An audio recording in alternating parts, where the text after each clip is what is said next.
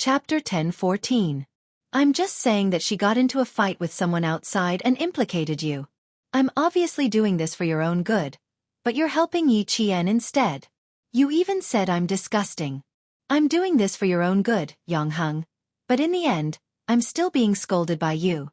Call Yi Qian up. Call Yi Qian up. On the first floor, Mother Yao, who had rushed to the school, raised her head and saw her daughter's frail figure standing on the edge of the rooftop. Before she came up, she was already screaming at the top of her lungs, "Jing Jing, my daughter!" From the first floor to the rooftop, Mother Yao sprinted at the speed of 100 meters, much faster than Deputy Bureau Chief Yao. Mother Yao, who only had eyes for her daughter, lost all color in her face and said in a trembling voice, "Good baby, come down quickly, don't scare mommy, come down quickly, don't scare mommy." Mom, I'm chatting with Yang Heng. Didn't he say I'm disgusting? I just want to know how I disgusted him and how I'm not as good as Yi Qian. Mom, you should cry too. If I really fell, it was Yang Heng and Yi Qian who forced me to my death. If you want to avenge me, you have to look for them. The teacher's eyelids twitched when she heard Yao Jing's words. At the same time, she was extremely disgusted by Yao Jing's behavior. Mother Yao only realized that Yang Heng was also there when she heard this. She cried and threw herself at Yang Heng, hitting him with her fists. "Yang Heng, you've caused my daughter to suffer. Now that my daughter has met with an accident, I won't let you off, I won't let you off." The teacher frowned when she heard this. Instead of persuading her daughter to come down, she blamed others for harming her daughter. The two female teachers pulled Mother Yao away and had no choice but to persuade her again. "We should persuade Yao Jing to come down first. You've seen it for yourself. If she continues to stand like this, we don't need to tell you what the consequences will be." I don't care. My daughter's accident was caused by him. Yang Heng, if you don't apologize to my Jing Jing today, I won't let you off. Mother Yao struggled and screamed.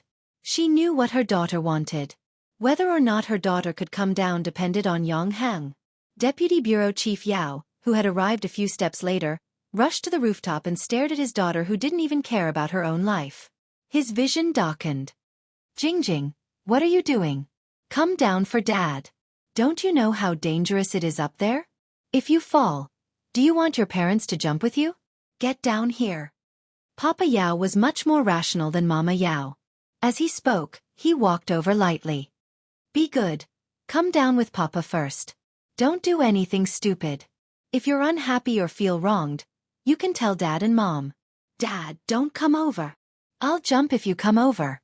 I'll jump right away. I might as well fall to my death." Yao Jing cried until her vision blurred. "Mom, Dad, I don't want to live anymore." He's still helping Yi Qian. He still thinks that I'm wrong. "Dad, Mom, I don't want to live anymore. I don't want to live anymore. Yi Qian, get the hell out here. Get the hell out here. Are you happy now that you forced me to jump off a building? Come out right now. Yi Qian, yes, and that devilish girl. What are you teachers waiting for? My daughter. Get Yi Qian out here. Get her out here. Get her out here." After Yao Jing shouted, Mama Yao continued to shout. The mother and daughter's voices were each louder than the other. As for their expressions, the older one was crazier than the younger one. Papa Yao turned around and glared at his wife. He said in a low voice, "Get our daughter down here first. Instead of persuading her properly, you're adding fuel to the fire." Chapter 10:15. Principal Chow was so angry that his temples were bulging. He had no choice but to instruct the teacher to bring Yi Qian up. "Let Yi Qian come up and urge the police to find out where they are." "Principal, it's useless even if Yi Qian comes up." Teacher Tong, who had been silent all this while, said with a sullen face, "You should be able to tell that Yao Jing is forcing Yi Qian to come out." This obviously had nothing to do with Yi Qian, but she kept mentioning Yi Qian. Teacher Tong's face turned cold. "There's no other way. We can only let Yi Qian come up. You go find Yi Qian." Principal Chow could only compromise. As long as Yi Qian came down, everything would be settled. The province could not accept a student who jumped off a building for no reason. Yang Heng, who had been punched by Mother Yao, held back the anger in his heart. He gritted his teeth and asked Mother Yao, "Auntie, ask yourself honestly. Does this have anything to do with Yi Qian? Does your daughter jumping off a building have anything to do with her? Don't go against your conscience. How is it not related? Now that my daughter is in trouble, my daughter asked her to come up. She dares not to come up. Young Hung, do you want to see Jing Jing jump off the building? Tell me, do you want Jing Jing to die? How could Mother Yao remain calm when she thought of her daughter jumping off a building? She scolded whoever she could find. After scolding, she cried out her daughter's name. Jing Jing, don't do anything stupid. Mom will ask Yi Qian to come up and apologize. You can't scare Mom. Don't scare Mom.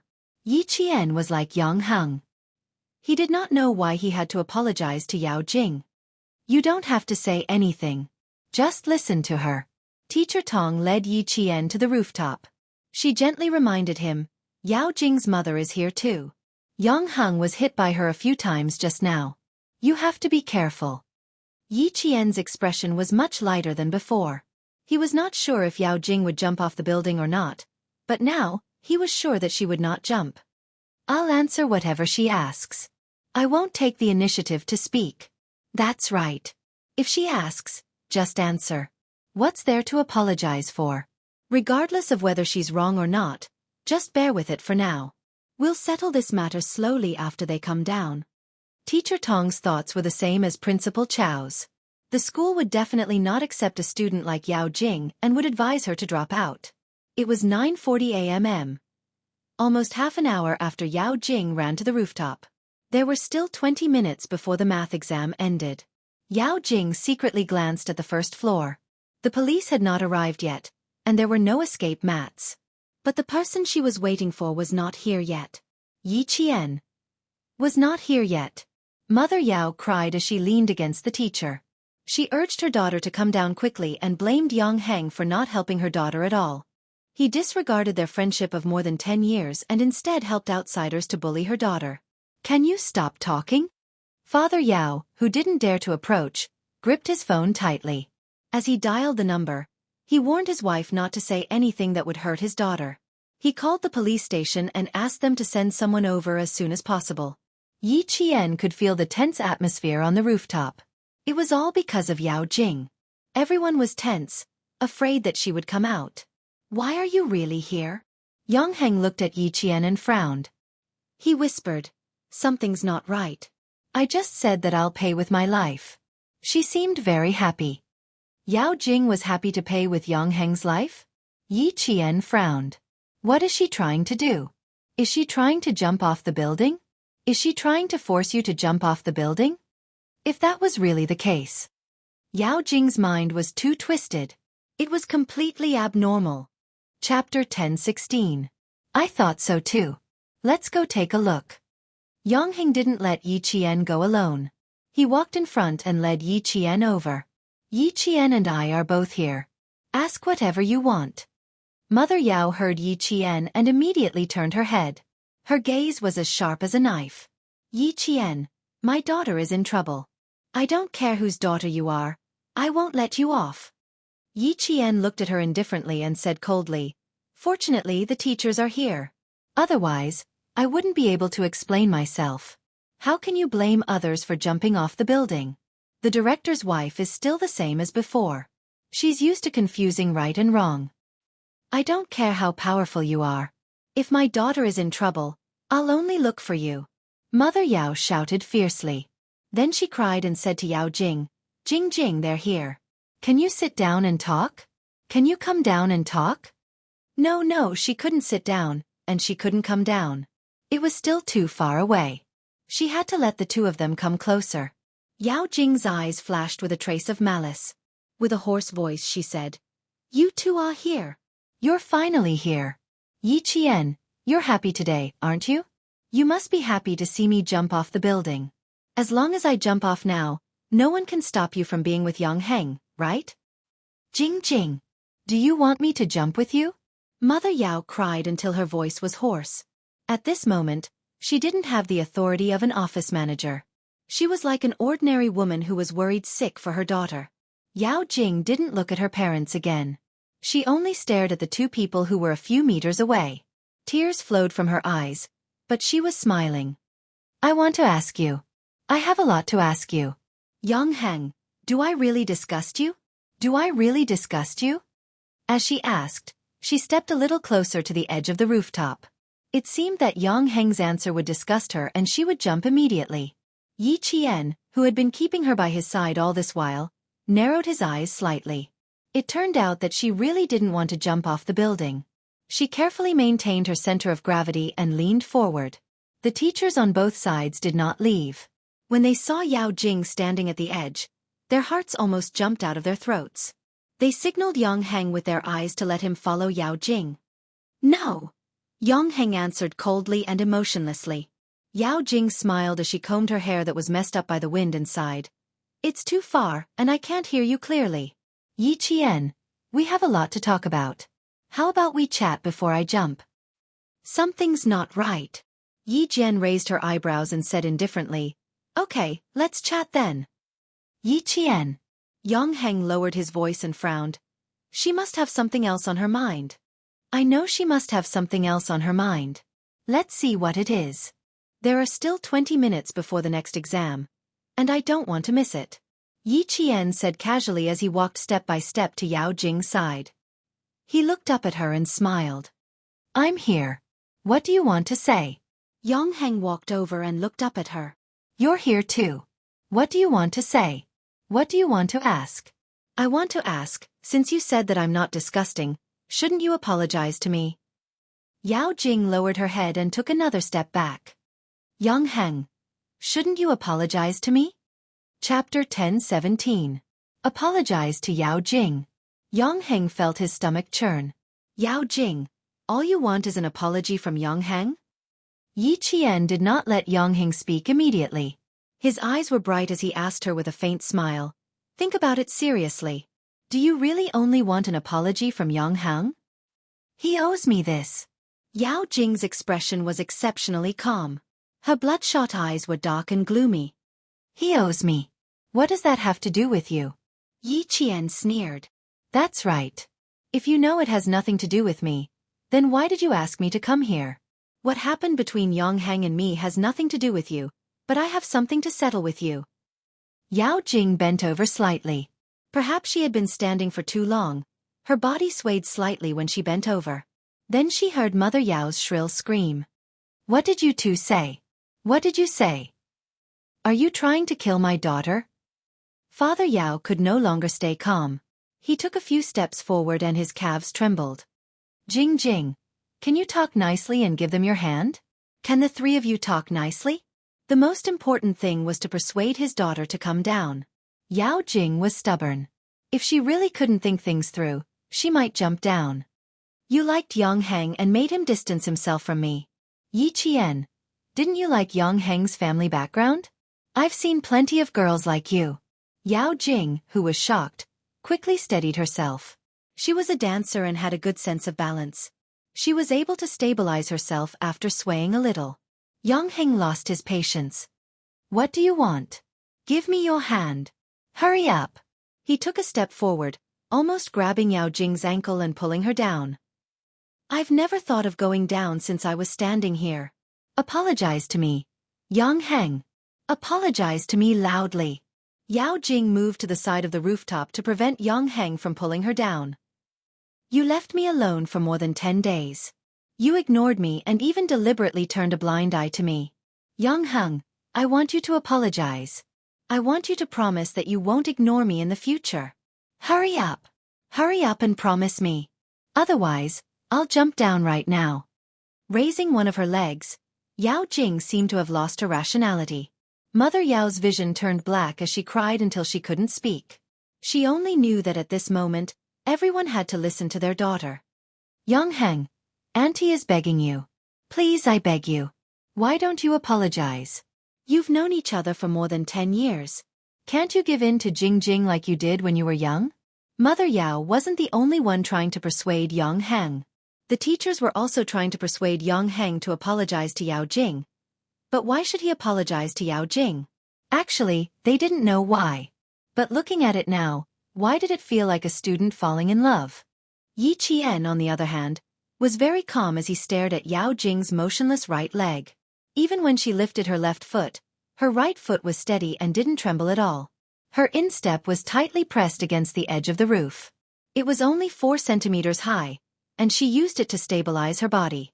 Using such a method to stabilize herself meant that Yao Jing had some foundation. Was she a dance student? If she was a dance student, no wonder she dared to stand on the roof and shout that she wanted to jump down. She had a strong balance and a strong support point. It wouldn't be so easy for her to fall down.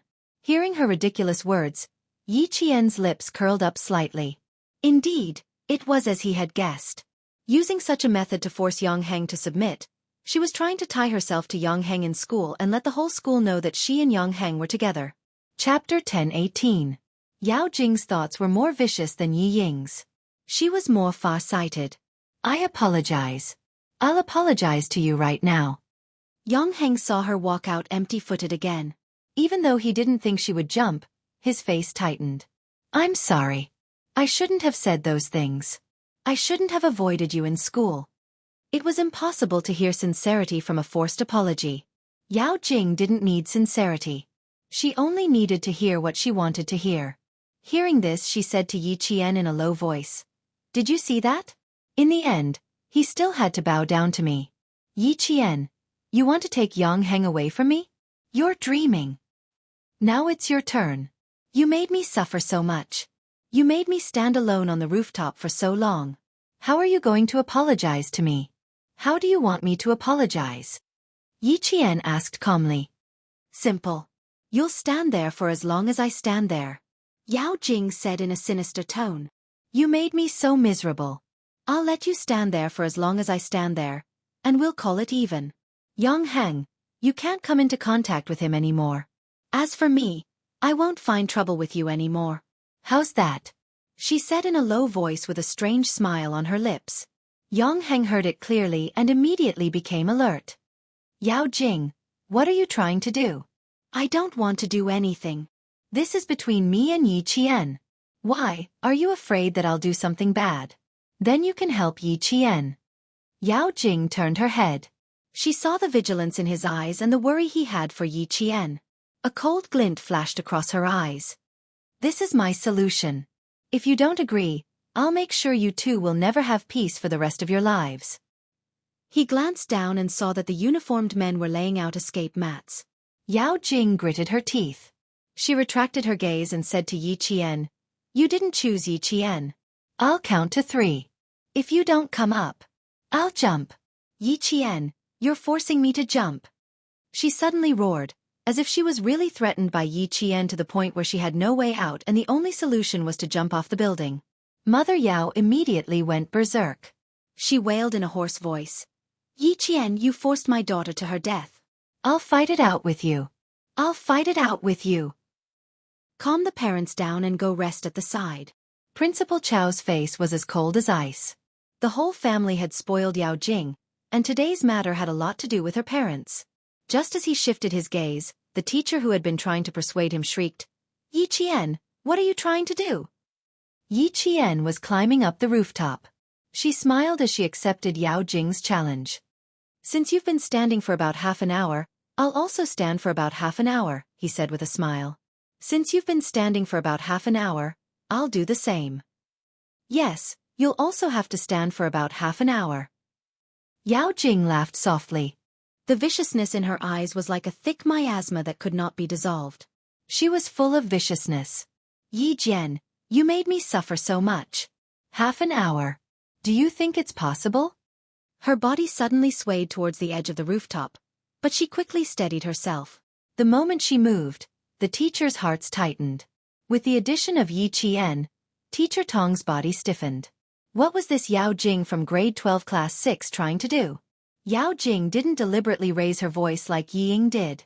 Instead, she said in a low voice, Who are you to fight with me for Yang Heng? Suddenly, her body leaned towards Yi Qian. She seemed to be frightened and let out a scream. Her hands moved in the air and suddenly pushed Yi Qian. Yi Qian!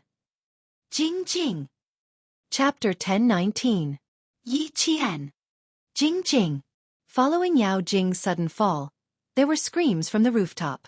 The teachers all rushed over, and Yang Heng, who was closest to them, flew over, trying to grab Yi Qian's ankle. Yao Jing knew how to use her ankle to hook onto the rebar, but how could Yi Qian not know? While she was flailing her arms, Yi Qian was fully prepared, waiting for her to make this move. You want to jump off the building? Sure, what's the point of wasting so much time? Why don't you let me give you a ride and let you have a good taste of what it feels like to jump off a building? Yao Jing, who had pushed him over, revealed a sinister smile and said softly, Go to hell, Yi Qian. She pushed him with her waist, but Yi Qian didn't move. She pushed him again, but he still didn't move. At this moment, Yao Jing started to panic. Yao Jing, I'm not interested in jumping off the building. I think you should go down. His cold voice floated over and entered Yao Jing's ears. Her expression changed in an instant, and her eyes were filled with fear. It was fear that came from the bottom of her heart. Her pupils constricted, and she stared at Yi Qian in shock. She threw herself at Yi Jian. Yi Jian only needed to grab Yao Jing's arm subconsciously. Her 5 fingers pressed on the tendons and bones of Yao Jing's elbow, causing Yao Jing to feel so much pain that the strength of the steel bar on her instep suddenly dissipated. Ah! Yao Jing fell and let out a blood-curdling scream. Her body fell backward from the rooftop. As she fell, Yi Qian didn't allow himself to remain standing on the edge of the rooftop. He also fell down. Jing Jing! Jing Jing! Following Yao Jing's fall, the ones who screamed the loudest on the rooftop were her parents. Yao Jing's mother and father's cries pierced through the air. Yang Heng didn't manage to grab Yi Qian's ankle. Everything happened too quickly. Even if he rushed over immediately, he didn't manage to grab Yi Qian. Yi Qian! Teacher Tong and Headmaster Chow shouted Yi Qian at the same time. They were so flustered and confused that tears flowed out of Teacher Tong's eyes. She staggered a few steps and ran towards the horizon. The teachers all rushed over, and at the front was Deputy Director Yao and his wife. They rushed to the edge of the rooftop as fast as they had ever run in their lives. Their faces were full of shock as they looked down from the rooftop. Yao Jing fell, but Yi Qian did not. Don't let go, Yi Qian. Yang Heng did not know how Yi Qian managed to grab hold of the steel bar.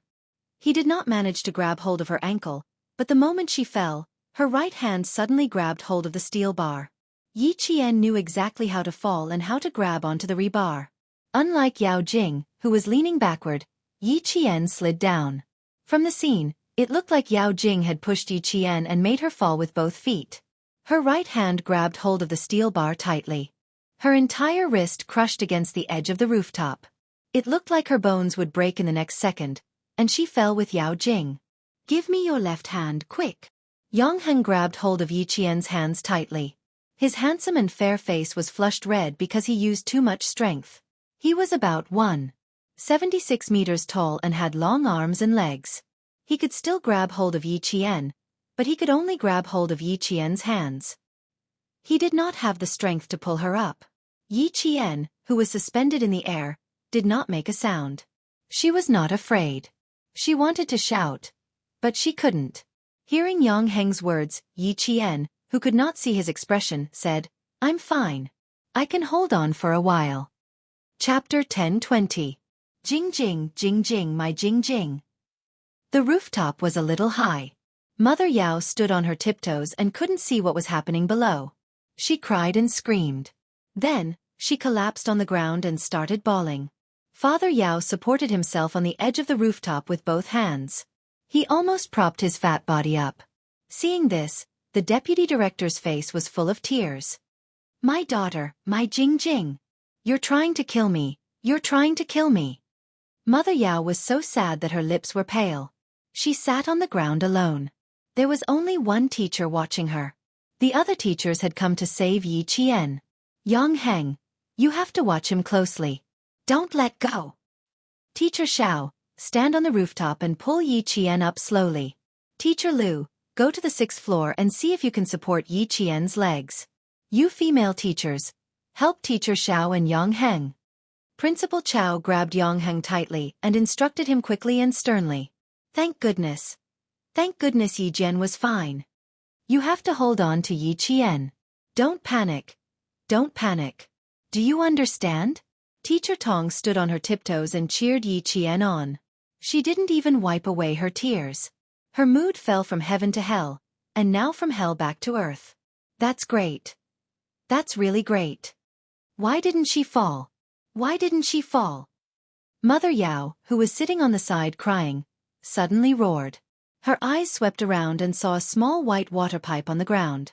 She suddenly got up and rushed over to pick up the water pipe. Like a madman, she raised the water pipe and slammed it. My daughter fell. Why didn't she fall? Pay for my daughter's life. I want all of you to pay for my daughter's life. The pipe hit a few teachers' heads. Fortunately, it was made of plastic.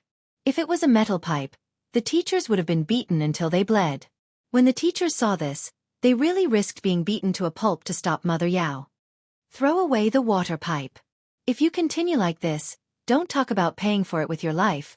You'll go to jail. Mother Yao had completely lost her mind. She raised the water hose and waved it around. Her eyes were fiercely staring at Yang Heng. Her target was Yang Heng. It was this stinking brat. Instead of pulling Jing Jing, she pulled Yi Qian. Yi Qian did not fall, but her daughter did. After knocking away several teachers, Mother Yao raised the water pipe and hit Yang Heng's head. I'll kill you, I'll kill you. Jing Jing likes you so much, but you don't appreciate it. Are you worthy of our family? Are you worthy of Jing Jing? Principal Chow, who had been catching Yang Heng, was shocked. He blocked the water pipe with his body and shouted angrily, Catch her, catch her! Madman, madman, she was a madman. Mr. Xiao, who was standing on the rooftop and carefully preparing to pull Yi Qian up, was also hit in the calf by Mrs. Yao's hose. He was so frightened that his body swayed a little. He was a physical education teacher, so he was able to stabilize himself after swaying a little. Mother Yao had indeed gone crazy. Her daughter had fallen, so how could Yi Qian be fine? The strength of the crazy Mother Yao was not her usual strength. Even an adult man could not hold her back. Deputy Bureau Chief Yao was already in great pain.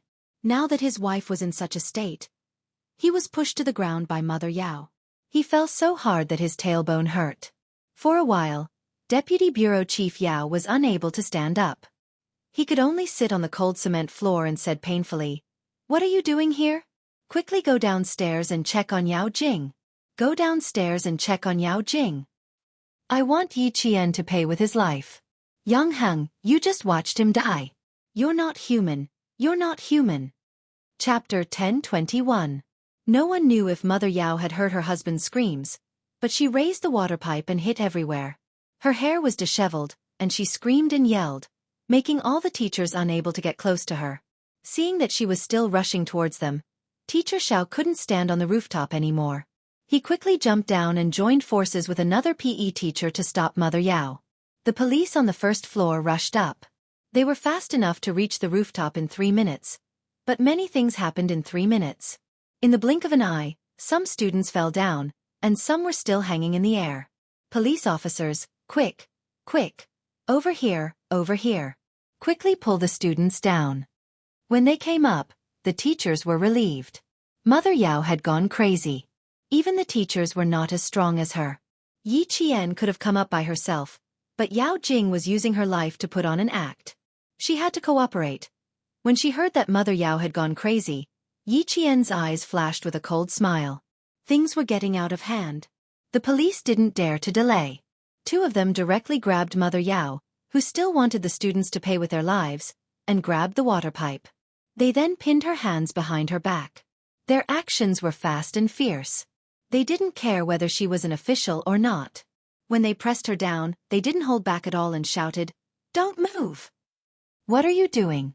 Do you know who I am? Get out of here, get out of here. Old Yao. Push Yi Qian down, push her down. I want her to pay with her life. Pay with your life for Jing Jing's. You talk big, asking others to pay with their lives. The bureaucracy of the southern province is really eye-opening. Someone walked over. His slender figure approached step by step. Every step he took had an unstoppable aura. When he opened his mouth, his biting cold voice suppressed the air. He walked in front of the police who had snatched the water pipe and said coldly, This is a murder weapon. Keep it for me. The police were trying to save Yi Qian. Below them, someone was dragging Yi Qian by her feet. Above them, a police officer tied a rope around his waist. He was ready to grab Yi Qian by her arms and pull her up. As he approached, several policemen on duty could not help but reach out to stop him. However, they were shocked by the other party's cold and ruthless gaze and could not help but withdraw their hands. He passed by Mother Yao and glanced at her with a heavy gaze. He didn't stop and walked to Yang Heng's side. Xia. Principal Chao recognized the young man who had shocked everyone the moment he appeared. He was in no hurry to say anything and immediately said, Yi Qian was pushed down by a student. The police are trying to rescue him. Xia Jinyuan didn't even need the police. With one hand on the roof, he jumped lightly from Yang Heng's side and stood on the roof. He bent down and grabbed Yi Qian's wrist with his slender hands. He turned his head and said to Yang Heng calmly, Thank you. You can let go now. Yi Qian, who was pushed down by Yao Jing, was not stunned. He was also not stunned when Mother Yao yelled at him to pay with his life. However, now that he saw Xia Jinyuan in front of him, he looked at Xia Jinyuan who was standing against the light. His handsome face and expression were unclear. He was stunned. Why is he here? Didn't they say that it would take half a month to a month? It's only been a few days. Why is he here now? I came just in time this time. I didn't know you were being bullied to this extent. Xia Jinyuan grabbed Yi Qian's arm with one hand. He didn't even need the police's help and easily pulled Yi Qian up. Chapter 10:22. Yi Qian didn't hide anything from him. When they were the closest to each other, she whispered, I wasn't bullied. I'm just going with the flow. Is there a need to go with the flow? Xia Jinyuan's voice was extremely cold. It was chilling to the bone. Little fox, what if you really fall into the water?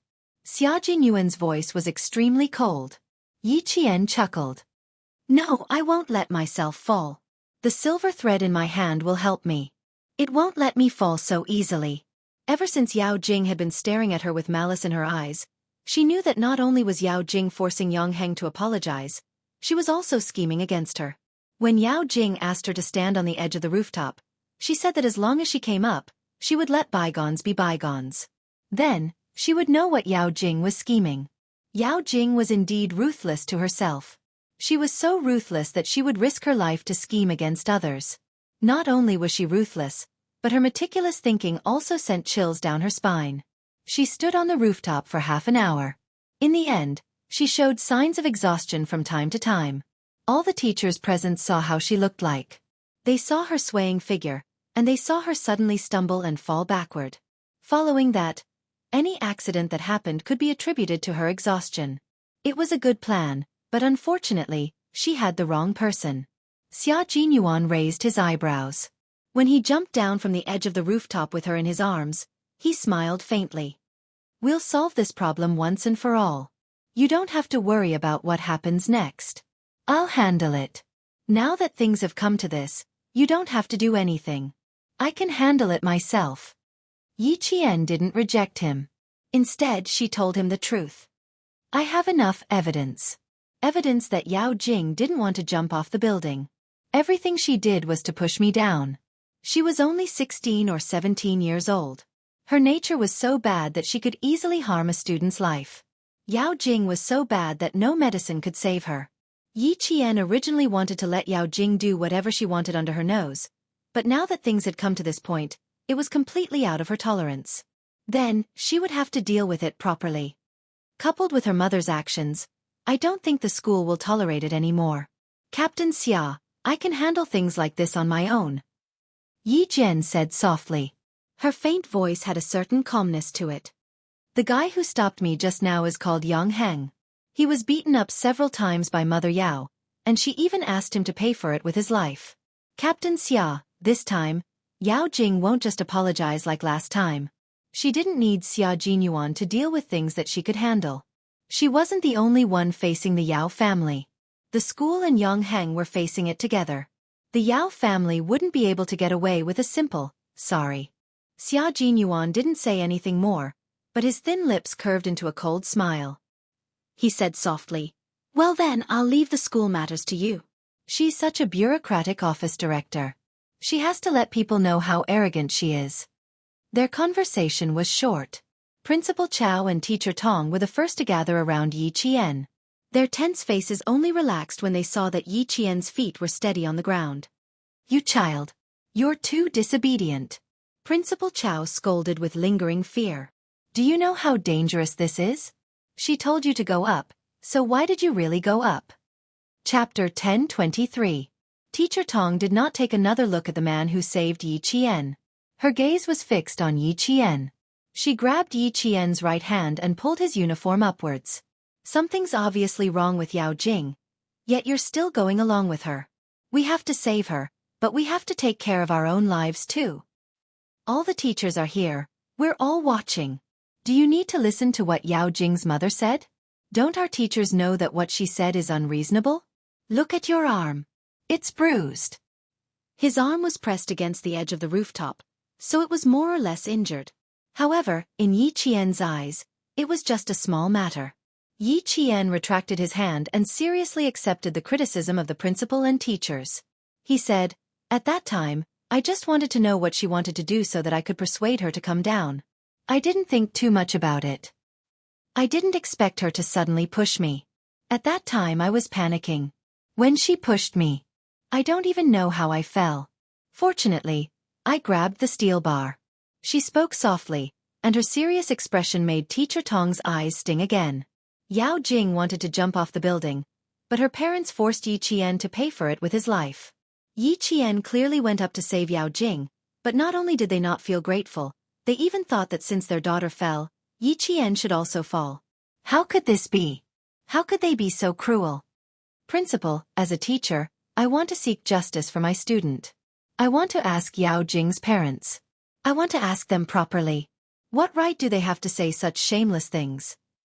Xia Jinyuan shielded Yi Qian behind him. His deep black eyes were cold as he said, I hope the school can seek justice for Yi Qian. This matter will not end just because another student jumped down. As the principal, I won't let this matter go just like that. Principal Chao's face was ashen. He said, I'll go down and check on Yao Jing's situation first. I took a look just now. It seems that she fell on the rescue mat. The voice of the policeman downstairs came through the walkie-talkie. The policeman on duty on the rooftop replied into the walkie-talkie, the students above have been rescued. What about the students below? How's the situation? There's no problem. He's conscious. He's just scared. After the policeman downstairs said that, all the teachers on the rooftop heaved a sigh of relief. When Mother Yao heard that her daughter was fine, her originally crazy eyes lit up. Her voice was loud and urgent as she said, my daughter is fine, isn't she? Are you all right? She's conscious. The doctor is checking if she's injured. When the student's mother asked, the police officer answered truthfully, Parents, you can go down and take a look. The patient is now on a stretcher. Mother Yao rushed out and went straight to the first floor. Deputy Director Yao, who hadn't stood up for a long time because of his broken tailbone, endured the pain and got up. He shyly ran down the stairs with his big belly. The form teacher of Class 6 had already sprained her ankle. When she heard that Yao Jing was fine, she couldn't take it anymore. She collapsed onto the concrete floor and pressed one hand on her chest. She closed her eyes and gasped for breath. It's good that you're fine. It's good that you're fine. Finally, everything is fine. To the form teacher, it was good that his student was fine. To Principal Chao, this matter was fine. However, there was something else. Excuse me, does she need to be sent to the hospital? Principal Chao asked politely. His expression was gloomy. The policeman immediately asked. After a while, an answer came from the walkie-talkie. We need to send her to the hospital for a detailed examination. But from the outside, everything seems normal. Chapter 1024. She had to be sent to the hospital for a checkup, but from the outside, everything seemed normal. Xia Jinyuan, who had a cold expression, heard this and his deep black eyes became sharp.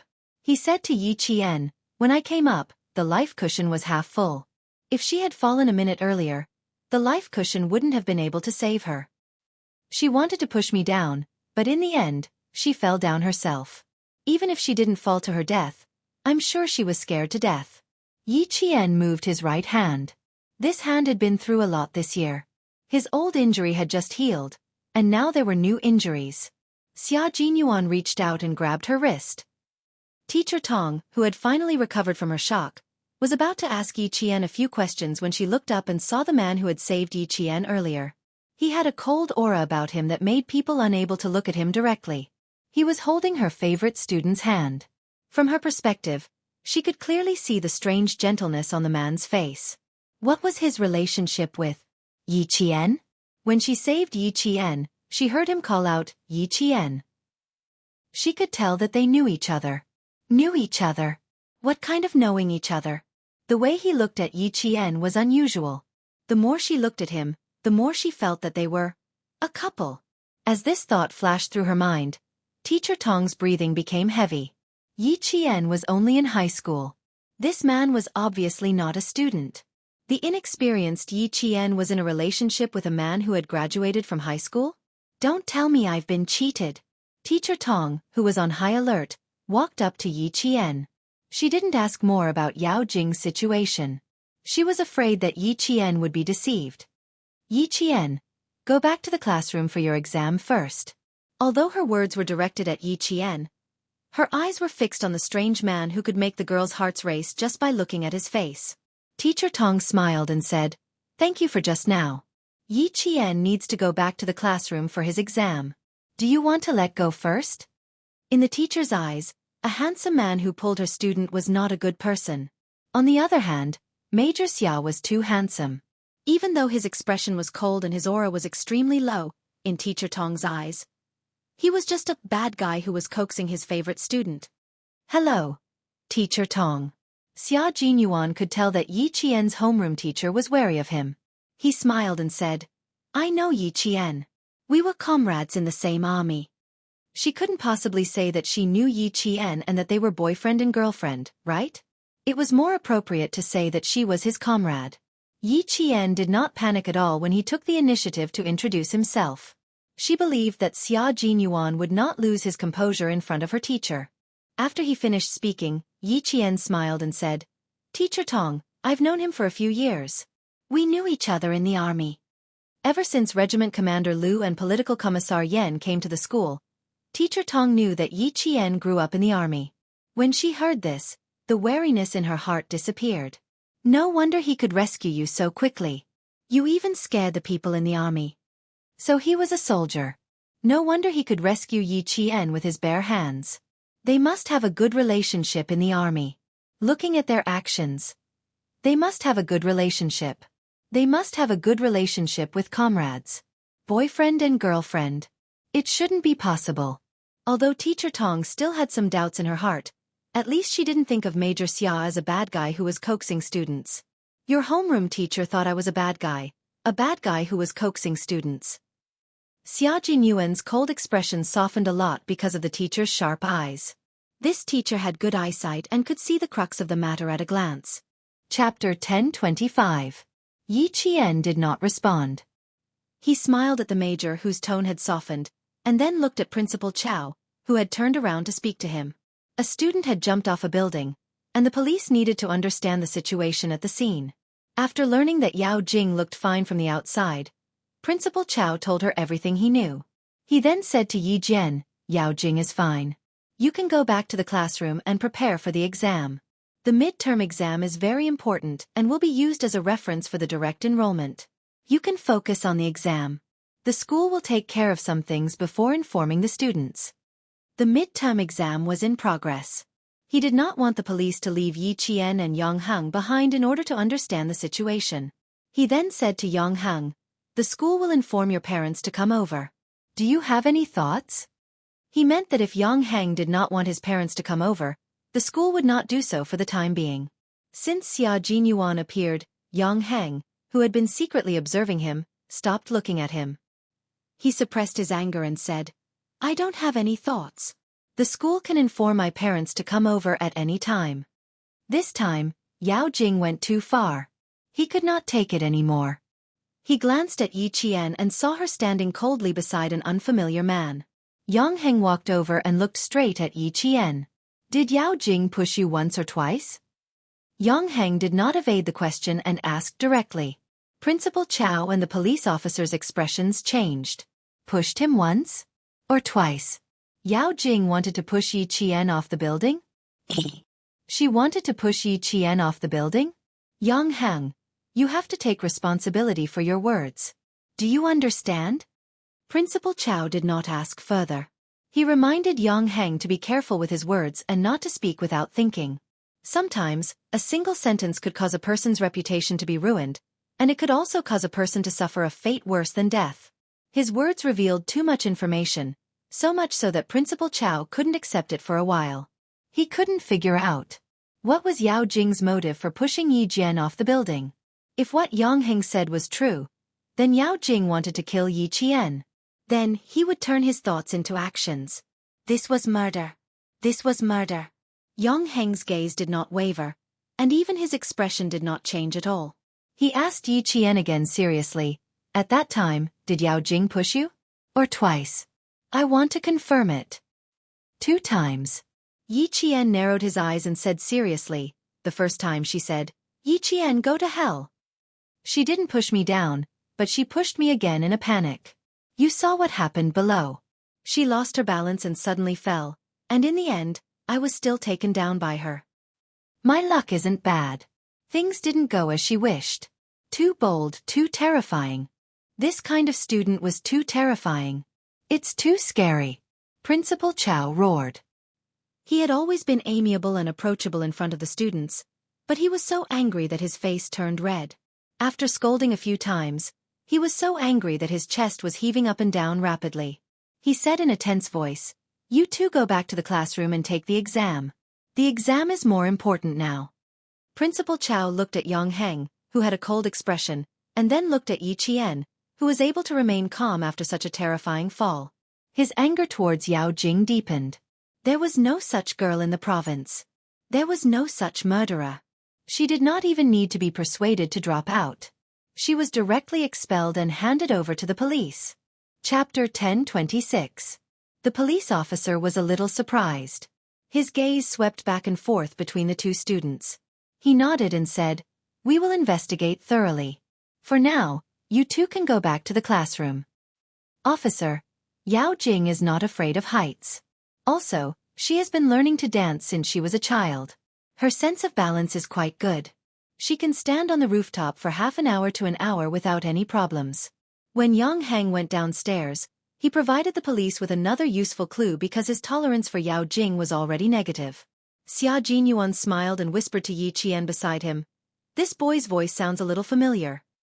"Captain Xia, I think it sounds a little familiar to you. When he spoke, you had already sized him up twice." Yi Qian did not give him face and said with a smile, "He and Yao Jing have known each other for more than 10 years. Unfortunately, Yao Jing is too stubborn. As long as he talks to a girl or gets close to her, Yao Jing will secretly deal with that girl." I was not familiar with Yang Heng at all before. For some reason, I was targeted by Yao Jing. She even wanted to kill me. What an unexpected disaster. She didn't have any relationship with Yang Heng, nor did she have any excessive interactions with him in school. Yet, she was targeted by Yao Jing. Wasn't it an unexpected disaster for her to be targeted by her perverted obsession? The most pitiful person was Yang Heng. Having such a terrifying childhood sweetheart, he was under too much pressure. Students nowadays are really worrying. Young people want to kill someone over a trivial matter. If this matter is not handled properly, the reputation of the school will be ruined. While the police were questioning Yang Heng, Xia Jinyuan asked Yi Qian to stay by his side and whispered, "Little fox, you have a good chance of winning this time. The provincial first high school is a century-old school. It is the poster of the southern province's education industry. Principal Chow is an upright person and will not suppress this matter. That girl who wants to kill you will harm herself in the end. For people with evil intentions, life is like a prison to her. Yao Jing has evil intentions. She will reap the consequences of her own actions." Yi Qian looked at the time. It was already 15 minutes past the second exam in the morning. "I'll go back for the exam first. Take a walk around the school. I'll come and find you in the afternoon." Major Xia was not in a good mood when he rushed over and encountered such a situation. He knew who Yao Jing was, and he also knew Yao Jing's parents. They were Deputy Director Yao's family, who had insulted Little Fox and thought the matter was over with just an apology. Today's matter was not as easy to resolve as the previous time. He didn't encounter it the last time, but this time, he encountered it. He listened to her and didn't interfere with the school matters, but he wasn't sure about the matters outside. Go take the exam first. I'm afraid you and that boy will have to go out of school in the afternoon. Don't worry about it. After he finished speaking, he pinched Yi Jian's cheek affectionately with his slender fingers and bent over. The smile on his handsome face was as gentle as water as he said, "Take your exams well. I'll be leaving first." There was nothing for him to do here. After speaking to Yi Qian, he turned to the boy who had been secretly observing him. "Yang Heng, thank you for your hard work." He knew Yi Qian in the army and acted intimately with Yi Qian. Was it really just because they knew each other? Was it because they were comrades? Yi Qian did not join the army. How could it be because they were comrades? Yang Heng thought to himself. His expression did not change as he said seriously, "It's my duty." On his birthday, Wang Jin said he saw a man coming out of Yi Qian's room. Was it him? It might be possible. Chapter 10:27. Yi Qian didn't like physical contact with others, but this wasn't the first time this man had interacted with her. Yi Qian didn't resist at all. Obviously, the two of them had interacted with each other regularly, and Yi Qian was already used to it. Sitting back in the exam room, Yang Heng thought for a few minutes before picking up his pen and starting to do the questions. He didn't expect to get a high score in math this time. The last few questions were blank, so he could only score in the next few subjects. Yi Qian had already picked up his pen and started on English. She had missed the first few listening questions, so she couldn't hide her abilities like she did in the monthly exams. At 12:10 p.m. the English exam was over, and Jessen rushed to Yi Qian like a gust of wind. "Why did I hear that? Yao Jing jumped off a building?" Although the students were allowed to stay in the classroom after the math exam, there were always students in the class who needed to go to the bathroom. Coupled with Yao Jing's mother's cries, the students more or less heard the commotion. Faced with Jessen's inquiry, Yi Qian put away his stationery and asked her, "How was the exam? Did you do all the math exams?" Before the school made a statement, Yi Qian wouldn't casually talk about Yao Jing's incident. "This math exam was okay. At least I didn't have the bad feeling of losing a layer of skin after the exam." And Jessen didn't ask further. She brought up the two exams and answered proudly, "Passing is no problem." To her, as long as she passed the exams, that was enough. At noon, the news of Yao Jing jumping off a building spread to all the classes. As for who exactly jumped off the building, it wasn't clear. But after the exams in the afternoon, all the second-year classes knew that the girl who jumped off the building was Yao Jing from second-year class 6. As a witness, Wang Dandan immediately went to the hospital after the exams. She didn't dare to stay in school. She was scared. This matter had blown up quite a lot. It was so huge that it was beyond what she could bear. All the second-year classes knew about it, and soon, so did the third-year class. The last to know was the first-year class. Just as Xia Jinyuan said, the reputation of the century-old school was indeed affected by the suicide of a student. Yang Heng's family was not the only one who knew Deputy Director Yao's family. There were other parents who worked in government offices. No, it's just a quarrel between children. My Jingjing was unhappy and couldn't hold back her tears during the exam. She was afraid that it would affect her classmates, so she left the classroom. Jump off a building? Impossible. There was no such thing. You must have heard wrongly. My Jingjing has always been cheerful. How could she do such a bigoted thing? Yes. She went to the rooftop to cry. How could there be rumors of her jumping off a building? No, we are fine. Thank you for your concern. Goodbye. Less than an hour after the exam ended, Deputy Director Yao's phone began to ring. Mother Yao immediately switched it off. She didn't want to receive such a call at all. No, it's just a quarrel between children. My Jingjing was unhappy and couldn't hold back her tears during the exam. She was afraid that it would affect her classmates, so she left the classroom. What kind of people were they? You don't ask about good things, but ask about things like this. Come, open your mouth. Mother Yao cut the peeled apple into small pieces and stuck a toothpick into the pieces for Yao Jing, who was lying on the hospital bed. Eat the apple and have a good rest. Deputy Director Yao's phone rang again, and Mother Yao lost her temper. Old Yao, Jing wants to rest. Can you switch off your phone? Don't disturb her rest, okay? Do you think I don't want her to rest? His daughter had escaped death, and he was still overjoyed. His friends who knew him were calling him one after another. How could he switch off his phone at this time? Yao Jing nibbled on the apple. The gloominess on her face had yet to dissipate. She said, "You all know that I jumped off a building? Did you say anything else? For example, who pushed her off the building?" Chapter 1028. Deputy Bureau Chief Yao's face was extremely dignified. After looking at his daughter for a while, he couldn't bear to say harsh words. Finally he let out a long sigh. Jing, you killed 1,000 enemies, but lost 800 of your own men. Yi Qian didn't fall. I can say that she pushed me down. Even if I lose 800 of my own men, I will accept it. With a gloomy expression on her face, she bit the apple as if it was Yi Qian's bone. And I made Yang Heng apologize. Let's see how he will face me in school in the future. Someone suddenly pushed the door open. It wasn't a gentle push, but a forceful push with both hands. Mother Yang's eyes were cold. She rushed over with a face full of anger. She didn't give Deputy Bureau Chief Yao and his wife any time to react. She, who had always been gentle, raised her hand, and a slap fell on Mother Yao's face.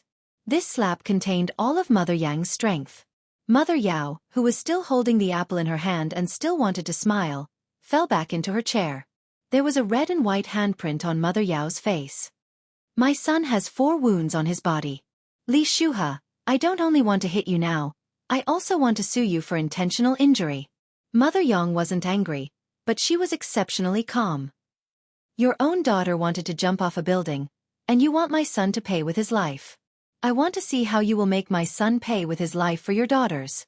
The slap didn't only stun Mother Yao, it also stunned Deputy Bureau Chief Yao.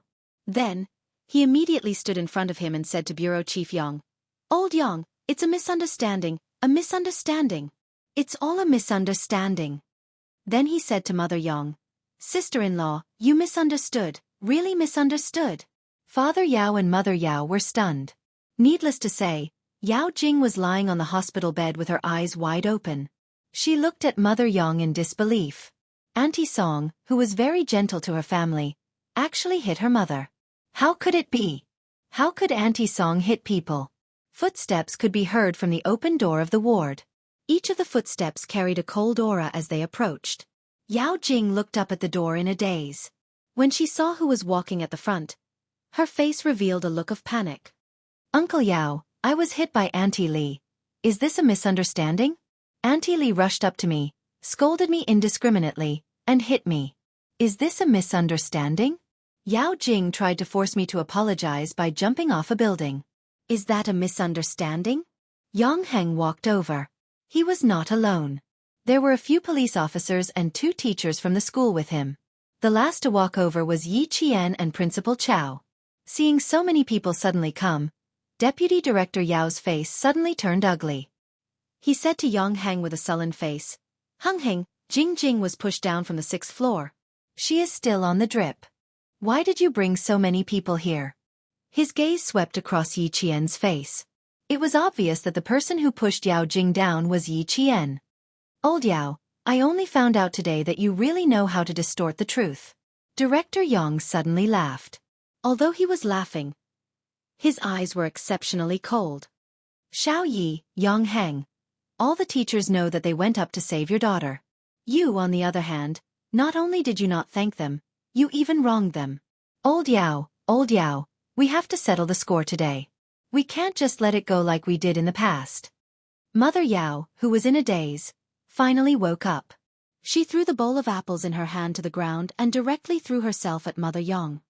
Song Huiying, you dare to hit me? I will fight with you, I will fight with you. Chapter 1029. Mother Yao, who had always been proud and arrogant, had never been slapped in public before. Mother Yang's slap was equivalent to slapping her face, so how could she endure it? Ashamed and angry, she rushed over and reached out to scratch Mother Yang's face. Yao Jing wanted to pretend to be weak, but seeing her mother suffer, she didn't care about the 4 drip in her hand. She jumped out of bed and cried, Don't, Mom! Don't! How could she fight with Auntie Song? Children quarreled with other children and reconciled, but once adults fought with each other, it would become a grudge. She had finally forced Yang Heng to apologize and make him promise not to ignore her in the future. She had done so many things to break the deadlock, so how could she accept the two families falling out and becoming a grudge? Yang Heng, quickly catch Auntie Song. My mother is still angry because of me. Can you quickly pull Auntie Song away? If there's anything, wait until I'm discharged and we can discuss it. She couldn't quarrel. She absolutely couldn't quarrel. Even if she wanted to quarrel, she couldn't quarrel in front of so many people. Also, the police's arrival was a bit strange. There was also a problem with the school. If they really wanted to visit her, why didn't she see her class teacher and classmates? Why did they ask Yi Qian to come? How many teachers did they come together? No, the situation wasn't right. Their expressions weren't right. All of a sudden, Yao Jing panicked. Her brain spun quickly, and her grip on Mother Yao's arm tightened around her mother's waist as she wailed. Mom, I'm in pain. I'm in pain. Don't be angry, okay? I'm in pain. I'm in pain. Something was wrong. Something was wrong. They definitely didn't want to visit her. They all came empty-handed, so how could they come to visit her? The whole ward was in chaos. After slapping Yang Heng's face, Mother Yang stood in the same place. Even if Mother Yao rushed over, she was still calm. She coldly looked at Mother Yao, who still had the face to make a scene. She pulled Yang Heng's wrist and pulled up his sleeve, revealing a rather ferocious whip wound. This is the injury on my son's arm. It's the lightest injury among all the other injuries. Li Shuha, I only gave you one slap. Wasn't it too light? Mother Yang said calmly. Her usually gentle face became stern because of her son's injury. This wound caused Yao Jing to panic even more. Her heartbeat became uncontrollably erratic. What was going on? Was the wound on Yang Heng's arm caused by his mother? When did this happen? How come she didn't know? Yang Heng, take off your jacket. Mother Yang had never shown such strength in her son's injury. After she finished speaking, she unzipped Yang Heng's school uniform and pulled up his shirt. Yi Jian, who was standing behind Yang Heng, finally saw the severity of the injuries on his back. There were 2 bruises on his left and right shoulders. What was even more shocking was the injury in the middle of his back. It was both bruised and purple, and there were even traces of blood on the surface of his skin. When she was suspended in the air, she did hear that Mother Yao was beating someone up. She also heard Mother Yao's insults, but she didn't expect Yang Heng to be injured in the presence of so many teachers. Deputy Bureau Chief Yao was speechless. Even he was shocked by the wound on Yang Heng's back. How could it be so serious? This kind of fighting style completely beat Yang Heng to death. When Yao Jing saw the injury on Yang Heng's back, she couldn't accept it and covered her mouth to avoid screaming. Chapter 10:30. Mother Yao, who was worried about her daughter, also saw the scene. Her face stiffened and her eyes flickered. Why was it so hard? Did she hit him so hard? She didn't seem to have hit him that hard. She only remembered hitting him a few times. How did he end up like this? Wasn't this boy a little too delicate? Li Shuha, if it weren't for the fact that our families have known each other for so many years, I wouldn't have just slapped you. Mother Yang, who had the temperament of a scholar, didn't lose her composure even after hitting Mother Yao. She was so angry that she saw Mother Yao's eyes flicker. Mother Yang turned around and said to the police officer, "Officer, I would like to apply for an injury evaluation. This matter will go through legal procedures." What were officials most afraid of? Officials were most afraid of getting involved in a lawsuit. Mother Yao, who was still unwilling to give up, immediately said, "Huiying, I'm sorry. I'm really sorry. I really didn't think of anything at that time. I was anxious and angry, so I lost my mind and did something inappropriate. I apologize to Heng Heng. This matter is my fault. I shouldn't have done that." She immediately looked at Yang Heng and said guiltily, "Heng Heng, you also saw it at that time. Jing Jing was standing on the rooftop and could fall at any time. Auntie was so worried that I only wanted to pull Jing Jing up faster. Later, when Jing Jing was pushed down, Auntie was stunned.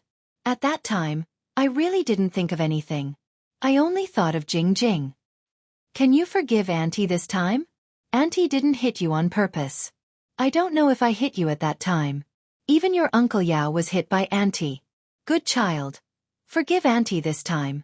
Auntie really didn't hit you on purpose. Yang Heng didn't take the injuries on his body to heart. Mother Yao's apology was dispensable to him and wasn't important. On the contrary, her words Jing Jing was pushed down by someone, made Yang Heng's eyes turn cold. Auntie, let's not talk about you hitting me for now. I want to ask, why did you say that Jing Jing was pushed down? Who pushed her down? Who else could it be? Who else could it be other than Yi Qian? Mother Yao couldn't wait to change the topic. She didn't want the old neighbor to say that she hit her son. She pointed at Yi Qian and shouted, Yi Qian, you're so cruel. How can you be so vicious at such a young age? Are you worthy of the troops that nurtured you? Are you worthy of your mother? Too ruthless. In order to climb up the social ladder, he even killed people. How can a person like you stay in school?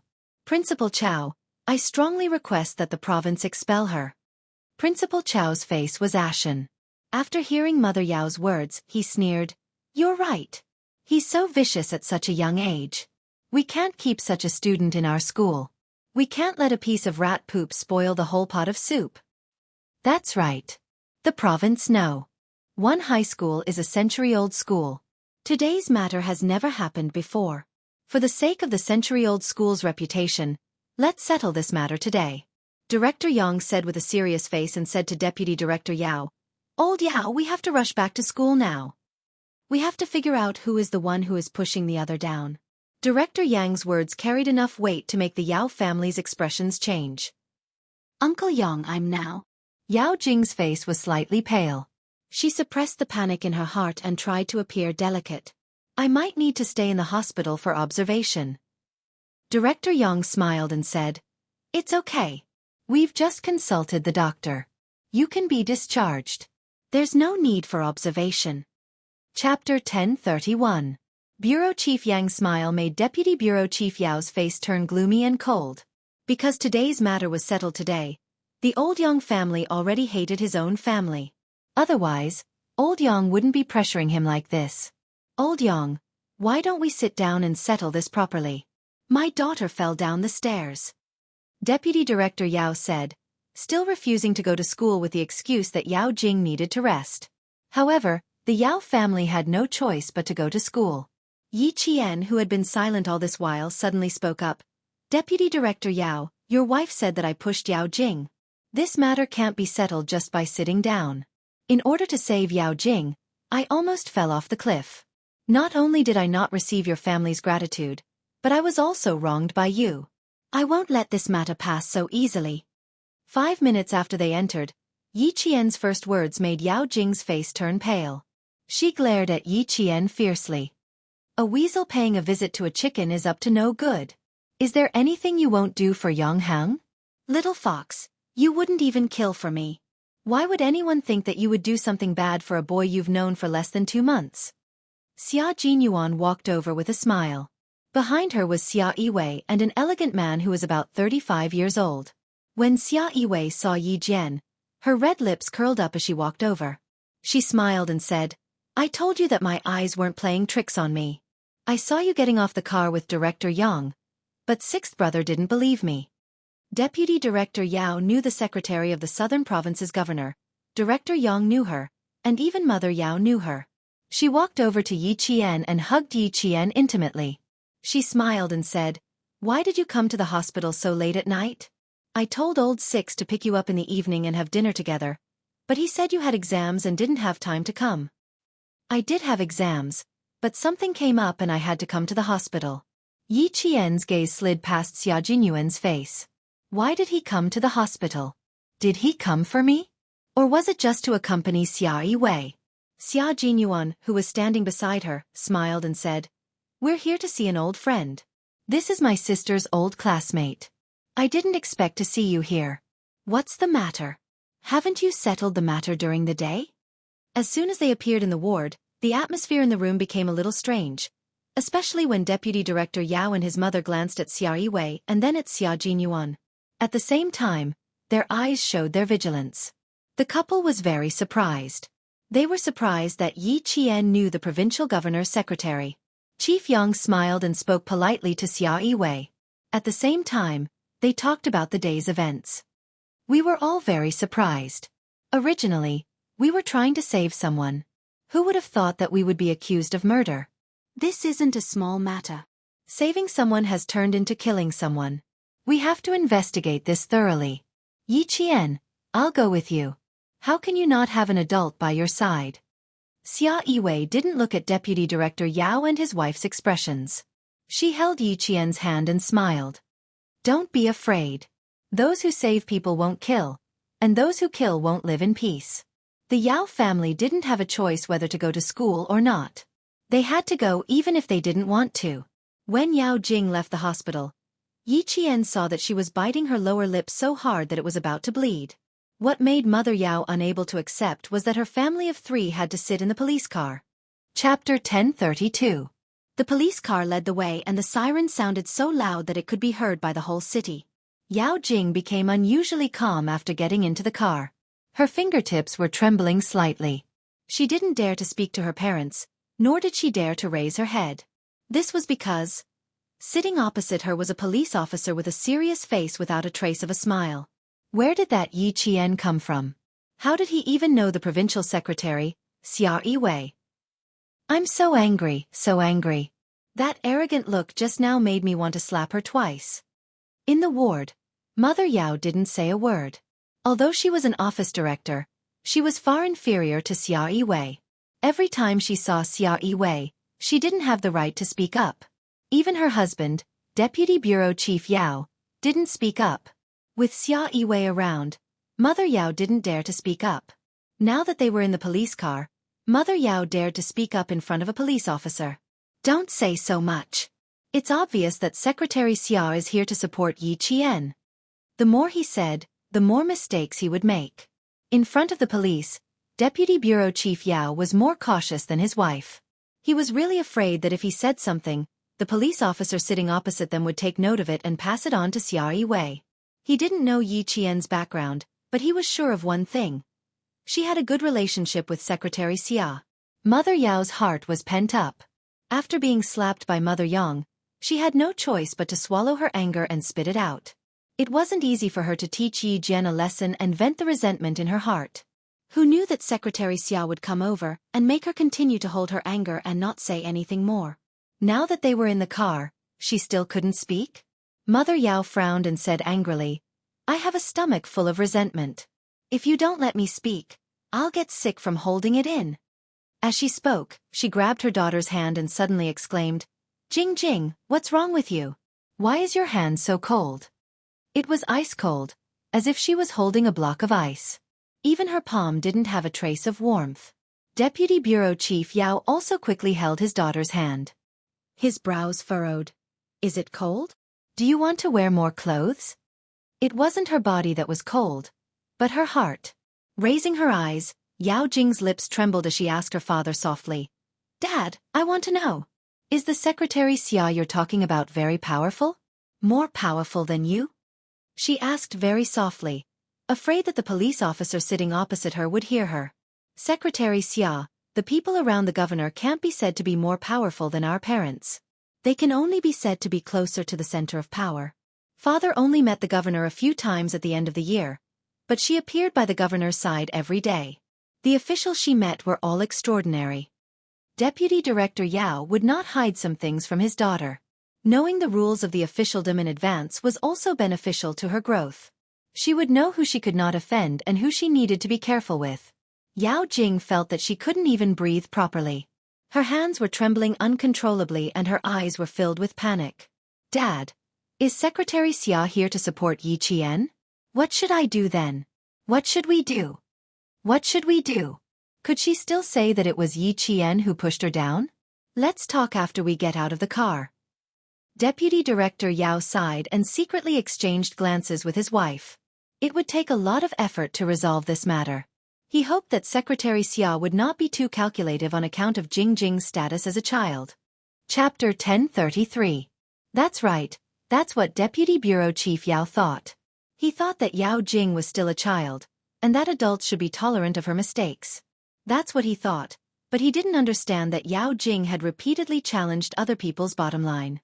He also didn't know that in other people's eyes, Yao Jing wasn't even a child.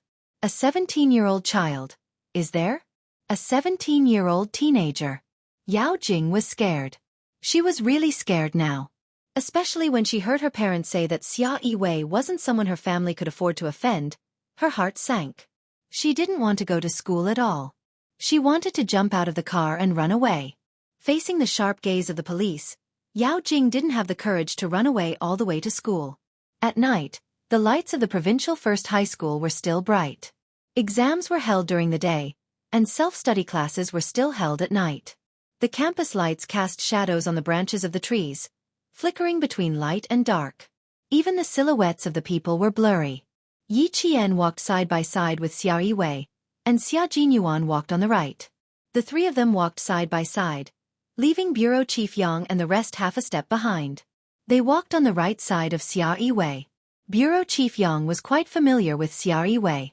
He could still smile and talk while walking, unlike Deputy Bureau Chief Yao, who couldn't find a chance to speak. However, he wasn't in the mood to talk to Xia Yiwei. After he got out of the car, he kept reminding Yao Jing, "No matter what they say later, you just have to remember to apologize. If they ask you why you went to the rooftop, just say that you quarreled with Yang Heng and felt upset and wanted to get some fresh air. You must not say that you wanted to jump off the building. Also, don't say that Yi Qian pushed you down." Yao Jing's mother was so angry that she clenched her teeth. "She's really our daughter's nemesis. Yang Heng is really too much. He's always protecting Yi Qian, but he doesn't know how much he's protecting Jing Jing. Yang Heng must have been possessed by a demon. Maybe we're wrong. Yi Qian and Yang Heng are not in the relationship we imagined." A handsome man's face flashed across Deputy Director Yao's mind. He looked back thoughtfully and saw a tall and straight figure standing beside Yi Jian from the beginning to the end, guarding her like an unshakable mountain. When he appeared, no one was in his eyes. He only saw Yi Qian. Even when old Yang said something, he only responded indifferently. His expression was even more arrogant than Secretary Xia's. Mother Yao scoffed in disdain. "She's just a village girl. Meeting a guy like Yang Heng is like a fly to a piece of meat. How could she bear to let him go? Don't be so rash. You're just a village girl. Do you see any trace of the countryside in Yi Qian? Also, look at her resume. Which part of her is worse than Jing Jing's? Everything is better than Jing Jing. You didn't study in high school for a year, but you took the exam again. Your total score was among the top in the province, and you entered the provincial first high school. You even skipped a grade to enter the second year." She was still in town in middle school, but she was able to represent the country in Australia and win a gold medal. What about Jing Jing? What does Jing Jing have? Is she better than Yi Qian in school? Can she represent the country in international competitions? Can she speak fluent English? At this moment, Deputy Bureau Chief Yao seemed to have been enlightened. He was suddenly clear-headed. Looking at Xia Yiwei and then looking at Major Xia standing beside Yi Qian, Deputy Bureau Chief Yao recognized the truth before his wife did. The truth was that his daughter was not as good as Yi Qian. Chapter 1034. Mother Yao did not say anything. She was speechless. In comparison, she thought that her daughter was better than Yi Qian in every aspect, but she could not compare to Yi Qian in any aspect. After a while, Mother Yao gritted her teeth and said stubbornly, "Then I'm better than her too. She's just a country bumpkin who didn't follow the school rules and tried to seduce Yang Heng to change her identity. So what if her grades are good? Who would want to look up to someone with such a bad character? Take a good look at Secretary Xia, then look at the man who is close to Xia Yiwei. Aren't you women the best at understanding these things?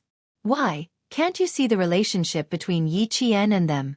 Deputy Bureau Chief Yao could not describe his feelings. They treated Yang Heng as the best son-in-law and were afraid that he would be snatched away. But look what happened. Yi Qian probably had no idea at all. Mother Yao had just turned around, but before she could take a closer look, she was frightened by Xia Jinyuan's cold and sharp gaze. She immediately turned back. "Dad, Mom, please stop talking. My head is swelling." Yao Jing, who had been silent for a long time, finally spoke up. At this moment, she was only afraid. Even with her parents by her side, she was still afraid. Whenever she saw the police walking in front of her, as well as the backs of Principal Chow and the other teachers, she was so afraid that every cell in her body would scream and tremble. She was afraid of the police, afraid of Xia Yiwei, afraid of Principal Chow, afraid of the teachers. Now, she was afraid of everyone. No one knew better than herself what she was afraid of. She was so afraid. So afraid that they would find out that she was the one who pushed Yi Qian down the stairs first. She was the one who purposely let Yi Qian come up and then tried to push Yi Qian down the stairs. No, she could not be so afraid. She had to stay calm, she had to stay calm. She could not let others see that she was guilty and afraid. She could not lose to Yi Qian. She could not lose to someone she had always looked down on. Yao Jing tried to straighten her back so that she would not appear inferior in front of Yi Qian. However, she did not know that in Yi Qian's eyes, she was no longer a threat. I found a girl who has dance skills like her. She already stood on the stage half an hour ago. Later, you will stand on the stage according to your previous position and repeat the scene with that student. Xia Jinyuan, who had scared Mother Yao away with a glare, smirked coldly and said to Yi Qian, "This kind of trouble is trouble. Let's deal with it once and for all. Don't let these trivial matters ruin your high school life. If you make a mistake, you have to accept the punishment you deserve. If you want to use the laughable excuse of, 'I'm still a child and I don't know anything' to escape the punishment, you are too naive." This time, Yi Qian had no objections. She wasn't magnanimous enough to let go of someone who wanted her life. Sixth brother has always done things appropriately. Previously, you were afraid that his appearance would affect his image, so you forbade him from doing anything. But now, his face is as black as the bottom of a pot. Xia Yiwei distanced herself from Bureau Chief Yang and his family. She smiled and teased them. He really wanted to do something for you to show off. But you didn't give him a chance and made him feel uncomfortable. He didn't have a moment of peace at my place. Sometimes he would get up and walk around. Sometimes, he would pick up the phone and put it down. Sometimes, he would watch TV and then turn it off. He made so much noise that my head hurt the whole afternoon. Chapter 1035. In the car, Xia Yiwei had made it clear that she was supporting Yi Qian. Now, she was teasing Xia Jinyuan. It was obvious that she had a good relationship with Xia Jinyuan. Yi Qian smiled and glanced at Xia Jinyuan. His voice was gentle as he replied, "I always thought that I could solve the school's problems by myself. That's why I didn't want to trouble him. Your problems are my problems. I've never thought that it was troublesome. Besides, if there's a faster, more stable way to solve it, why do we have to take the long way around?" Xia Jinyuan was afraid that Yi Qian would reject him at a time like this. His expression was serious as he said, "We shouldn't waste time on Yao Jing. Let's end this quickly so that she won't stir up trouble later." She tried to jump off a building during an exam for personal reasons, forced another student to apologize to her, and even tried to push you off the building.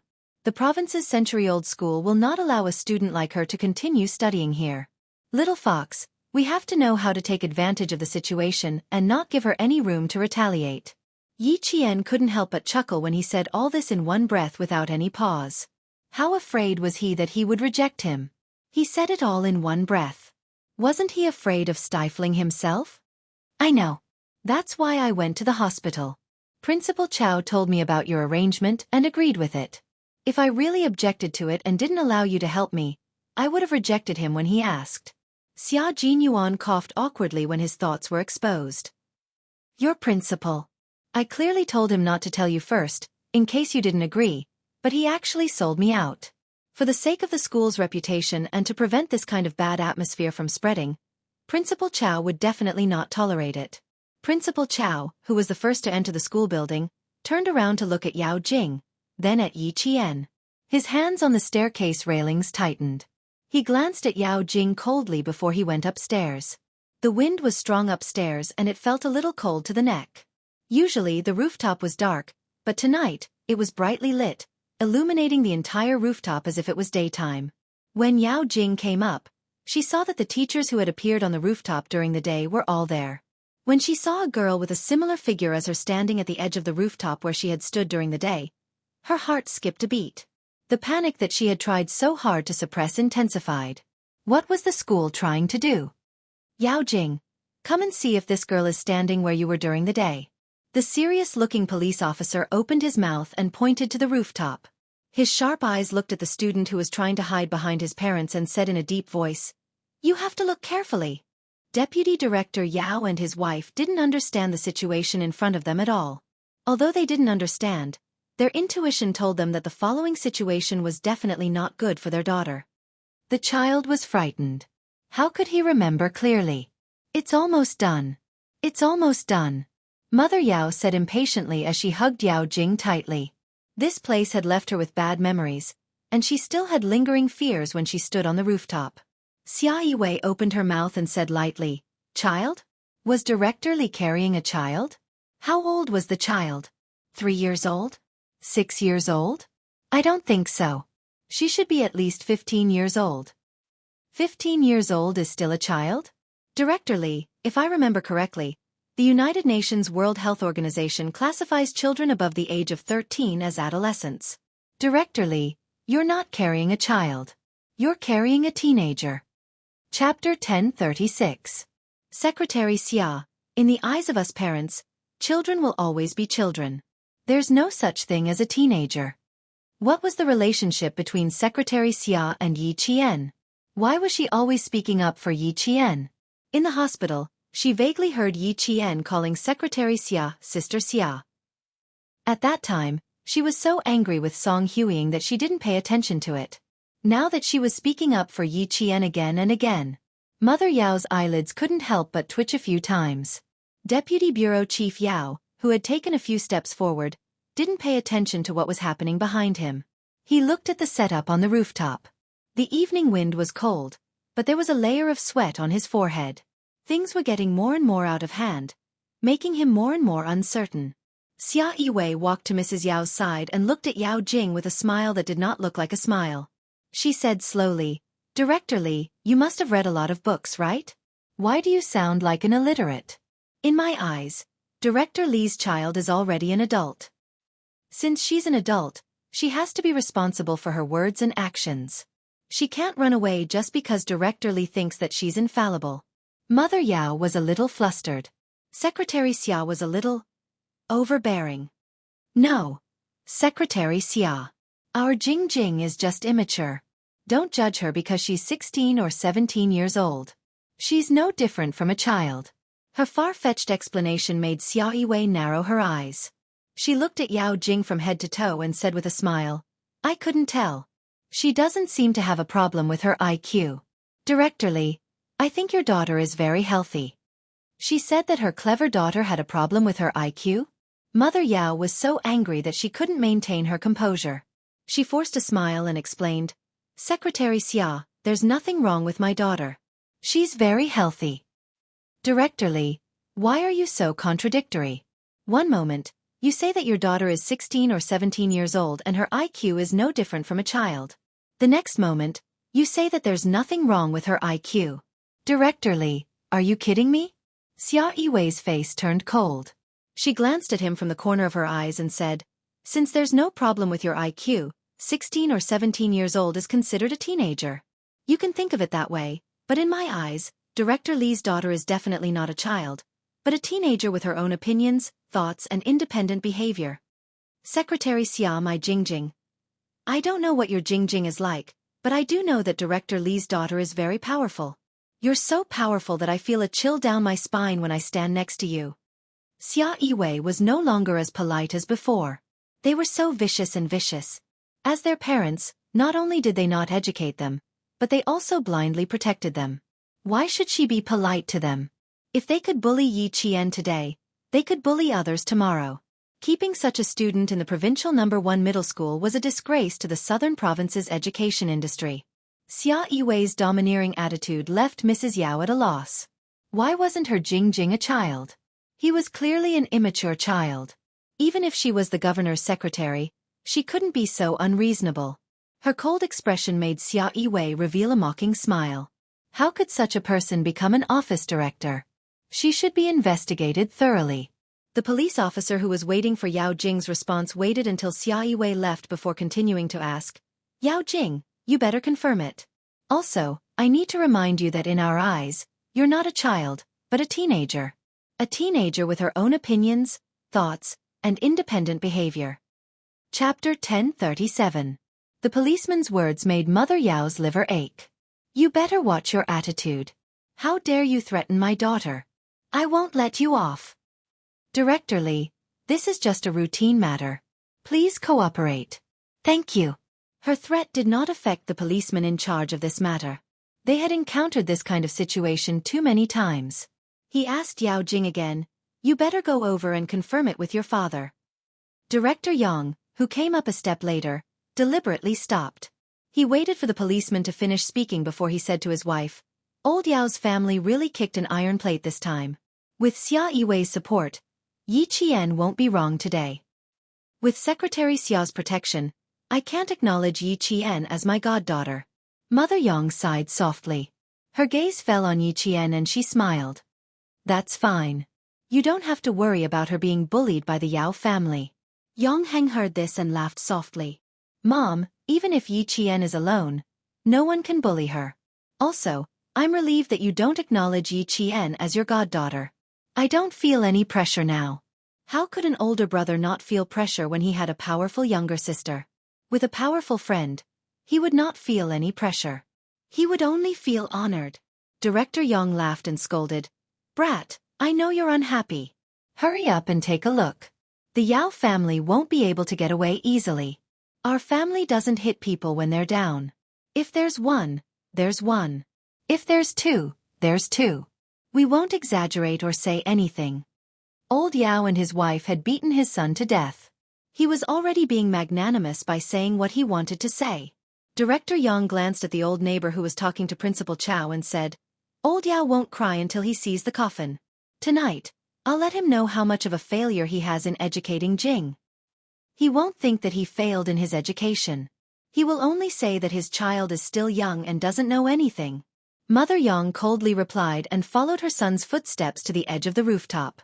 Just as Mother Yang said, Deputy Bureau Chief Yao, who had a premonition that something was wrong, explained to Principal Chow, My Jingjing is still a child. She doesn't know anything, so we can't scare her like this. Principal Chow said coldly, If I ask Yi Qian to beat up Yao Jing now, will Deputy Director Yao still think that the child is immature? If that's the case, that's fine too. Yi Qian has been wronged by you and is very angry. Why don't you let her beat up Yao Jing to vent her anger? She's just a child anyway and doesn't know any better. Deputy Bureau Chief Yao was speechless for a long time. He had always thought that his daughter was a child, but he had never thought that Yi Qian, who was just like his daughter, was also a child. What do you think? If you agree, I'll call Yi Qian over now. Seeing this, Principal Chow's eyes became colder. He really did call Yi Qian over. Yi Qian, come over here. Deputy Bureau Chief Yao immediately stopped him. Don't. Principal Chow, my Jingjing is immature, but Yi Qian is mature. How can you let her beat up Yao Jing for no reason? That's not right. Deputy Bureau Chief Yao. In my eyes, Yi Qian is a child. And Yao Jing is mature. Principal Chow seriously repeated. In my eyes, Yi Qian is a child. Deputy Bureau Chief Yao pulled a long face and said, Yi Qian is mature. Chapter 1038. In my eyes, Yi Qian doesn't know any better. She's just a child who doesn't know any better. Principal Chow watched as Yi Qian walked over. Her frail body and strong steps made her look like a stalk of bamboo that wouldn't bend no matter how many times it was torn apart. Even the adults were full of admiration for her. In my eyes, Yi Qian is just a child.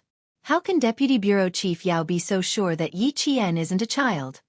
At this point, Deputy Bureau Chief Yao finally understood. Once she understood, her face instantly turned ashen and her eyes dimmed. Xia Jinyuan, who was accompanying Yi Qian, glanced at the defeated Deputy Bureau Chief Yao. His thin lips curved slightly as he said to Yi Qian, Stand in your original position. This time, you don't have to worry about anyone pushing you down. Yao Jing is going to cry if I stand here. Yi Qian smiled as he glanced at Yao Jing, who had followed the police to the spot where she jumped off the building earlier in the day. His voice was as cold as the night wind. There's no use crying. We have to deal with her as we should. As you said, I won't let her stir up trouble in my high school life. Good self-awareness. Although it's a little late, it's not too late. Xia Jinyuan walked side by side with Yi Qian. When he reached Principal Chow, He didn't say anything about keeping his distance.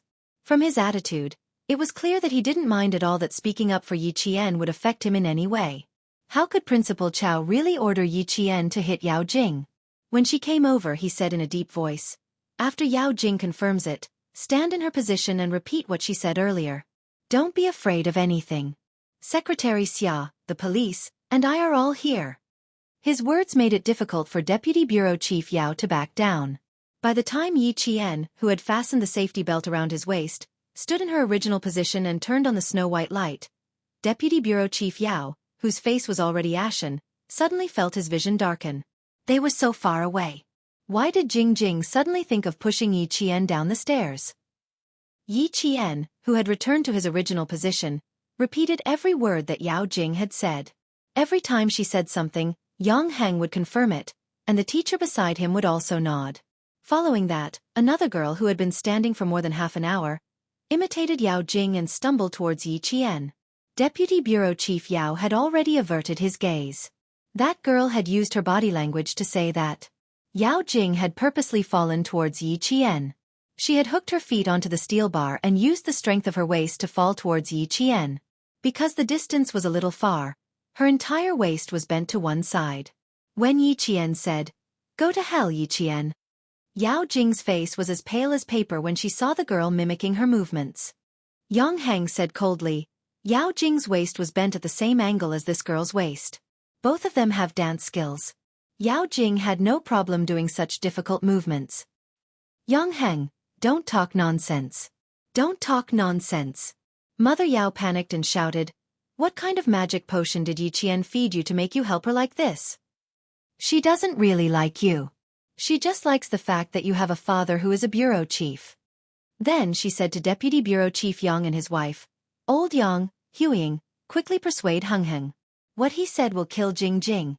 It will kill Jing." Before she harmed others, did she ever think that what she did would also kill others? Mother Yang's anger rose again and she reprimanded, "My son is not biased towards anyone. Yi Qian also doesn't like my family. Don't even think about stuffing that rotten daughter of yours into my family." Chapter 1039. Mother Yang's reprimand made Mother Yao's figure wobble. No, my Jing. Your Jing is your Jing. Don't tell us what your Jing is. I don't need to know. Mother Yang reprimanded and simply stood far away to avoid being entangled by the Yao family. Yao Jing cried loudly. She cried until she was gasping for breath as if she would pass out in the next second. It's over, everything is over. Auntie Song is tired of her. My poor daughter, you are so wronged. Mother Yao hugged her daughter who was crying until she almost passed out. Her eyes swept fiercely towards Yi Qian who was standing on the rooftop. This nemesis. Why didn't she fall down? Mom, it's over, I'm finished. Mom, I'm finished. Yao Jing's mouth only kept repeating these words. It's over. It's all over. At that time, she didn't think that Yi Qian would be so far away from her. She also didn't calculate that the distance would expose her. It's over. It's all over. The mother and daughter cried together. Deputy Bureau Chief Yao kept looking away. He knew. This matter was really over. His daughter's trick was over. He wanted to settle it, but, with Secretary Xia and the police present, how could he settle it? Mrs. Yao's shouting did not stop the situation. After the girl pushed Yi Jian, she slowly straightened her body. It did not take much effort. When she came down, she took off her shoes and socks. There was a red welt on the back of each of her feet from the steel bars. Yao Jing's feet must have some too. Such deep marks won't disappear without 2 or 3 days. Reenacting the thrilling scene of the day, Yang Heng only looked at Yao Jing coldly. Yao Jing, if we wronged you, you can take off your shoes and socks and let the police see. Yao Jing, take off your shoes and socks. We need to take photos for evidence. As soon as the police finished speaking, Mother Yao directly protected Yao Jing by her side and said sharply, "What do you want to do? Are you ganging up to bully my daughter? My daughter was so scared during the day. Not only did you not comfort her, but you also forced her. Get out. It's over. Once the photos were taken, everyone would know that Jing Jing had the intention of pushing Yi Qian down the stairs. Mother Yao realized the severity of the situation. She had no other choice but to use this method to stop it. Unfortunately, she had no way to stop it. Seeing this, Yao Jing, whose face was as pale as a sheet, screamed and rushed downstairs. However, she was stopped by the police who had been guarding the entrance of the attic on the rooftop. At the same time, she was easily subdued. "Let me go, let me go. Dad, Mom, save me, save me. Mom, I'm in pain, I'm in pain. They're so strong, I'm in pain, it hurts so much, save me, save me." Yao Jing, who was being restrained, screamed and struggled. She even tried to ask her parents for help. Even her parents couldn't save her. When her feet were exposed, the bruises on the backs of her feet were exposed under the white light. She screamed even louder, "Yang Heng, save me! Save me!" Yang Heng's handsome face only had indifference. Yao Jing's actions had pushed his bottom line to the limit time and time again. Looking at Yao Jing now, he only felt calm. He even thought to himself, the day I've been waiting for has finally come. Taking photos, collecting evidence, recording, and investigating. That night, all the things that had been left behind during the day were settled. Yao Jing's screams didn't stop at all from the school to the police car parked outside the school gate. Mother Yao fainted immediately. It's over, it's over. Jing Jing is over. Chapter 1040. Mother Yao fainted. Deputy Bureau Chief Yao caught his wife who suddenly fainted. How could he still care about his daughter? That was his daughter. How could he not care? How could he not care? While holding his wife down, he anxiously shouted Mother Yao's name. For a moment, Deputy Bureau Chief Yao's back was soaked with sweat. Beads of sweat dripped down from his chin. Yao Jing, who was being carried away, saw that her parents didn't come. She anxiously screamed even more miserably. Let me go, Dad, Mom, come here, come here. Come and save me. I'm scared, Dad, I'm scared. I'm scared, Mom, I'm scared. Save me, I didn't mean it. Yang Heng, I didn't mean it, forgive me, I beg you to forgive me. Not seeing her parents was like losing her backbone. She struggled to kick her feet high, unwilling to be carried to the police car.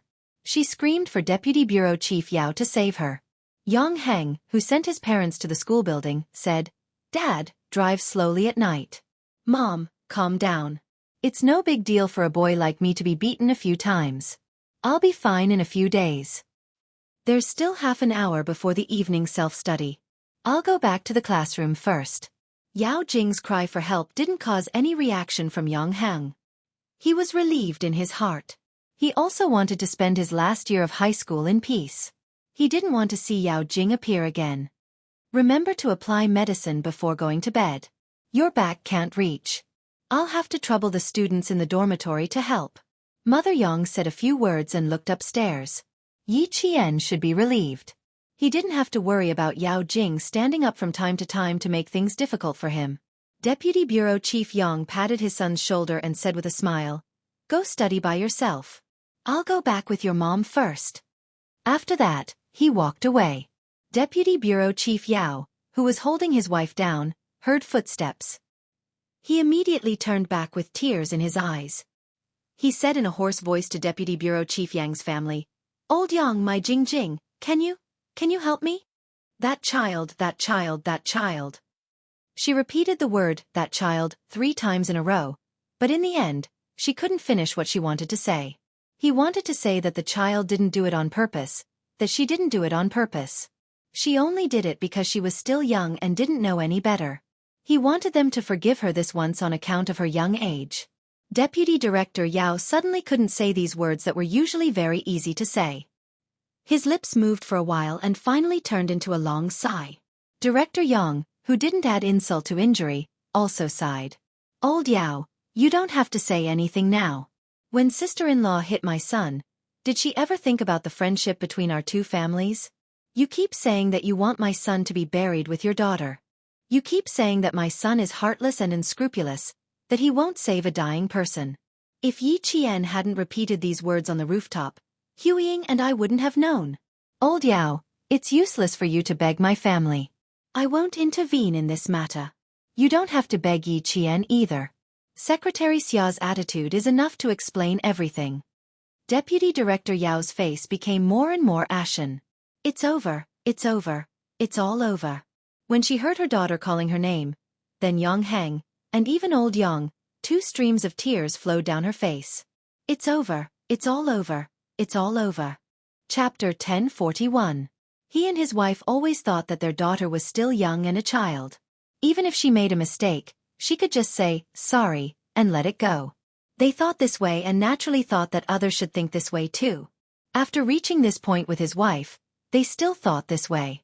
No one raised any objections. No one, everyone would laugh and forgive their daughter's mistake. They would tell them that Jing Jing was still a child. They always thought this way. Until today, he and his wife still thought this way.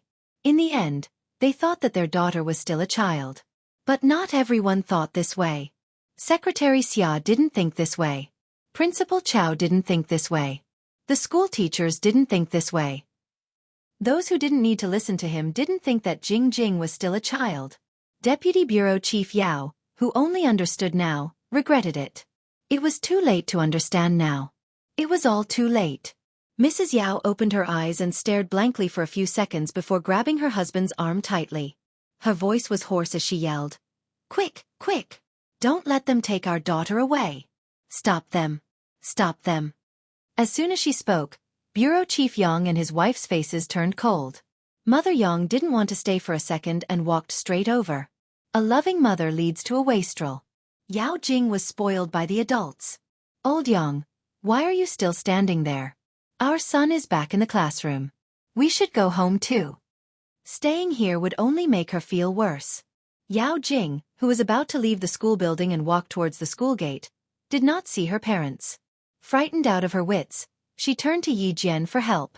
"Yi Jian, I'm sorry. I'm sorry. Please forgive me. I didn't do it on purpose. I know I was wrong.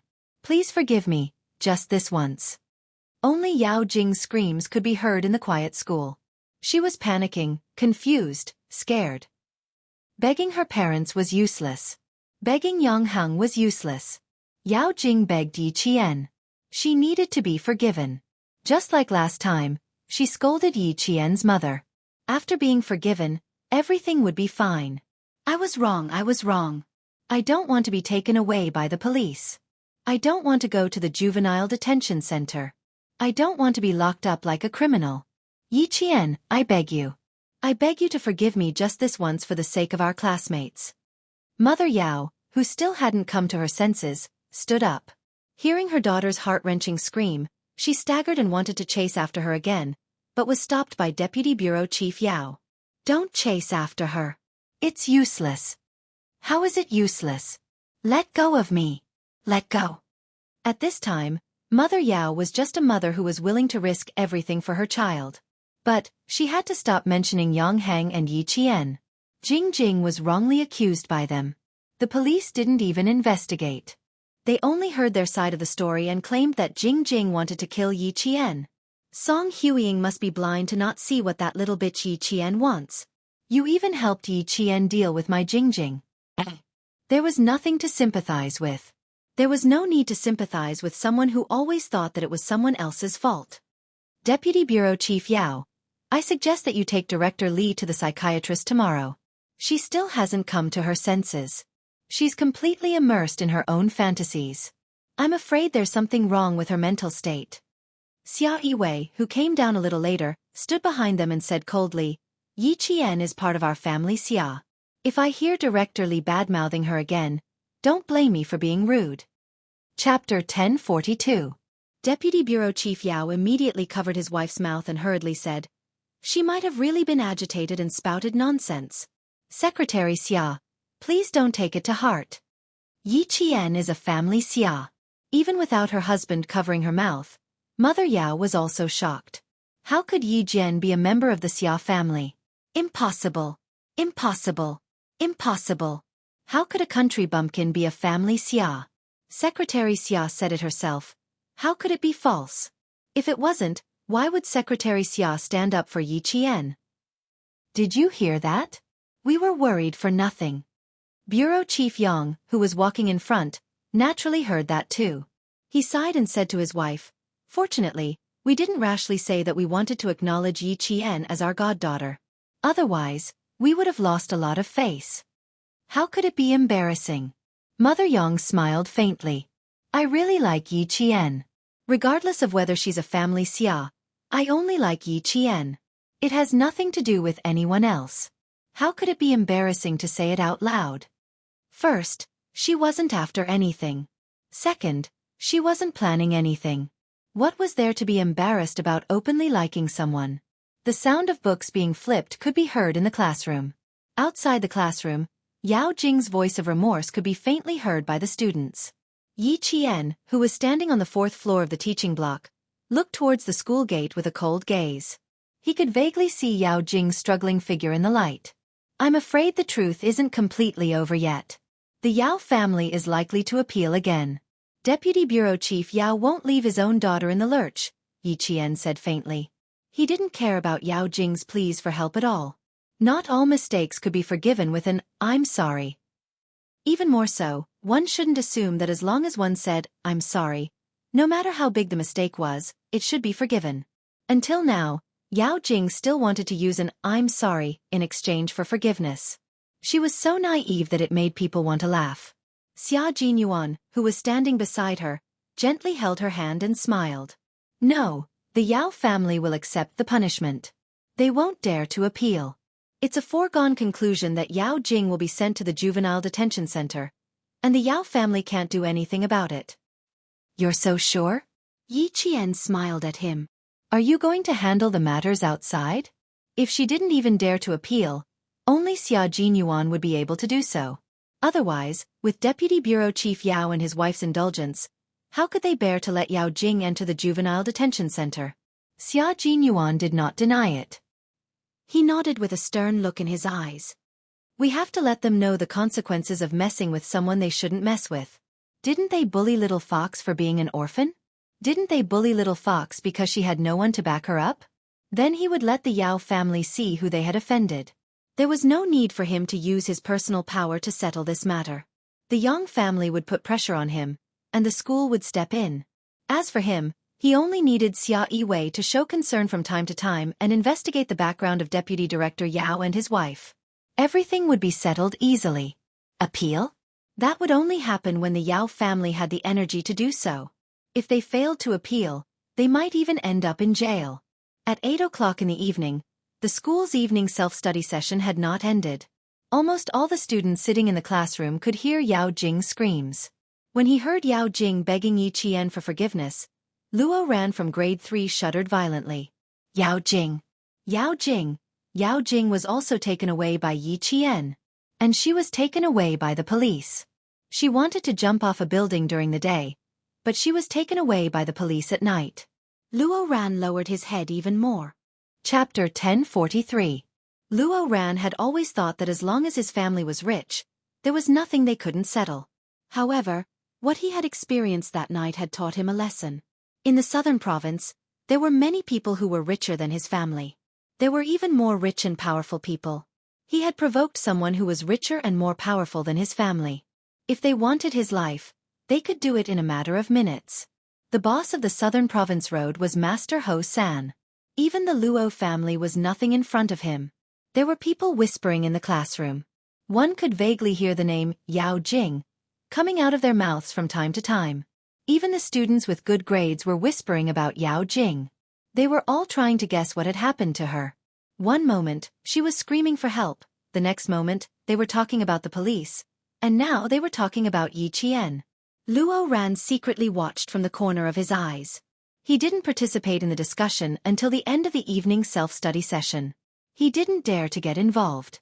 As long as it was related to Yi Qian, he had to stay far away from it. He couldn't afford to offend a girl who knew how to use a knife, who had the guts to kill, who had the ability to kill, and who had the backing of a mafia boss.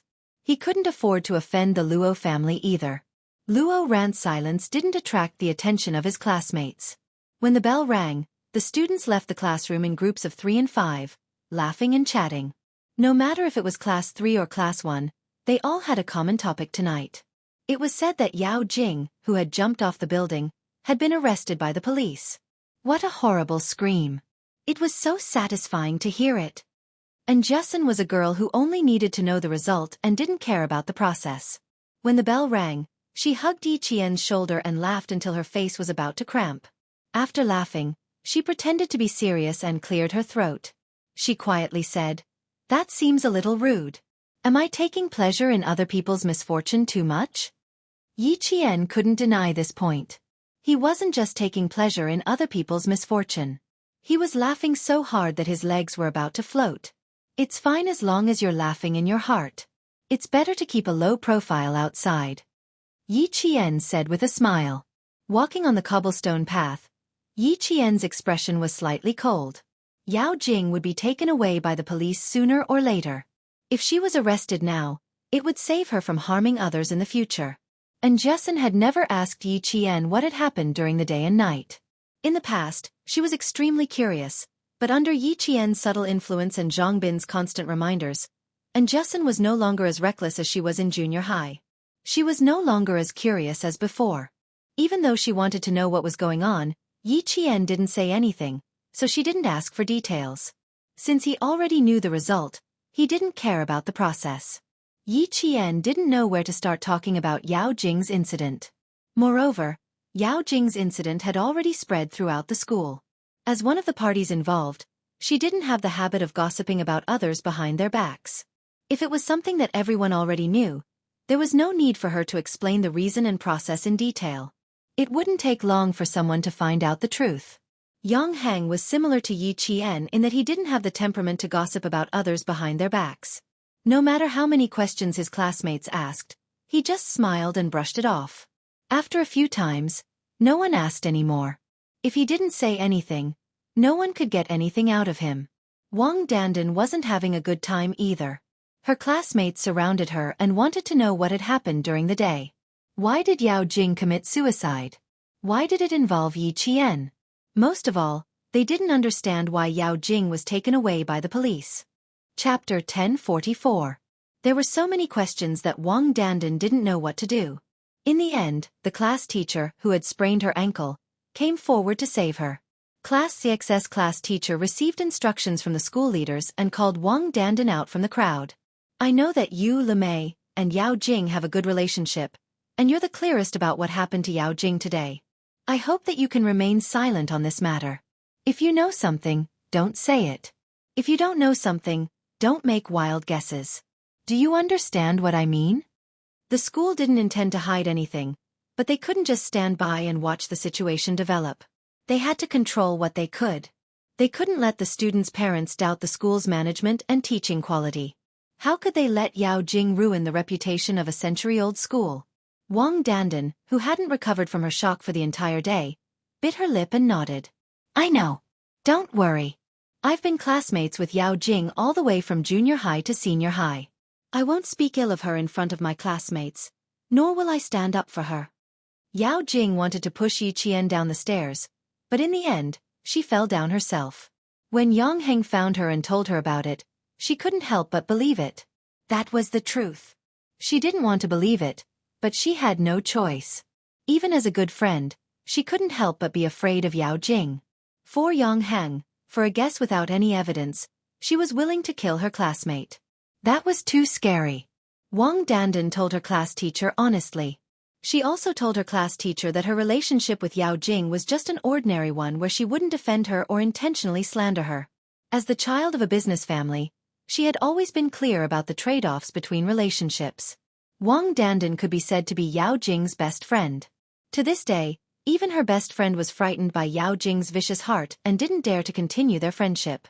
If Wang Dandan dared to take someone's life over such a small matter, then if there were greater benefits in the future, she would have to pay for it with the lives of her entire family.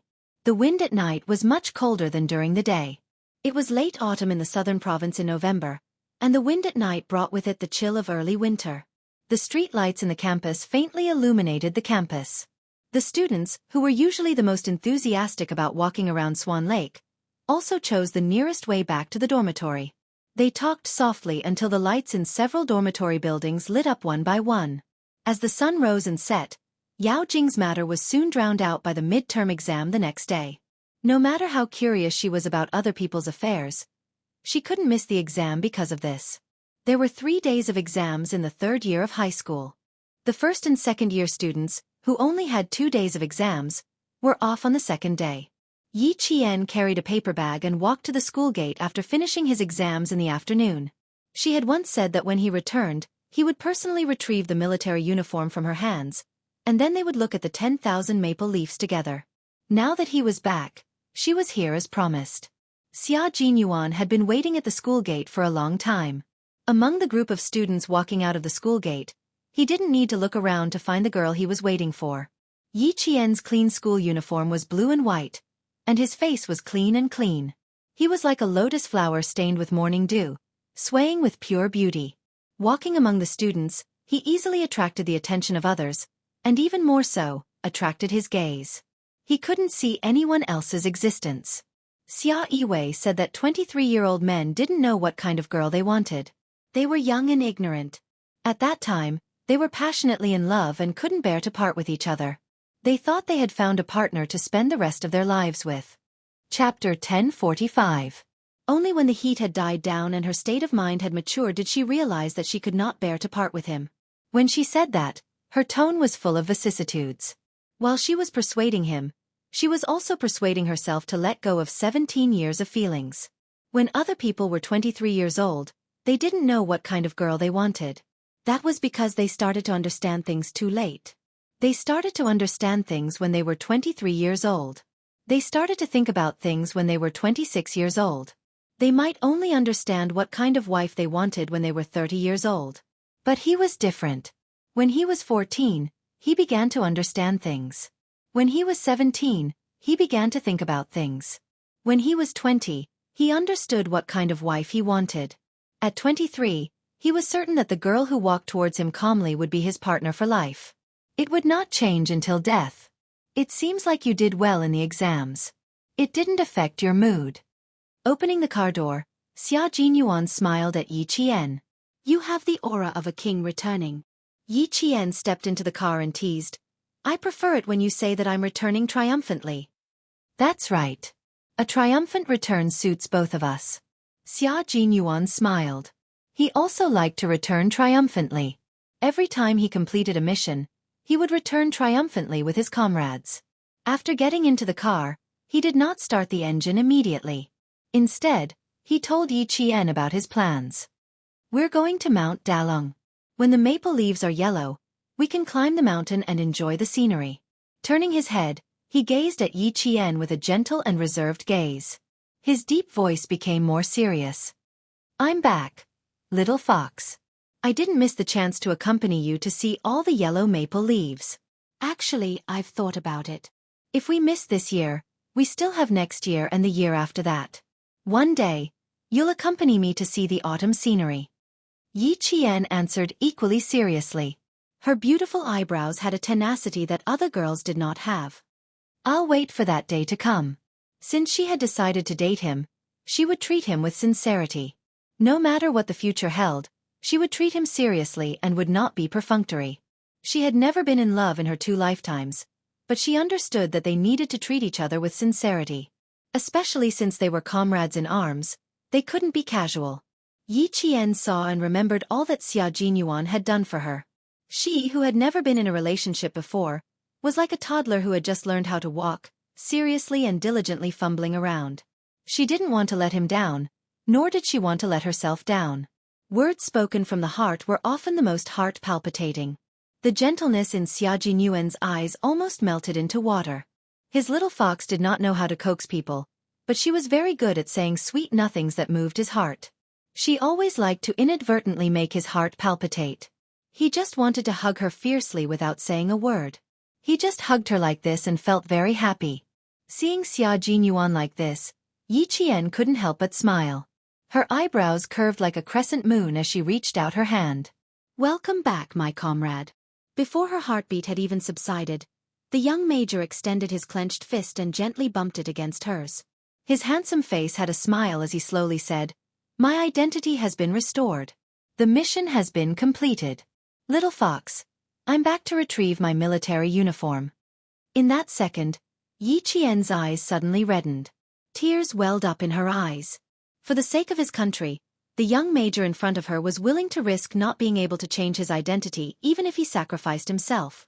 He went to a foreign country and became an illegal mercenary to carry out beheading operations in another country. Chapter 1046.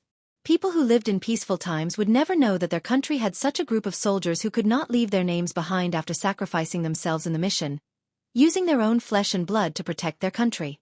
Her delicate lips slowly curved into a smile that was as gentle as a blooming flower. You are an upright person, so of course you have to wear a military uniform that represents your identity. The maple leaves on Mount Daliang had turned a dazzling shade of gold like metals. When the wind blew, the maple leaves rustled in the wind. Yi Qian looked at the young major who was standing beside him. His heart was at peace. Xia Jinyuan, you are my goal. One day, I will wear the same military uniform as you and look at 10,000 maple leaves with you in an upright manner. She didn't hide her gaze. Xia Jinyuan, who was looking at the scenery in the distance, looked up and saw the darkness in her eyes, as well as the tenacity that had never changed. Xia Yiwei said that he didn't know much at the age of 23, but he didn't think for a second and told her seriously, the love I want doesn't involve so much romance, nor does it involve so much indecisiveness. It also doesn't involve so much time to quarrel. My love has gunpowder, fearlessness, companionship, and I can rest assured that my life is in Yi Qian's hands. Xia Yiwei, you and Ho Zi didn't write a suicide note, did you? You didn't think that you might never see each other again, did you? Xia Yiwei's expression was one of shock. She said involuntarily, Xia Jinyuan, you are a military officer after all. Don't tell me you have to go on stage during the drill? After hearing that, he immediately laughed. You are my older sister, but you don't understand me. But Yi Qian understands me. Xia Yiwei, would I miss a girl who understands me? When I meet a girl who understands me, and supports me, the 23-year-old me will only seize the opportunity. Because every time I go out, I have to write a suicide note. This time, I'm still alive, but next time, I don't know if I can come back alive. So, my love doesn't have as much time as yours does. I can only seize the time to fall in love. The love of a special forces soldier could not withstand too much romance, nor could it be given too much romance. Who would want such a love? Who would dare to? When he met a girl who dared to dream, to want, and to fall in love with a special forces soldier, it would be a matter of life. Looking at this girl who dared to fall in love with him and set him as her goal, Xia Jinyuan's arms around her shoulders tightened. His thin lips kept curling upwards, and the smile never disappeared. Xia Jinyuan only had 3 days to collect his military uniform. Yi Jian personally buttoned the last button for him and straightened his collar. Looking at the tall and straight man in front of her, Yi Jian nodded with satisfaction. Not bad. It seems that I still like Captain Xia in his military uniform. Xia Jinyuan's fierce aura was even more obvious when he wore the military uniform. Then, he put on the military cap for him. Under the big brimmed hat, the pair of deep black eyes were as sharp as swords. Xia Jinyuan was unforgettable. Xia Jinyuan's eyes were filled with gentleness after he finished dressing up. He used his gaze to trace her face silently, then carefully engraved her every move, every frown and every smile in his heart. He gently raised his hand to hold her face, and his warm lips landed on her forehead. He smiled and said, "One day, I will personally put on your uniform for you. Little fox, I will wait for that day to come." Chapter 1047.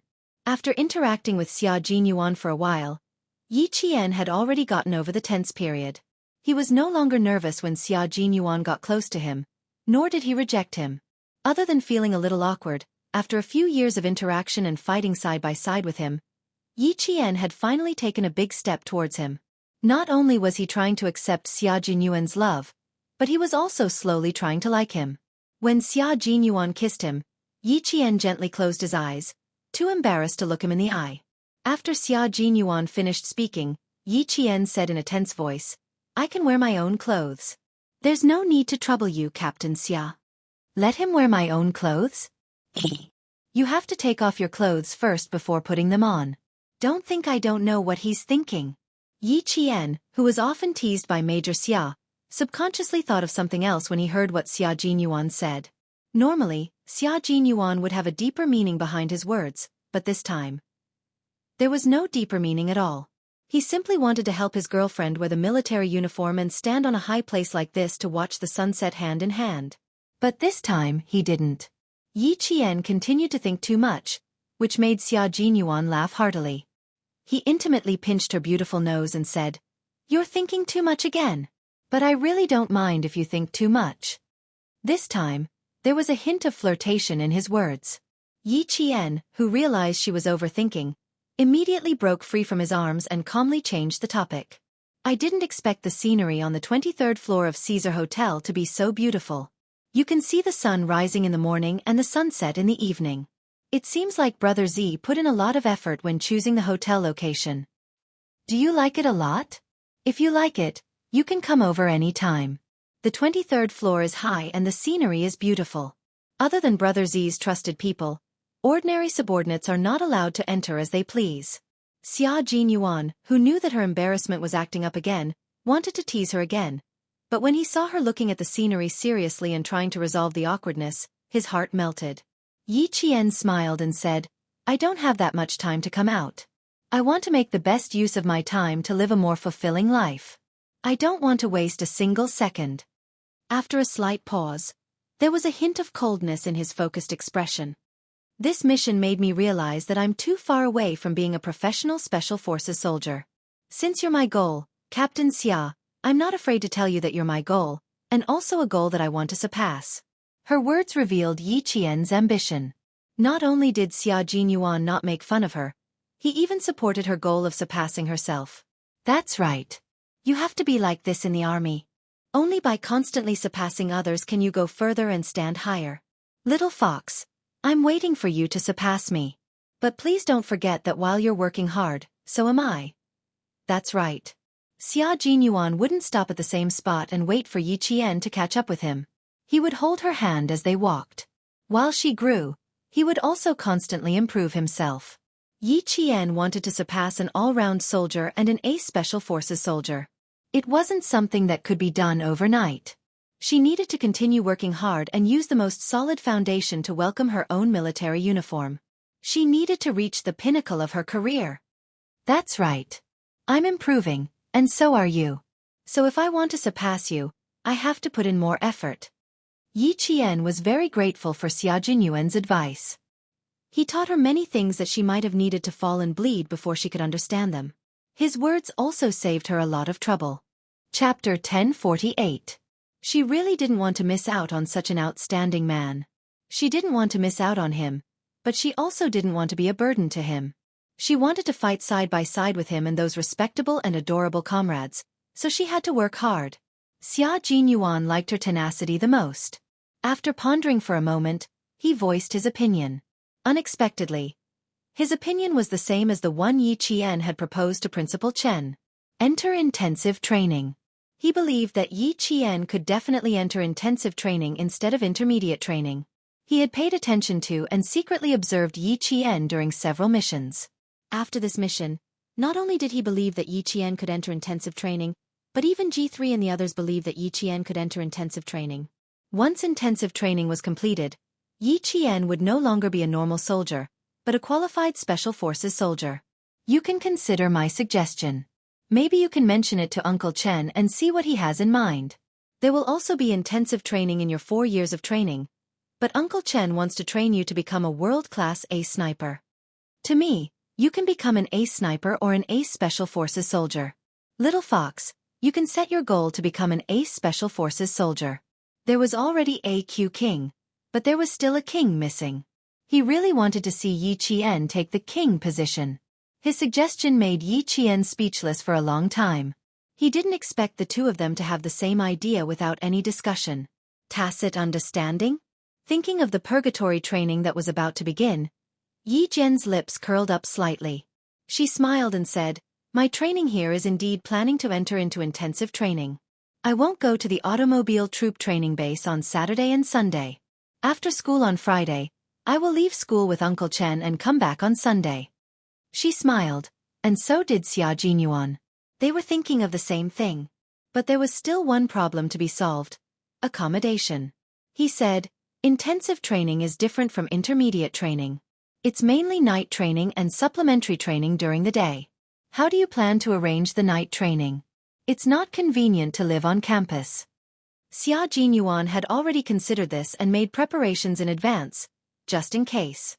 Yi Qian pondered for a moment before saying, I haven't been going to self-study since night and night. It will affect the class. After discussing with Mr. Chen, I've decided to move out of the school after my midterm exam results are out. I'll rent a house in the residential area behind the school so that I don't have to ask for leave from Teacher Tong anymore. The school stipulated that boarding students must attend evening self-study sessions. Previously, they had only agreed to allow Yi Qian to apply for leave at night because of her special status. The school agreed, but it would more or less affect the class. We're all boarding students, so why can't you come late? In the long run, not only would it make the students feel unbalanced, but it would also affect the collective honor of the class. Now that Yi Qian had brought it up, Xia Jinyuan raised his eyebrows and smiled. You don't have to wait until next week. You can move out this week. Xia Yiwei has a house behind the provincial first middle school. It's been empty for a long time. The furniture is all ready-made and the bedding is complete. You can move in at any time. You don't have to refuse this. Her house is empty no matter where it is. If you move in, you can guard it for her. Also, I think it will be more convenient for you to move out of the school and it won't affect the class. Which boarding student doesn't attend evening self-study sessions every day? No matter how good your grades are, in the long run, the students in the class will more or less have some small opinions. Instead of making the students unhappy, it's better to move out in advance. Chapter 1049. Furthermore, you only have 2 years of high school. Since you've entered intensive training, you should make the most of it. Don't waste too much time on unnecessary things. I have a ready-made house. If you want to live in it, I can go to Xia Yiwei and get the key to open the door. He said it as a precaution so that Yi Qian would have a place to live immediately after moving out of school and wouldn't have to look for another place to live. When Yi Qian said that she would stay temporarily, he didn't think it was a long-term plan. However, at that time, she was extremely resistant to him and restricted him a lot, so he didn't dare to interfere too much. Now that his status was different, he was confident that he could consider his future girlfriend's future as her future boyfriend. Yi Qian's first thought was to refuse, but when he heard Xia Jinyuan say, Uncle Chen is almost 50 years old now. Little fox, you need to grow up as soon as possible so that he and Uncle Jen can live in the village without any worries and enjoy a retired life. His words hit Yi Qian's Achilles' heel, and he couldn't refuse. Xia Jinyuan waited for her to nod her head. The military man's swift and decisive actions were immediately revealed when it came to this matter. First, he asked Yi Qian to call Principal Chen and ask if he had already spoken to the school and if the school agreed to let her move out of school temporarily. Then, he called Xia Yiwei and said that he wanted to borrow her house for Yi Qian to move in. In reality, he was just taking back the key that Xia Yiwei had kept for about 2 months. Principal Chen had already spoken to the school and told Teacher Tong that they would move out as soon as they found a house. Now that he heard that Xia Jinyuan had a house, Principal Chen laughed and said, Then we don't have to be polite with him. Let's live there for 2 years. Major Xia will pay for everything. Xia Jinyuan didn't take a single cent from him. That evening, before 7 p.m., Yi Qian placed all of his textbooks in a brand new bookcase. In less than 2 hours, Yi Qian had moved out of school. At 7 o'clock in the evening, Xia Jinyuan, who only had 3 days of rest, had to rush back to the anti-chemical regiment to report. While Yi Qian was still packing up in his room, he had already left without saying goodbye. Little Jian, Major Xia is indeed good to you. He's also an excellent person. I have no objections. But there's one thing I need to tell you. No matter how outstanding Captain Xia is, it's still his ability. As for you, you can't relax at any time. Always remember that you're a soldier. A soldier who needs to rely on his own hands to fight and doesn't need to rely on any connections. Xia Jinyuan taught Yi Qian how to be an outstanding soldier, while Uncle Chen and Uncle Jen taught Yi Qian how to be self-reliant, self-loving, and most importantly, self-respect. A girl is not a flower. She can also stand tall and proud in this world. Her efforts will not be in vain. She will be rewarded. Yi Qian kept every word they said in her heart. When she heard what they said, she nodded solemnly and said, Don't worry. No matter what status Major Xia has, I won't rely on him for what I want. I can rely on my own 2 hands to fight for everything I want. Good girl, we've always believed in you. Out of so many children, why did his Uncle Jen value Yi Qian so much? Although she had outstanding abilities, there was also her character. Abilities were important, but character was even more important. Yi Qian, who had no one to rely on in her previous life, had already developed an independent character. In this life, she was reborn with regrets and hatred from her previous life. Revenge was not her main focus. After going through so many difficulties, she finally understood that her own abilities were the foundation of the world. Chapter 1050. Even if she wanted to take revenge, she had to have the ability to do so. In this lifetime, Yi Qian had never given up on destroying Yi Jifan's family. She had been working hard to improve herself so that one day, she could defeat Yi Jifan's family in one fell swoop. She had never given up and always worked hard. She wanted Yi Jifan to know that Yi Qian was not to be trifled with. Yi Qian was not to be trifled with. Yi Jifan had already known when she tore up No. 1 middle school's admission letter. Until now, his daughter, Yi Ying, had been forced to transfer from No. 1 middle school. Yi Jifan had warned his wife, Sun Dongqing, countless times not to take the risk of hurting Yi Qian. Although Yi Ying had left No. 1 middle school, Yi Jifan had been keeping an eye on the school's movements. Yi Jifan had already found out about Yao Jing's expulsion on the day of her senior year exams. Sitting at the dining table, Yi Jifan poured himself a small glass of white wine. After taking a sip, he said to his gloomy daughter, "Fortunately, you managed to avoid her in time and didn't have any contact with Yao Jing. Otherwise, you might have been implicated again." He had never thought that his niece was so powerful. She had actually forced Deputy Bureau Chief Yao and Director Li's daughter to withdraw from school. He had asked his daughter to befriend Yao Jing because of Deputy Bureau Chief Yao. His niece, on the other hand, had forced Deputy Bureau Chief Yao's daughter to withdraw from school. Yi Qian, who exactly is supporting you from behind?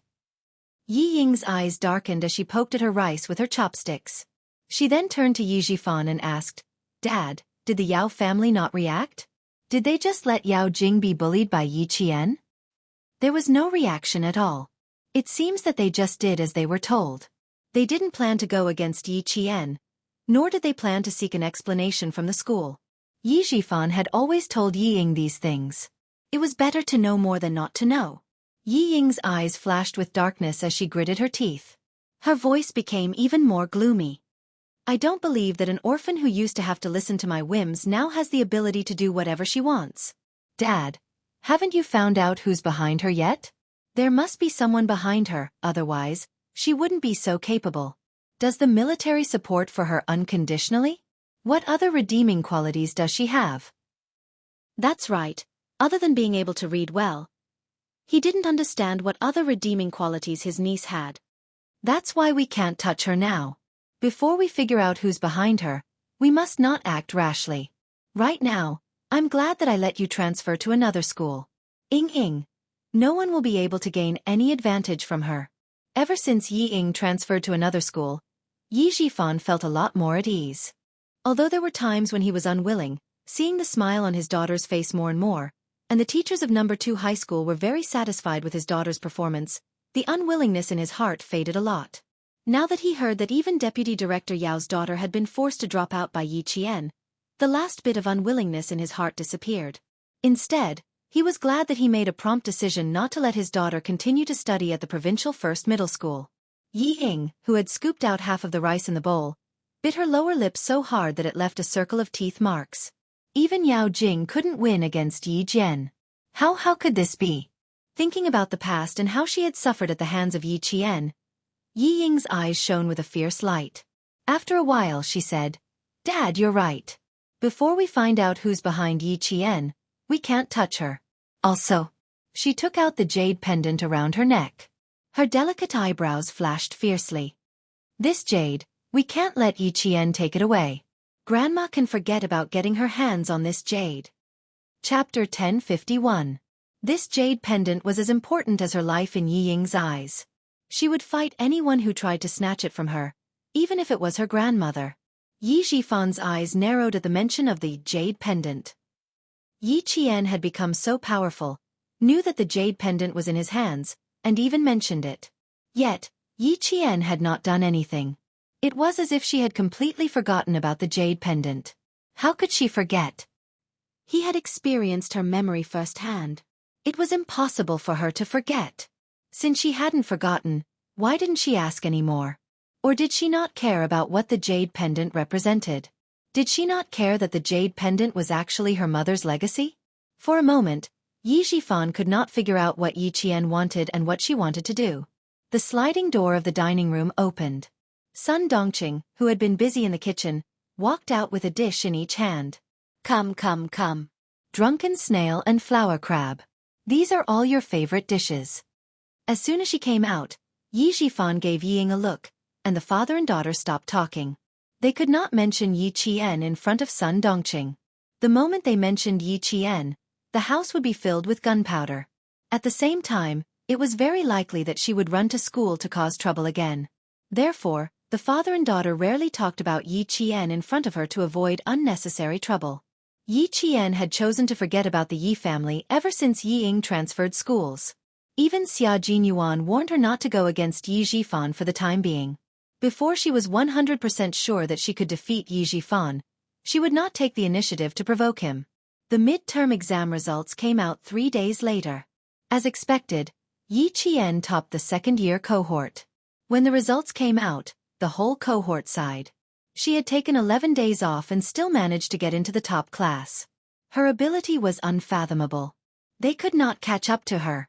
When the teachers of Class 1 saw that Yi Qian was the top student in every subject, their complaints about her taking 11 days off also disappeared. A student like her was a natural scholar.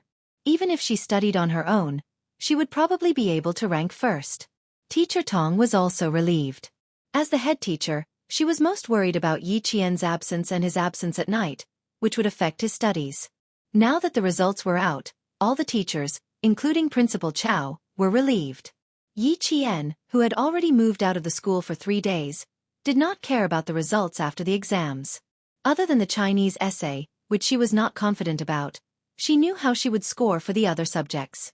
She already knew what was going on, so she wasn't too surprised when the results came out. Even when he saw that he was in first place, Yi Qian's expression was still indifferent. When the other students saw this, they couldn't help but lament in their hearts. Difference, this was the difference. Results and scores were like numbers to her. Numbers that were not worth mentioning. Your results will definitely be noticed by the admissions teachers of Tsinghua University and West University. You're so much better than second place. When Yi Qian's results came out, Meng Wan was the first to mention the direct admissions. His tone was somewhat sour. The teachers of Tsinghua University and West University haven't left yet. They'll definitely let you go later. Yi Qian already knew what Meng Wan was thinking. Before she could answer, Zhao Hai had already answered. Don't worry. Yi Qian already said that she won't participate in the direct admissions of Tsinghua University and West University. She won't fight for a spot in the cohort. I don't believe that she would give up such a good opportunity. Meng Wan stiffened his neck and retorted. He stared at Yi Qian without blinking and very obviously probed. Do you know which third-year cohort students are likely to be directly recruited by famous schools? Chapter 1052. Yi Qian didn't know whether to laugh or cry at this kind of probing. Meng Wen's grades weren't bad, but there was still a gap between her and him.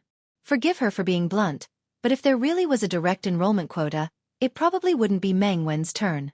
How would I know which direct enrollment is available? I'm not interested in that. If you want to know, you can ask Teacher Tong. Also, Meng Wen, don't worry. Tsinghua and West University's direct enrollment quota won't include me. You don't have to think of me as an imaginary opponent. Instead of thinking about getting a direct enrollment quota, why don't you do well in your only 2 years of high school and build a solid foundation? Even if you don't get a direct enrollment quota, you don't have to worry about not being able to get into Tsinghua and West University. After all, the direct enrollment also depends on the score. If your score isn't good, you won't be able to get a direct enrollment quota no matter how much you want it. Yi Qian directly reminded Meng Wan that instead of always thinking that she would take up a direct enrollment quota, it was better to work hard and use the score to speak for itself. If your score was high, why would you need a direct enrollment? Meng Wen's face turned red when she heard Yi Qian's words, but she couldn't refute them even if she wanted to. Moreover, She knew that he was reminding her for her own good. She moved her lips and softly said, "I understand, thank you," before walking away awkwardly. And Justin, who was next to her, was laughing so hard that she couldn't take it anymore.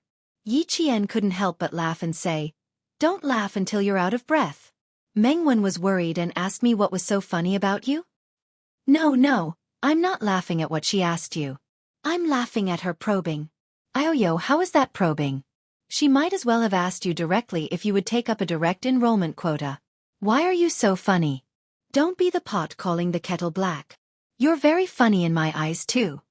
Yi Qian couldn't help but laugh until his eyes turned into crescents. Meng Wan was a little narrow-minded, but she didn't have a bad heart. When she was awkward, it gave her a headache. When she was petty, it made Lu Xan go crazy. In short, she was an awkward girl.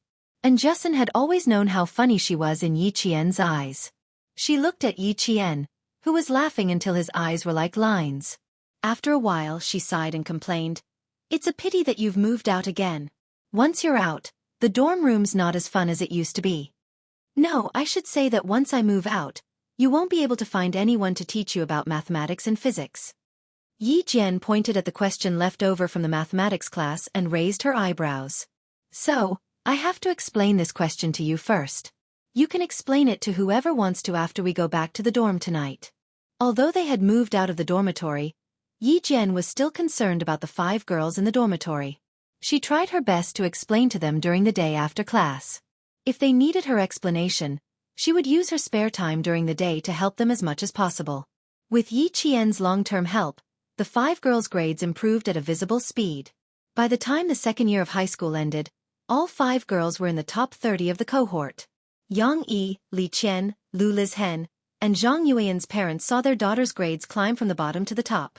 They all went to school on the day they received their notice before the exams and insisted on thanking Yi Qian. The teacher said that as long as their daughters could maintain their grades, they would have no problem getting into the top universities. They didn't have to worry at all. Why did they send their children to the province's #1 middle school? Wasn't it to let their children get into a good school and stand out? Chapter 1053. Now that there was hope, the parents were extremely grateful to Yi Qian. It was also on this day that Justin found out that even the chubby and slightly self-abased Li Qian was actually a child of a rich family. Especially Zhang Yuan. According to Zhang Bin, her father's car was worth at least 1,000,000 yuan. Regarding this, Justin really wanted to have a chat with Yi Qian immediately to get over the shock. And Justin, whose hands were tightly held by Zhang Yuan's mother, had a stiff expression on her face. She tried her best to smile naturally and replied delicately, "Auntie, I will definitely tell Yi Qian when I get back, but I really can't accept your gift on behalf of him. Yi Qian has never thought of getting anything in return for tutoring us. Auntie, you really don't have to stand on ceremony. I've known Yi Qian for 5 years and know him too well. If I accept your gift today, he will definitely punish me to do at least 10 test papers. Auntie, can you bear to see me do 10 test papers? It's too miserable to do homework during the holidays." And Justin's teasing was not silly, but rather, she had a high EQ. Her words made all the parents laugh. They joked, "That's pretty good. We were hoping that Yi Qian would punish them to do test papers too." "Mom, don't put the adult's gift in our dormitory. I already said that Yi Qian wouldn't accept it, but you just had to bring it over." It was snowing heavily in Nan Province. Zhang Yuan wore a red down jacket and sat by the bed. She said helplessly, "Yi Qian really doesn't need it. You and Dad can take it back." After Zhang Yuan spoke, Lu Lizhen and the other 2 also asked their parents to bring the gifts back. Looking at the bags of high-end goods in the dormitory, Justin secretly held her forehead. Interacting with a bunch of rich people was really stressful. If she really accepted these gifts and lost 1 or 2 items, she wouldn't be able to afford the compensation. She definitely couldn't accept the gift. Even if she did, she wouldn't be able to hand it over to Yi Qian. After the final exams, Yi Qian left the school on the same day.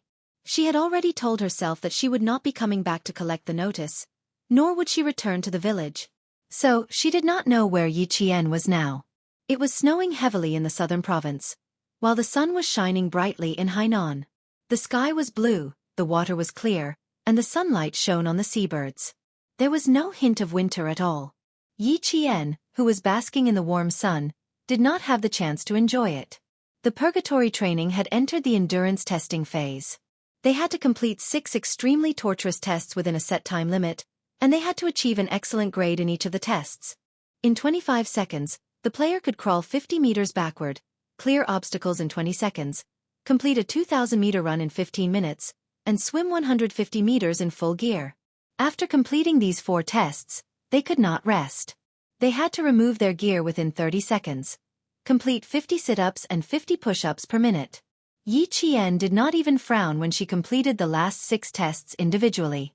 However, after completing the high-intensity tests, her entire body was so sore that she had to lie down on the ground. Even if she were to lie down in a smelly ditch, she could still close her eyes and sleep. You don't have enough stamina. You need to eat more to increase your stamina. After you pass the last 2 tests, girl, you still have to do a 30-kilometer-long rapid march. You have to reach your destination within a set time limit. After completing 50 push-ups, Yi Qian lay down on a bush. Dressed in camouflage, she stared at the blue sky and white clouds. She panted heavily as she answered, "1 week, Uncle Chen. Give me 1 week. I will definitely pass all 6 tests." The winter break was very short. She had to seize every moment to improve herself. Hard work was inevitable, but the rewards would benefit her for the rest of her life. Chapter 1054. Principal Chen turned off the stopwatch, opened the military water bottle, and handed it to Yi Qian. My intensive training is different from normal intensive training. You will need to memorize the location of each province and country, as well as the latitude and longitude of each country. I will also test you on the models, differences, and shooting ranges of the guns and ammunition. Intensive training was not only physical training, but also memory training. Yi Qian got up from the bushes after resting for 2 minutes. His dark eyes were as bright as obsidian. I will follow your instructions. I have rested enough, so I can begin the next step of the training. Let's talk about the classification of maps. Since Major Xia still hopes that you can command, you must know about maps. Headmaster Chen opened a light aluminum folding table that was used for marching. It was 50 centimeters long and 30 centimeters wide. He spread out a military map and said in a stern voice, "Maps can be divided into normal maps and specialized maps. According to their uses, they can be divided into teaching maps, political maps, military maps, flight maps, and so on. Next, I will talk about military maps, which include sea maps, aviation maps, and other specialized maps. Military operations cannot be separated from maps. Maps are used to reflect information about the terrain and landforms. Maps are the eyes of the military. They are a silent guide. No matter what, you must understand them and be able to draw them immediately. You need to have a certain level of knowledge about how to recognize and use maps, as well as 6 basic elements to complete the drawing of a military topographic map." Principal Chen was very knowledgeable, and his teaching was very detailed.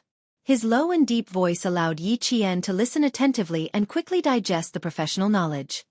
The plane Cartesian coordinates on a military map are different from the Cartesian coordinate system in mathematics. The longitude is the vertical axis x, and the equator is the horizontal axis y. Look here. He pointed lightly on a military map with a pencil, indicating for Yi Qian to see it clearly. Here is the vertical axis x, and here is the horizontal axis y. Yi Qian had always absorbed such profound and difficult professional knowledge very quickly. Principal Chen only needed to explain it once and give an example to understand it. Magnetic azimuths are widely used in military operations, artillery, aviation, and navigation. When drawing a military map, you must understand this and be able to clearly mark it. For example, like this. Principal Chen took out a piece of white paper and quickly drew with a pencil. After a while, a simple military map appeared on the white paper. After learning how to draw a military map, you also need to know how to study the map on the map. According to the characteristics of the military units, the mission, the enemy situation, and the weather and season, you need to make a comprehensive analysis, research, and judgment. Only after you understand and grasp everything can you decide on a combat operation. This was the knowledge that a commander needed to know. It was also the ability that a special forces soldier had to possess. Yi Qian listened attentively and was even fascinated. From it, He quickly learned the importance of military map drawing, map analysis, and battle planning. He also knew that terrain analysis had a huge impact on the mobility of the military. You need to know how many railways and roads the entire military would pass through. If there were armored mobility, you need to know how long the bridges were, how wide they were, and how much weight they could bear. Commanders need to know all of these. Only by knowing these, understanding these, and grasping these can you analyze and judge the possibilities of the various military units along the roads and off-road opportunities, as well as logistics and so on. Only then can you be confident of winning the battle. Chapter 1055. Principal Chen and Xia Jinyuan had an overnight conversation before the winter break. After sending Yi Qian back, Xia Jinyuan took the initiative to look for the world-class sniper and told him about his proposal to train Yi Qian to become an all-around ace soldier. Principal Chen did not object to his proposal at all. He did not even hesitate before agreeing to it. Yi Qian's ability was not just a little bit. The more he spent time with her, the more he could see her outstanding ability and super adaptability. He could also see her tenacity that did not match her delicate appearance. Like a tree, standing tall and proud. Like the sea, vast and boundless. Like a well, unfathomable.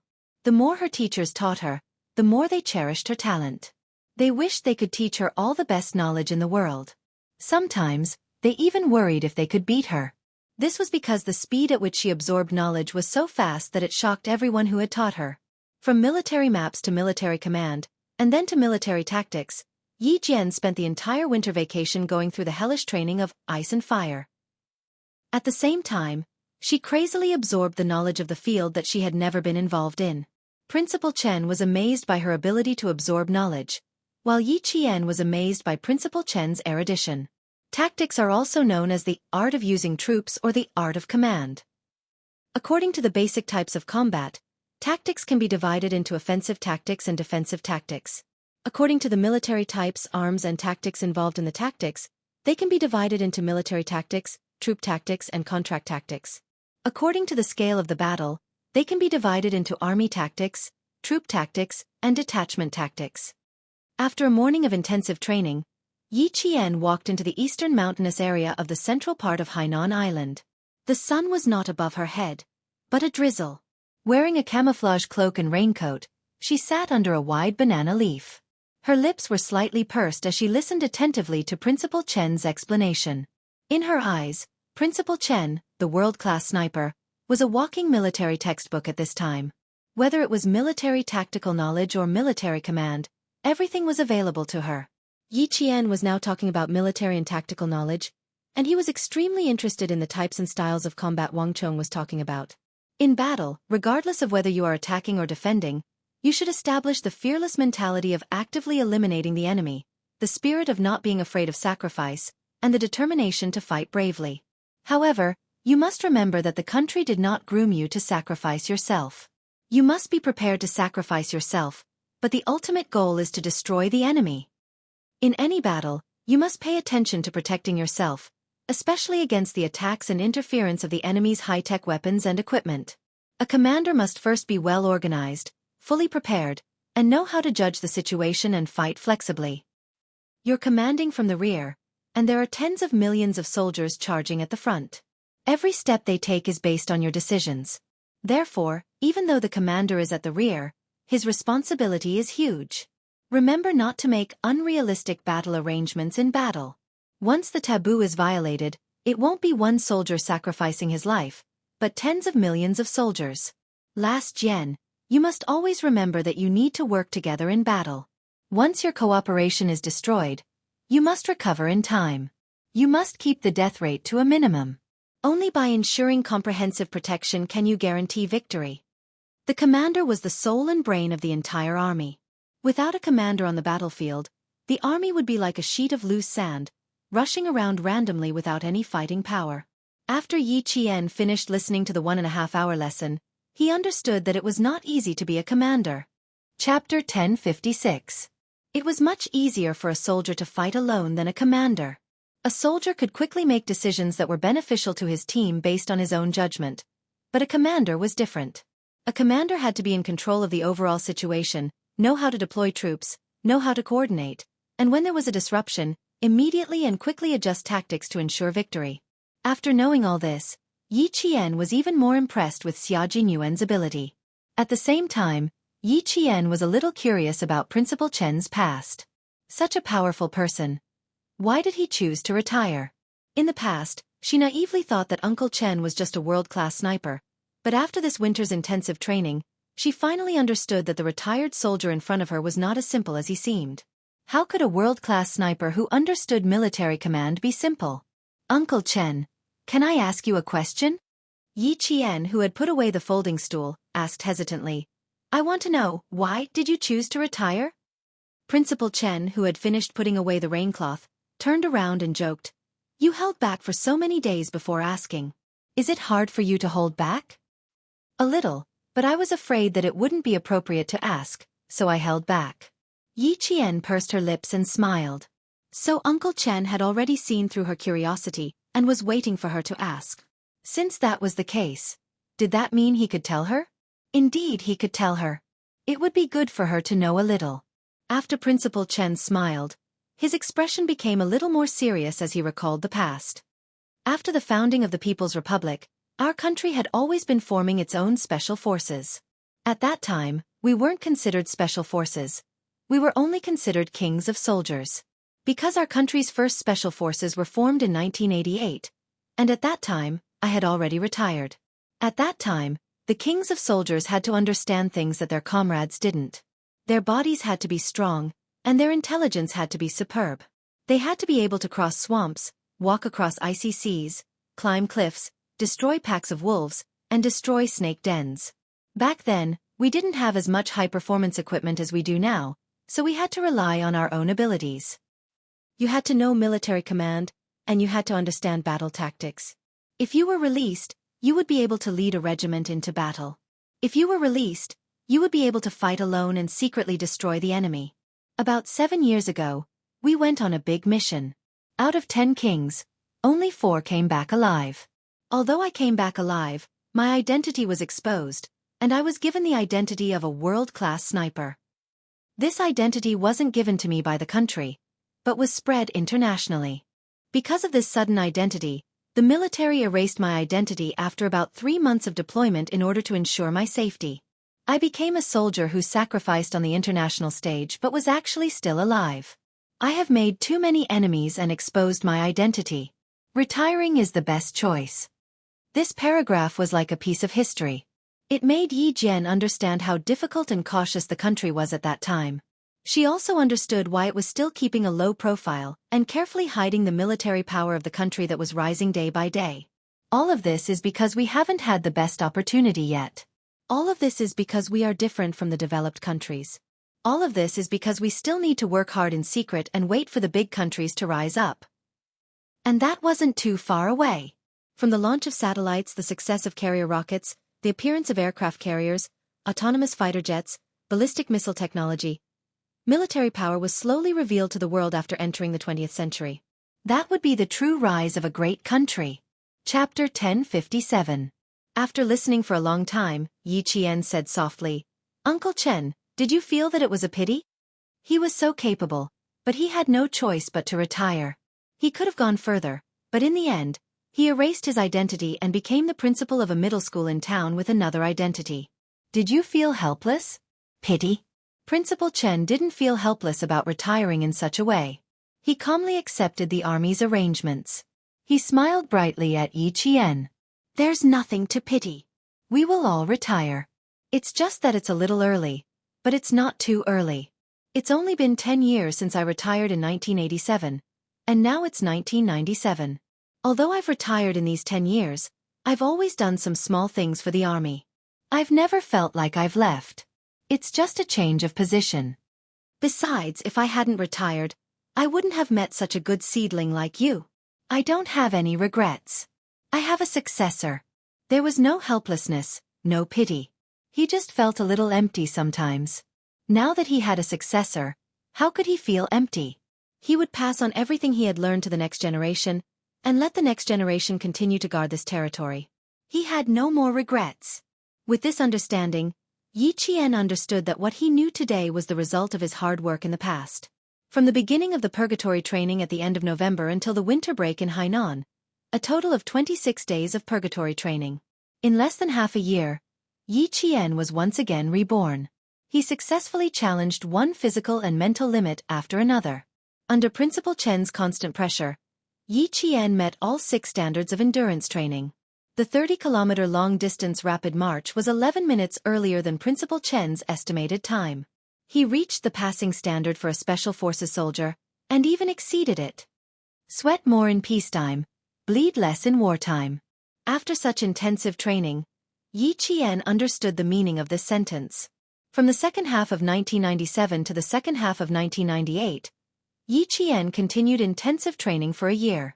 His mind and body received a whole new level of training, allowing him to move unswervingly towards his goal.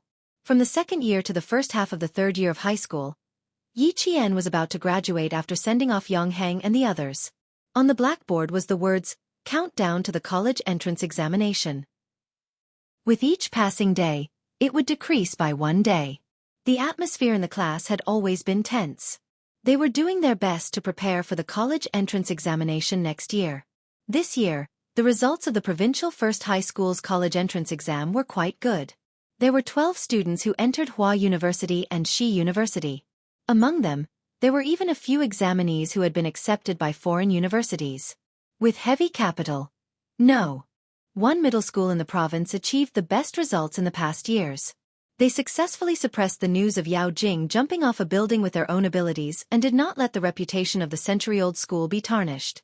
Yao Jing's suicide attempt had been brought up from mid-November last year until April this year. Even though she had ended up in the juvenile detention center, many parents still felt that the school was responsible for this and that it was the school that did not teach this student well.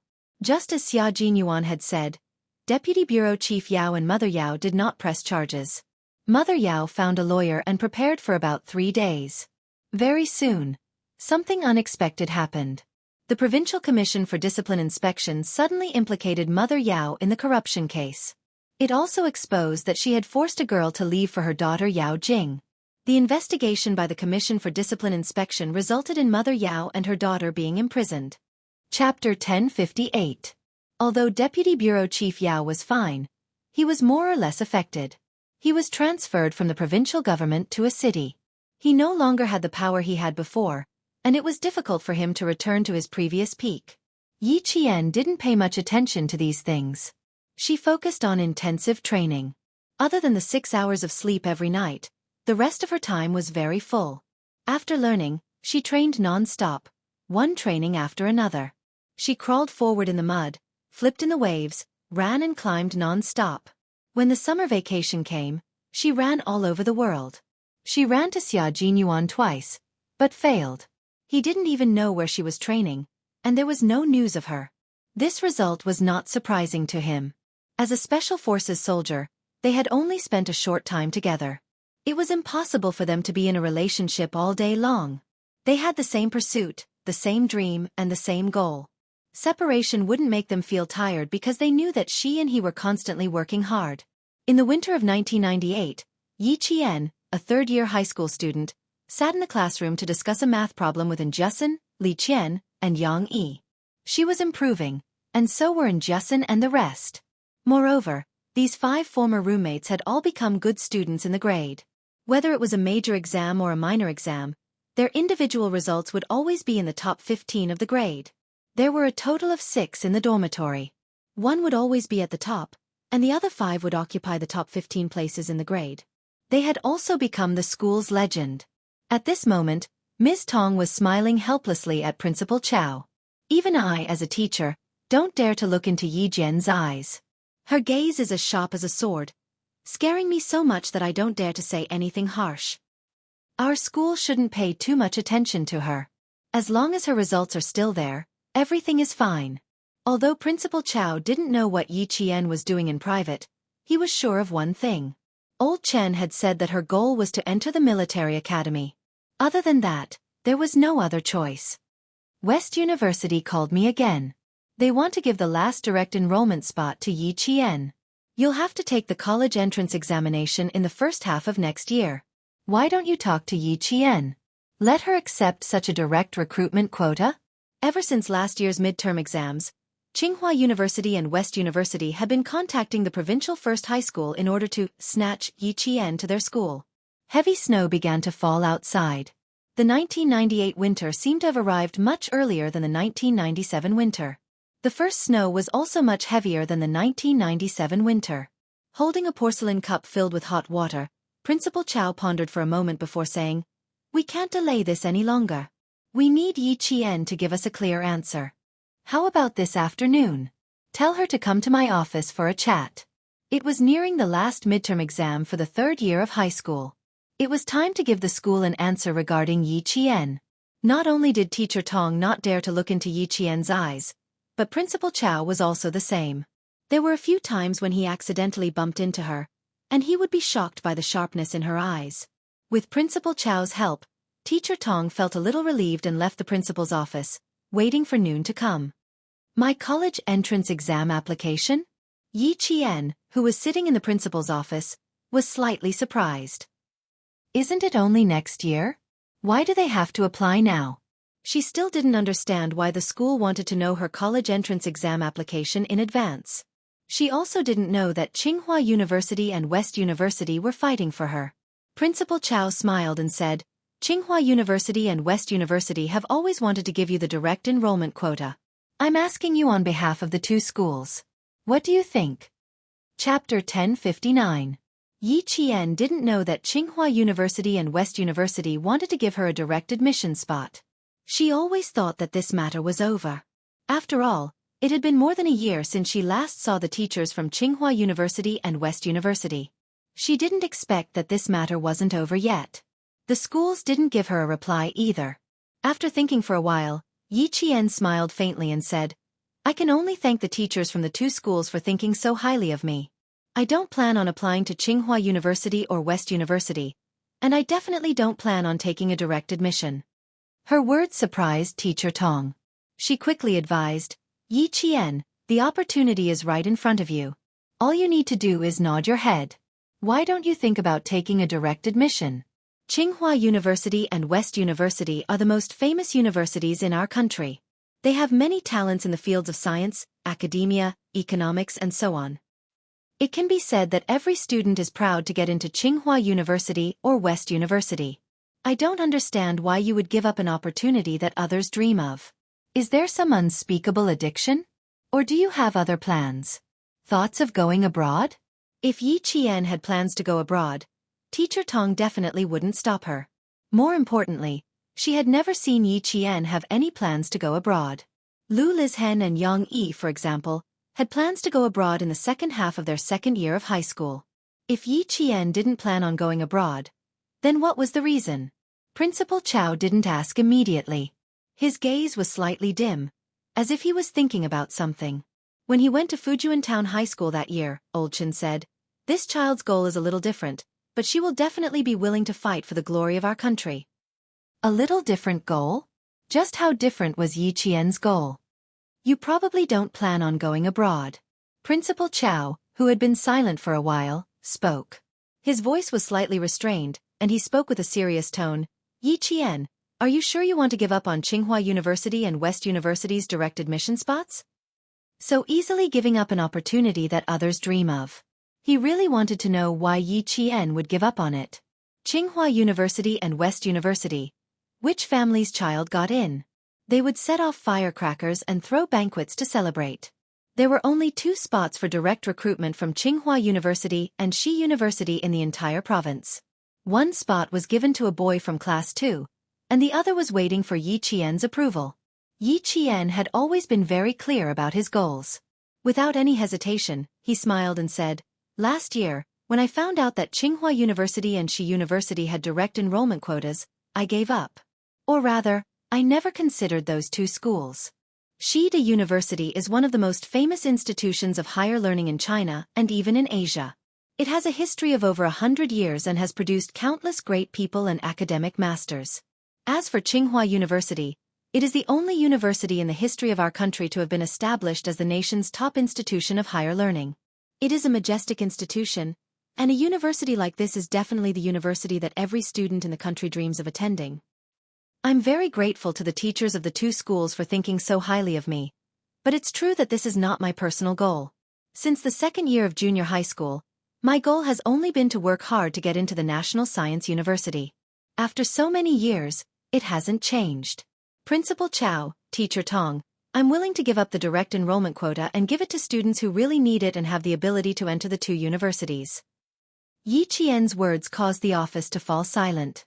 Teacher Tong's gaze was already sizing up Yi Qian from head to toe.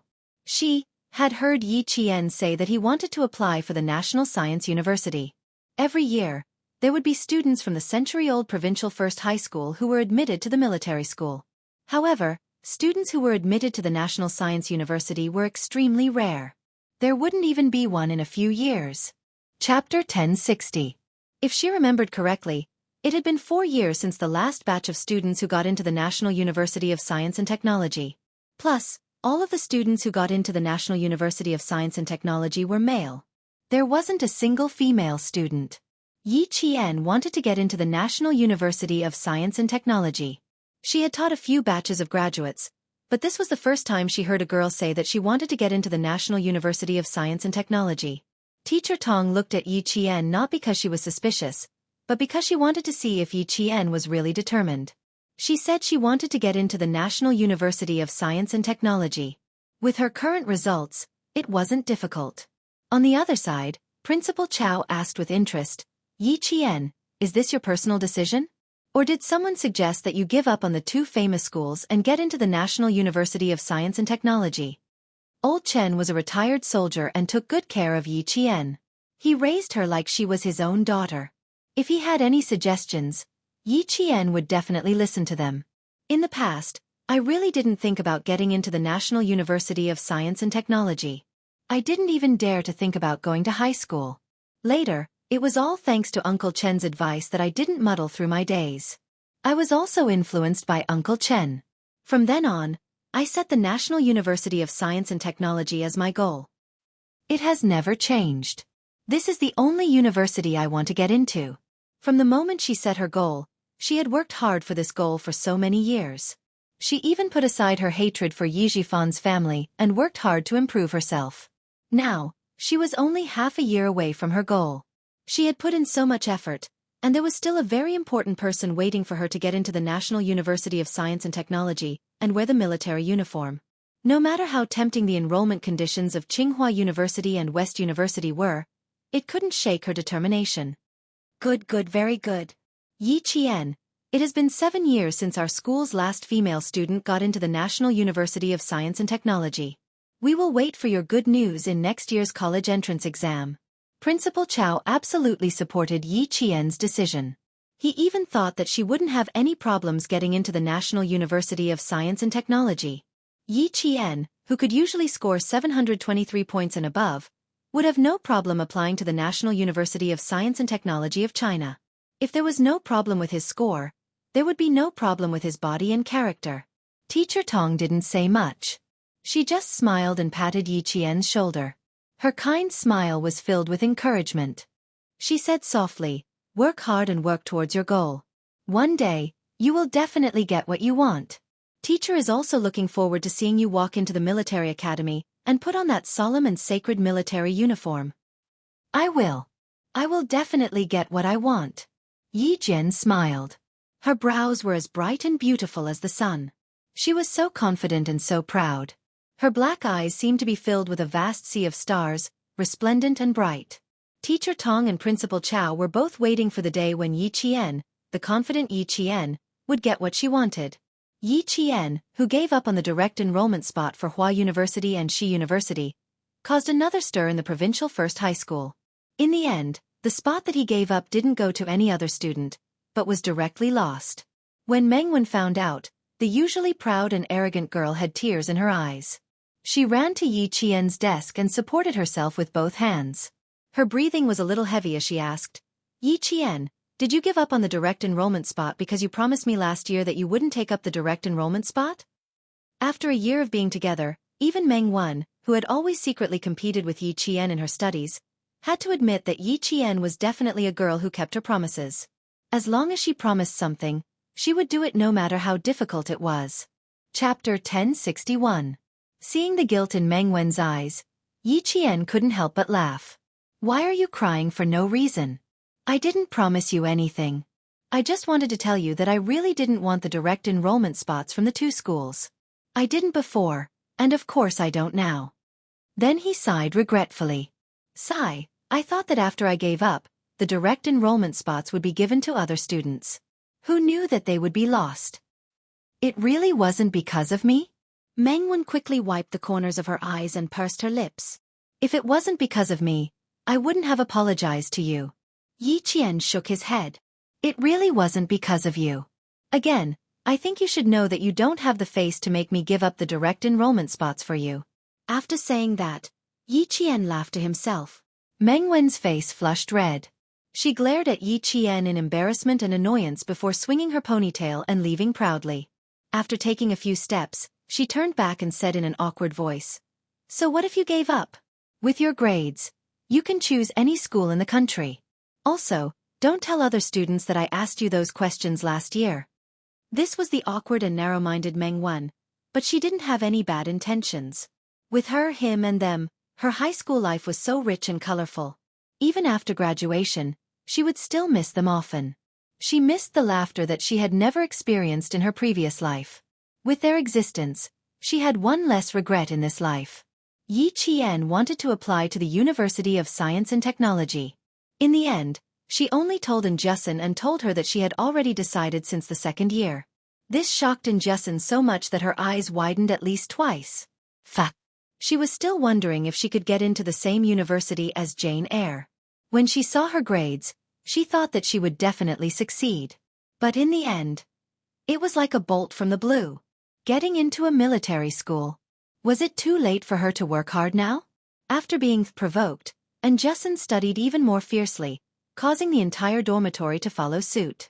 When the final results for the third year of high school came out, all 5 girls were in the top 10 of the grade. Luckily, the 5 of them didn't take the exam in the same exam hall. Otherwise, with each one of their scores being 5 points lower than the other, the whole school would suspect cheating.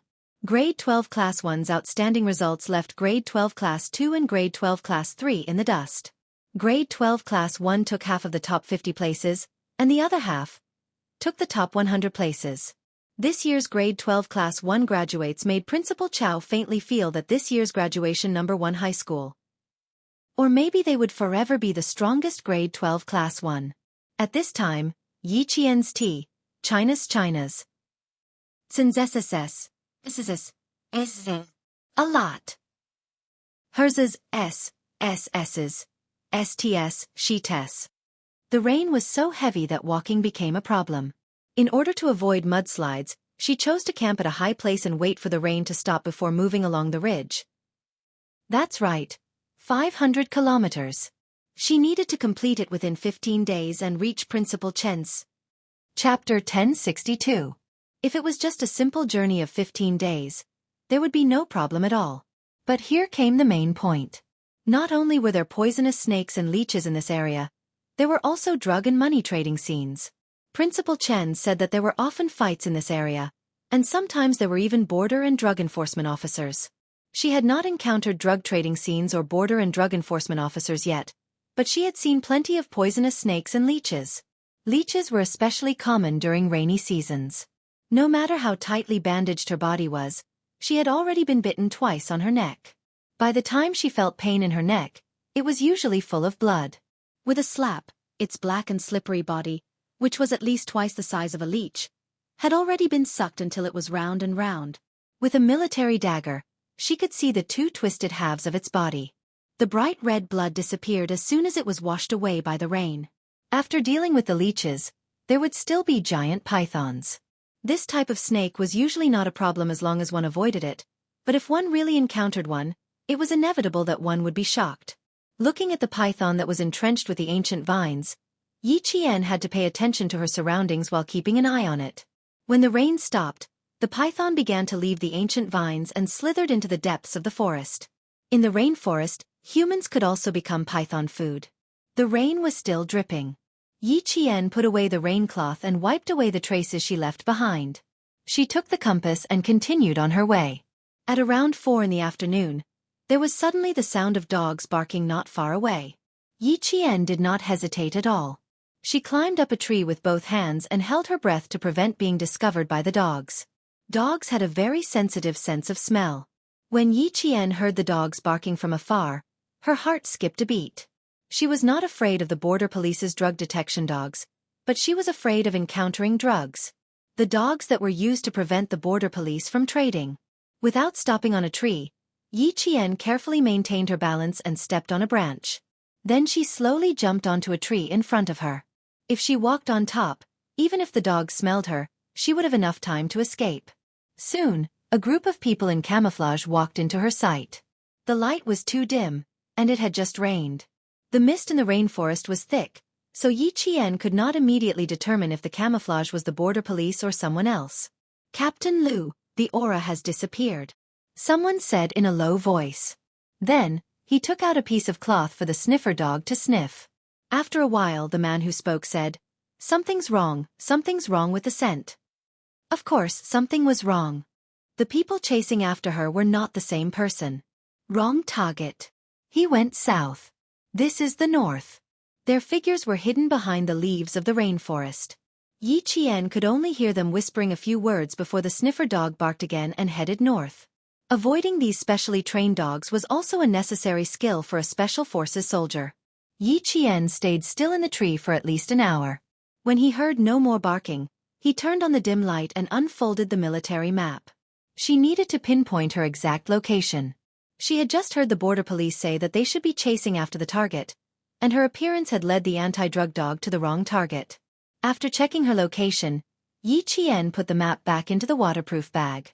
She quickly jumped down from the tree with the sharp dagger in her mouth. It was past 5 in the afternoon, and the sky was already dark. Yi Qian used the luminous guide to move in the right direction again. She still needed to march for another 4 hours. Chapter 1063. Yi Qian had all the necessary equipment for a night march. Not only did he have night gear, but he also had equipment for individual combat. Personal protection, survival protection, weapons, and night vision equipment were all on Yi Qian. They were even more well-equipped than the anti-narcotics police at the border that they encountered at around 4 o'clock. Yi Qian fixed the night vision goggles and carried the domestic QBU sniper rifle with a caliber of 5.8 mm and an effective shooting range of 1,000 meters. He was expected to arrive at tonight's shelter by 9 o'clock in the evening. The road she was taking now was Xia Jinyuan's wilderness survival route. The training she went through during the winter break was also the training that Xia Jinyuan had gone through. There was no change at all. Tonight's resting place was also where he used to rest. It was a man-made cave that was not wide, but it was enough for her to sleep tonight. The 4-hour walk was extremely difficult. At around 7 o'clock in the evening, it started raining heavily again. Fortunately, it was winter and there was no thunder or lightning. Otherwise, she would have to be careful of being struck by lightning. After walking for about an hour, Yi Qian saw a piece of cloth that was caught by thorns in the green world. Like a slingshot, Yi Qian instantly dashed behind a tree and slowly approached the bush. Yi Jian narrowed her eyes slightly after taking off the torn cloth to take a look. The cloth that had been washed by the rain still had a faint smell of blood. Looking at the situation in this area, a large area of bushes had been trampled down. Judging from the area that had been trampled down, there were no less than 5 people staying here. Yi Qian then looked at an unknown tree and saw traces of a newly cut branch. He then looked at the cloth that had a faint smell of blood. There were sewing locks on both sides of the cloth. It did not look like it was torn from a shirt, but more like it was torn from the corner of a pants. He then picked up a few small branches that had been cut off and a small pile of freshly cut bark. There was blood, fabric at the corner of a pants, freshly cut branches, and freshly cut bark. Someone's leg was injured and they had to walk with their legs spread. The traces left behind were not erased. Either they were in a hurry, or they did not have the awareness to erase the traces. The border police they had encountered before could be ruled out. They would not have left such obvious traces. Even if they had rested midway, they would have smoothed it out when they left. No one was injured. At least when she saw the small team, no one was injured. It can't be, right? You're so lucky that you've bumped into some of the people thereafter? Yi Qian muttered softly. He put the torn cloth back in its original position, and then made a slight change. He tied a knot. Then, He found some gravel elsewhere and placed it in a way that the armed police could understand. After everything was done, Yi Qian erased the traces he had left behind, put on his raincoat, and marched again. About 10 minutes later, the sound of dogs barking could be heard from the mountains. Not long after, a group of border anti-narcotics police wearing camouflage raincoats appeared where Yi Qian had stopped. "Captain Liu, over here." An armed police officer in charge of reconnaissance pointed at the cloth tied to a bush, and then pointed at the gravel under the cloth. Slipknot. Number of people. Our people have been here. A man who was not burly, even thin, walked over. He was not of good height, but his whole body was thin and cold.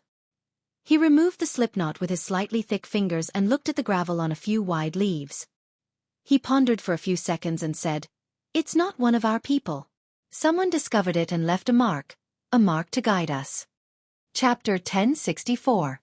Translator, Henyi Translations Editor. Henyi Translations, not one of our people? Could it be one of our patrol brothers? Doesn't look like it. Lu Dui took off the cloth and put it to the sniffer dog's nose to sniff. He saw the sniffer dog running in the direction where Yi Jian disappeared. Lu Dui quickly raised his hand, and a group of 7 people quickly followed. It wasn't one of their patrol brothers, and it wasn't one of their people either. Someone had been here before and had discovered the abnormality here. They had left some clues for them. Perhaps it could be understood that someone was helping them. Who was helping them? It was so late at night, and it was raining. Who would appear in this rainforest where drug dealers roamed and danger lurked everywhere? They couldn't be sure if it was one of their people, and they couldn't be sure if the person who left the clues was safe. They didn't erase the traces of the drug dealers, but instead left it for them to discover. Perhaps it was safe for them. It was already late at night, and the border police pursuing the drug dealers were still walking in the dense rainforest with their sniffing dogs. The rain-soaked leaves swept across their bodies, faces, and hands, leaving behind rainwater and small cuts on their faces and hands. Yi Qian, who was walking along the mountain ridge, didn't stop.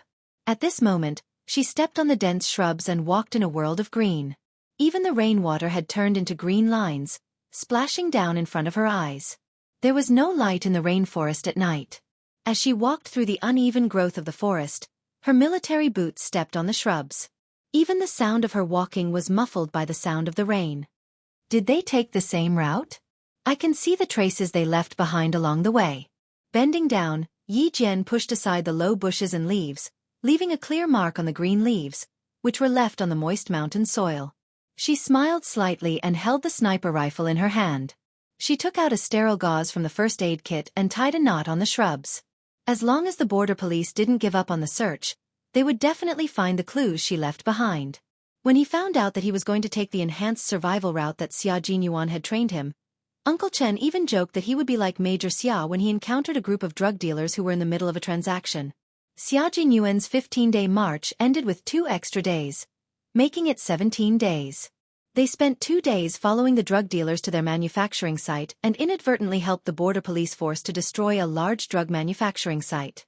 He encountered them, but he didn't expect her to encounter them as well. The only difference was that this group of people had already been discovered and were now on the run. After leaving behind the markings, Yi Qian continued to carry the heavy sniper rifle on his back and walked alone in the endless forest. There was not a trace of fear on her face. She walked extremely calmly and fearlessly. She walked on the ridge that Xia Jinyuan had once walked on without any hesitation.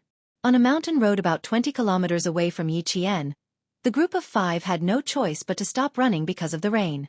They hid under the leaves to take shelter from the rain. "Brother Hong, there are still dozens of kilometers to go. When can our people come to help us?" The person who spoke in Mandarin with a local accent. He spoke very quickly and looked around as he spoke. From his expression, it was obvious that he was afraid. For anyone, the fear of the unknown was present at night. Walking on the same mountain road during the day and at night would greatly change one's mental and psychological state. For these fugitives, not only did they have to face the unknown dangers of the night, but they also had to face the danger of being caught at any time. Chapter 1065. A bald man held a makeshift walking stick with one hand. He used his mouth to catch the rainwater and said, "Soon. My men will only come after we pass this part of the road. Don't worry and follow me." You can make as much money as you want in the future. The 5 of them had one thing in common. They were all bald. The leader, who was called Brother Hong, had a special identity.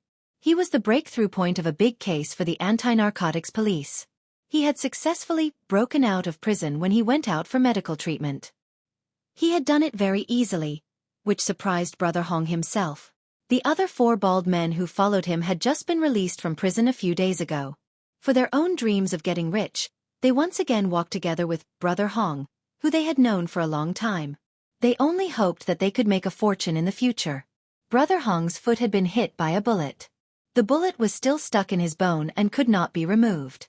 He had only tied it up with his prison uniform and did not do anything simple. He had been on the run all this time. After he finished speaking, he lowered his eyes. A fierce light flashed in his eyes. These people, none of them could be left alive. When he escorted him to the place where his brothers would pick him up, all of them would have to be dealt with. He had promised them well, but in reality, he was just drawing a hungry pancake. After resting for less than 10 minutes, the group of 5 had to continue walking. No matter how tired they were, they had to continue. If they did not, they might lose their lives. The nerves and bodies of the 5 people were extremely tense. Facing the heavy rain and the dark rainforest, fear spread like radiation in their brains. They endured tremendous psychological pressure and hurried on. The fugitives had to continue no matter how scared they were. Yi Qian, who was marching on a rainy night, also had to continue walking. 4 hours and 2 hours had passed. They were 1 hour late to the place where they could rest, which meant that they had 1 less hour of sleep tonight. They could only move forward to reach their destination. The rain became heavier again. Yi Qian wiped the rainwater off his night vision goggles. Like a ghost in the rainforest, he passed through the trees and shrubs. Yi Qian, who only had one locator on him, had not spoken to anyone for a few days since he entered the rainforest. He was either faced with poisonous snakes or leeches. Furthermore, he was drenched in the rain every day. Yi Qian's behavior was very normal. There were no abnormalities. He maintained a calm mind to calmly analyze the things that he encountered and the environment he faced. Just like now, normal people would have an instinctive fear in the face of darkness, scream in the face of danger, and faint in the face of something that suddenly appeared. He would think of dangers that he wouldn't have thought of during the day, and he would also bear psychological pressure that he didn't have during the day. Most people would not deliberately try to win. It was very likely that they would choose to avoid it. Usually they would think, I won't take the mountain road at night anymore. This was the thought of a normal person, the most normal thought. But for Yi Qian, for the special forces, there was no turning back. They could only move forward. No matter how scared they were, they had to move forward. Not only that, they had to overcome their fear of the dark. They could not let fear overtake them. This was Yi Qian's progress. Step by step he made solid progress. There were no shortcuts. He had to rely on himself to overcome one obstacle after another. Using his own hard work in exchange for a different life, Yi Qian had used his own blood and sweat to lay the foundation for his future achievements. Wind could not shake him, rain could not stain him. After more than a year of intensive training, Yi Qian's mental and physical qualities were far superior to his peers. Marching at night had become an essential part of Yi Qian's daily routine. When he encountered difficulties, he would overcome them with determination, and when he encountered danger, he would resolve it calmly. Chapter 1066. For example, right now, facing the 5 figures resting in front of him, Yi Qian quietly hid behind a tree, using the leaves as cover to observe their movements. The 5 of them were all bald. They sat together, and from time to time, it could be seen from their faces that they were all tense. Their eyes kept darting around, and they looked restless. These people were probably the people the border police were looking for. The leaves rustled from the rain, and their voices intermittently reached Yi Qian's ears. Brother Hong, how much longer do we have? Can you at least give us a definite answer? We've been walking for a day, and we still haven't arrived. There's a lot of rain and snakes in the mountains, and we're all tired and hungry. If this goes on, we'll collapse before we even get here. Yes, Brother Hong. Give us a definite answer. Sometimes you say they're just ahead, and sometimes you say they're not far away. We've been walking for a day, and we're all worried and uneasy. Brother Hong, are you sure someone will come to pick us up? Brother Hong, the four of us are sincerely following you. Once you tell us, someone will come to pick us up. We'll follow you without hesitation. You've seen our sincerity, but Brother Hong, you should at least show us your sincerity, right? The four bald men spoke one after another as they surrounded the man in the middle. Yi Qian didn't immediately move away. He quietly waited for the man in the middle to reply. The sound of the rain was very loud. In order not to miss any sound, the bold Yi Jian gently moved forward about half a meter, and then slowly lay down in the bushes. She glanced around faintly to avoid being noticed by others. Brother Hong's leg was infected, and he had a slight fever. Hearing that the four of them wanted to hear his reply, Brother Hong sighed. Do the four of you not believe me? We really need to hurry, and my people are indeed waiting for me to return. Why didn't I ask my people to come to the hospital to pick me up? It's very simple. I sent a letter out when I was in prison, and I'll return to the village one day. I'll continue to lead my brothers to make a fortune. If you trust me, you can continue to follow me. If you don't, I won't force you to stay. You can choose to leave now. The four baldies were all arrested because they were helping others to carry drugs. Why did they follow Brother Hong? It was because they had heard of Brother Hong's name before they were arrested. He knew that this person possessed a poison vein. But now that no one had come to help them after so long, they couldn't help but wonder if the poison vein in Brother Hong's hands had all been wiped out by the armed police. After he finished speaking, a younger bald man suddenly said excitedly, "Brother Hong, well? You mean to take us to the place where you left the big goods? You'll take us there directly? Of course, the four of you sent me out. How can I not show some sincerity?" Brother Hong's Mandarin also had a local accent. It was a Sichuan accent that could not be distinguished. He sighed. He really did look sincere. The young man seemed to know something, and his expression became more and more excited. Yi Qian could only hear him saying, "Thank you, Brother Hong." "Thank you, Brother Hong. I'll follow Brother Hong from now on." "Thank you, Brother Hong. Thank you, Brother Hong." Brother Hong waved his hand. "You guys risked everything to save me. I definitely have to thank you. I'll rest for a few minutes first. We'll continue our journey later." Okay. You rest. The young man looked as if he had seen a rain of money. He immediately treated Brother Hong as if he was his ancestor. Chapter 1067. His actions confused the other three. At least, Yi Qian was still confused when he saw them wiping the rainwater off their faces. When the younger bald man beckoned them to the side and whispered a few words to them, they all became excited. Yi Qian, who focused his attention on Brother Hong, smirked. The four of them turned their backs to him and whispered. Brother Hong, who was resting with his eyes closed, slowly opened his eyes and glanced over. Yi Qian could see the obvious murderous intent on his face. They didn't leave, and neither did Yi Qian. This route was the fastest route in the entire rainforest. If she went off the right path, she wouldn't be able to reach the campsite tonight.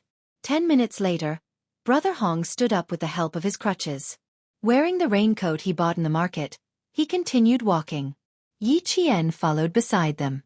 Occasionally, he could hear Brother Hong instructing the other four which way they should go. Yi Qian couldn't help but let out a sigh of relief. Just like her. The border between the two countries had always been the area with the most drug trafficking. It was normal to encounter drug trafficking in the rainforest. It was close to the end of the year. Criminals from all walks of life wanted to make a fortune before the new year. Drug trafficking was risky, but it was the easiest way to make money. People who wanted to make a fortune every day would take the risk. If they were always on the same side, Yi Qian still hoped that the border anti-narcotics police could find them as soon as possible. Half an hour later, Lu Dui led the team to the place where the five of them were resting. "Look around. Let De Jiao rest for a while." De Jiao was the name of the anti-narcotics dog. It was a member of the team. Lu Dui, on the other hand, was looking around to see if there were any new marks. Soon, his gaze fell on a bunch of vines that had been deliberately wrapped around a few times. He looked around carefully and saw the marks left by Yi Jian. At the bottom of the tree was a newly carved arrow. Under the arrow was a 5-pointed star. Lu Dui's eyes narrowed. He reached out and touched the moss growing on the roots of the tree. Sure enough, he saw a very small 5-pointed star. At the bottom was a small sword and the number 1. They really were on the same side. They knew the Border Anti-Narcotics Police's secret code. How could there be someone else? The higher-ups had arranged for them to be the only group to keep a close eye on the situation. It was impossible for there to be other brothers keeping a close eye on the situation. Furthermore, it was even more impossible for them to keep a close eye on the situation alone. What was that all about? Who else was following him? Captain Liu erased the traces left behind and led the team forward. They were not too far away from the target, but they were not too close either. He didn't pay much attention to who was in front of him. As long as he was sure that it was one of his brothers, he felt a little more at ease. Let's see if there are any markings. An hour later, Liu Dui saw a set of signals. There was a row of 1 engraved at the bottom of the route. The first 1 was slightly longer, and the last 4 1s were slightly shorter, but the length was the same. As for the string of 1s below, there was no pattern to it. Liu Dui couldn't help but smile when he saw this. Interesting. Using numbers to transmit information. The longest 1 represented Brother Hong. The next 4 1s meant that there were 4 people around him. The last string of 1s meant that Brother Hong had reinforcements. The brothers in front of them seemed to be following them very closely. They clearly heard everything that Brother Hong said.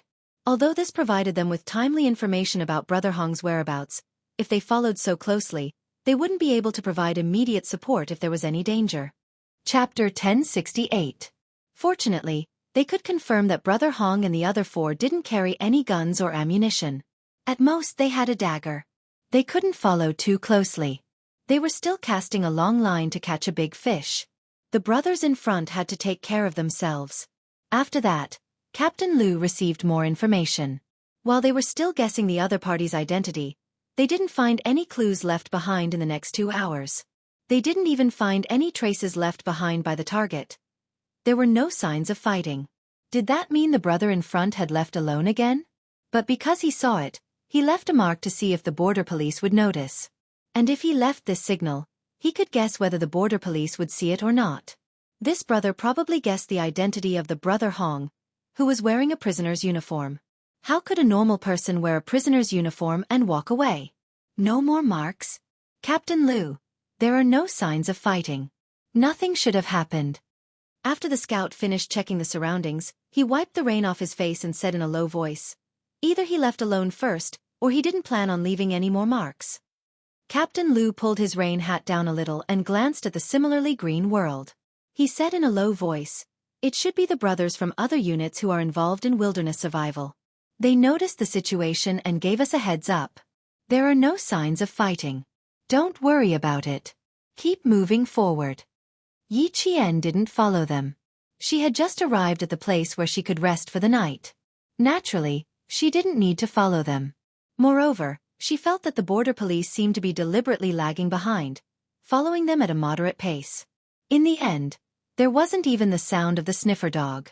It was as if the barking earlier had deliberately disturbed Brother Hong and made them run for their lives. The man-made hole was just big enough for one person to curl up and rest. Yi Jian already had experience in sleeping outside at night. She knew what the first step was and what the second step was. First, he used the rain curtain to block the wind and rain. Then, he laid out the moisture-proof mattress and sprinkled some repellent powder around the entrance of the cave. After the simple protective measures were done, he placed the most important sniper rifle inside the cave. Finally, he could go to sleep before 11 o'clock. The rain fell on the rain curtain. The pitter-patter didn't disturb Yi Qian's sleep, but she was quickly woken up.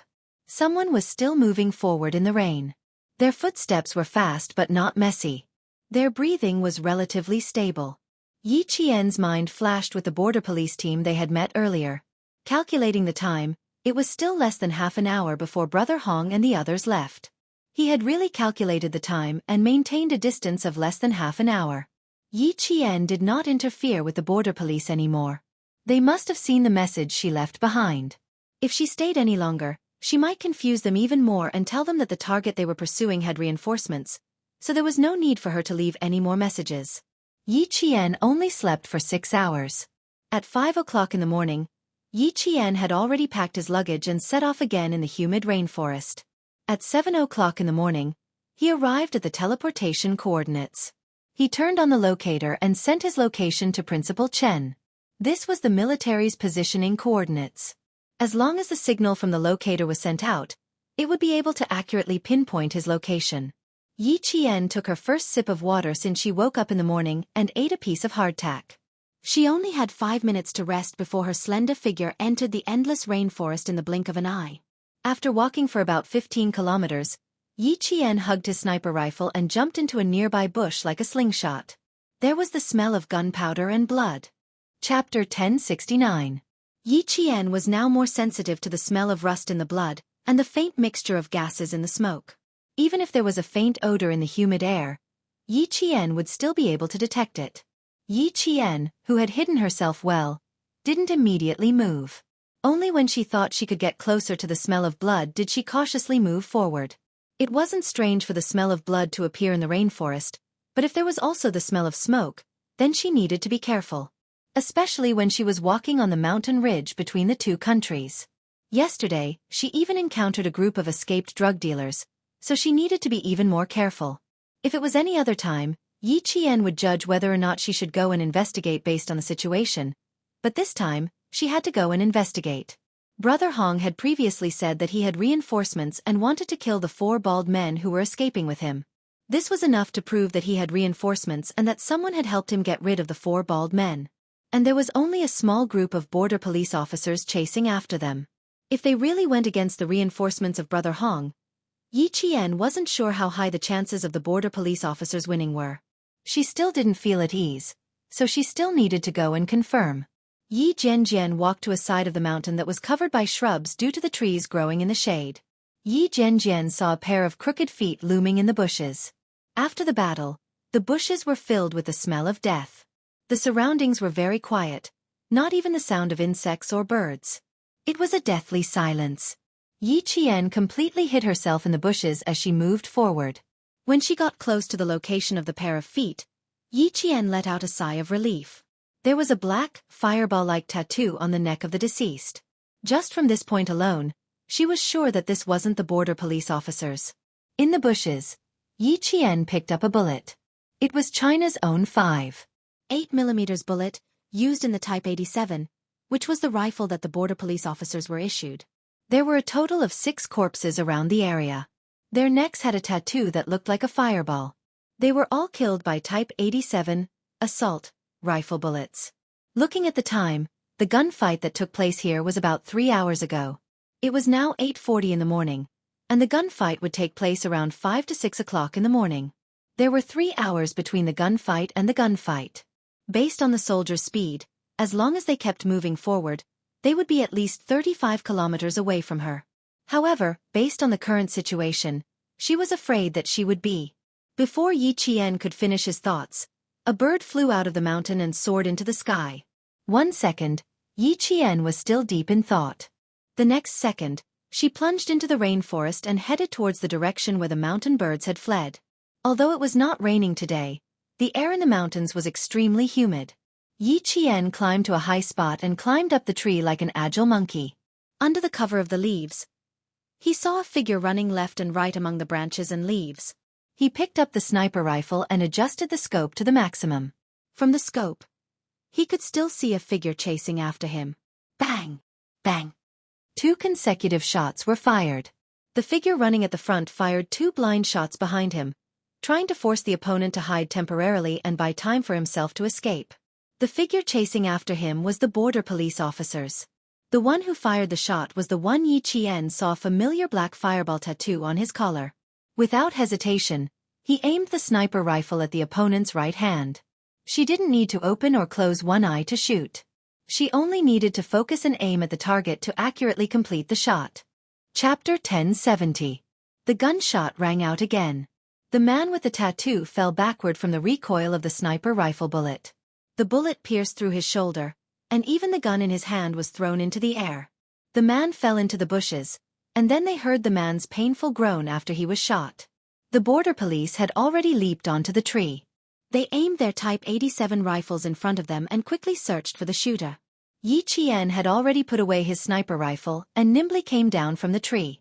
The man who was shot in the shoulder was in so much pain that he was struggling in the bushes. Although Yi Qian was completely sure that the pursuing police was the scout he saw last night, he didn't immediately expose himself. Instead, he chose to take a detour and quietly approach. Yi Qian, who was on guard and approaching at the same time, walked to a distance where the target on the ground could hear the conversation between him and the scout. He lowered his voice and said calmly, "One of us." "One of us? A woman? A female soldier? Why was there a woman? A female soldier?" He quickly turned around and pointed his gun at the source of the sound. The scout saw the leaves about 2 meters away shake slightly, but he didn't see anyone. Yi Qian didn't approach and was still observing. The scout was the same. He carefully looked around and asked in a low voice, "Unit number?" "I saw you guys yesterday. The leader is surnamed Lu. You are the scout," Yi Qian said and reported his unit number. More than 80% of the scout's suspicions were eliminated. He then heard the female soldier say calmly, "You guys were chasing a fugitive called Brother Hong, who was still wearing a prisoner's uniform. There were 4 people with him. I found a few dead bodies in front of us. They all had the same black tattoo on their necks. Otherwise, I wouldn't have suddenly opened fire." The two began to approach each other. One was on guard above and to the right, while the other was on guard below and to the left. Yi Qian was the first to salute the scout. "I was doing wilderness survival training when I accidentally saw you guys chasing Brother Hong and the others. I was afraid that you would arouse unnecessary suspicion. In the end, I left a message under the tree root saying that Brother Hong would have reinforcements. I didn't leave it behind. When I was resting at night, I saw you guys again. I slept through the night.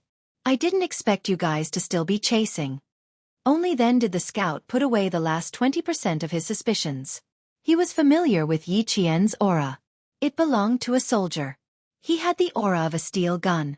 After returning Yi Qian's salute, he wiped the sweat that had reached his eyebrows. His slightly tanned face with a friendly smile and said, "So you really are comrades in arms.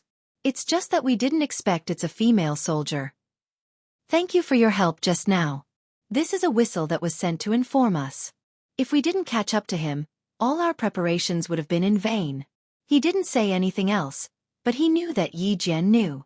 Yi Jian did not ask further. Everyone had their own duties. She had no right to know their deployment. He then pointed at the figure moving within the black tree. His tone contained a bit of killing intent as he said softly, "Directly deal with it? S. Kill him on the spot. There's no way to bring him back." The scout finished his sentence and shot at the struggling figure. It wasn't that they were cruel. They had to do it. Being kind to them was being cruel to their own people. Being on the opposite side, they naturally had to choose the side that was beneficial to their own people. Chapter 1071.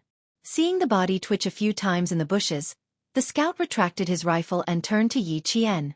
"If you want to continue forward, I'm afraid you'll have to change your route or rest here for a while.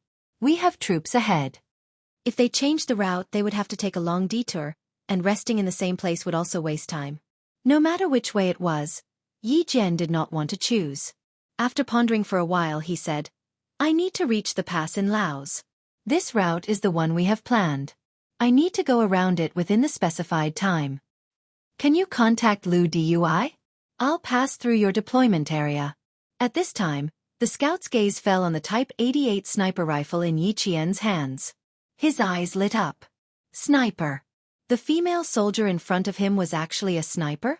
They had 2 sniper rifles on their side, but after scouting, there was another position that was best equipped with another sniper. If this female soldier in front of him agreed, it would not work. If the female soldier agreed, they would have to see if the command center agreed. The scout shook his head and said, "I can't answer you. If you need to pass through our deployment area, Lu Dui can talk to you. Can you tell me your serial number and name? I'm afraid we'll have to verify your identity when we get back." Talking to Lu Dui of the Border Police Force was a solution. Yi Qian did not hesitate to tell the scout his name. "I can contact my commander directly. My name can confirm my identity. As for my serial number, sorry, it's not convenient to say." She really did not have a serial number. She could only use her name as proof. Every soldier had their own serial number, just like their ID number. It was unique and would not be repeated. Seeing this, the scout did not ask again. After cleaning up the scene, the two immediately set off. After walking less than 5 kilometers, the scout signaled Yi Qian to hide and wait. He needed to leave alone and ask Lu Dui to come over. Even though there was no problem with Yi Qian's identity, the scout did not bring him to the command center for safety reasons. Instead, he brought him to the area guarded by the armed police force, just in case. Yi Qian already felt several gazes on him. He did not feel strange, but he had to be more vigilant during the operation. The brother who helped us last night was a female soldier? Lu Dui was a little surprised. Has her identity been confirmed? It was actually a female soldier? A female soldier who trained alone in the wild? He had never heard of a female soldier training alone in the wild, let alone in such a dangerous place. The scout nodded. Confirmed. There's no problem. She's now within our security perimeter, waiting for you, Captain Lu. She needs to complete the field marching training within the stipulated time. After that, her eyes lit up and she whispered, "There's another piece of good news, Captain Lu. She's a sniper." Sniper? A ready-made sniper rifle? Captain Lu's eyes lit up. And it's a Type 88 sniper rifle, rarely seen. Captain Lu, should we talk to her? Captain Lu, whose eyes were also shining, suppressed the surprise of the unexpected harvest and said in a low voice, "Let's contact the main force first. It'll be easier for us if the main force agrees. We still have to let the main team confirm her identity. It's better to be careful." They were just short of a sniper, and now a sniper had appeared. It was a bit of a coincidence. Yi Qian? Are you sure the female soldier's name is Yi Qian? The voice from the radio was even more surprised than when Captain Lu had heard it. He continued to ask, "Her skin is very fair, her skills and marksmanship are quite good, and her facial features are easy to recognize." Chapter 1072. Captain Lu calmed down a little. He didn't know Yi Qian's serial number, so he wasn't sure. Now that he heard Chief Su's tone, it seemed like they knew each other, so he instantly felt hopeful. "If it's the Yi Qian I know, then we must make her stay," Chief Su said quickly and calmly. "I'll immediately confirm her identity with her regiment. I'll get back to you in 2 minutes. Make her stay first." Yi Qian, the 6th squad actually met Yi Qian. The Yi Qian they fought together with in Australia, the one who killed Red Scorpion in the air vent. If it was her, the 6th squad had to make her stay.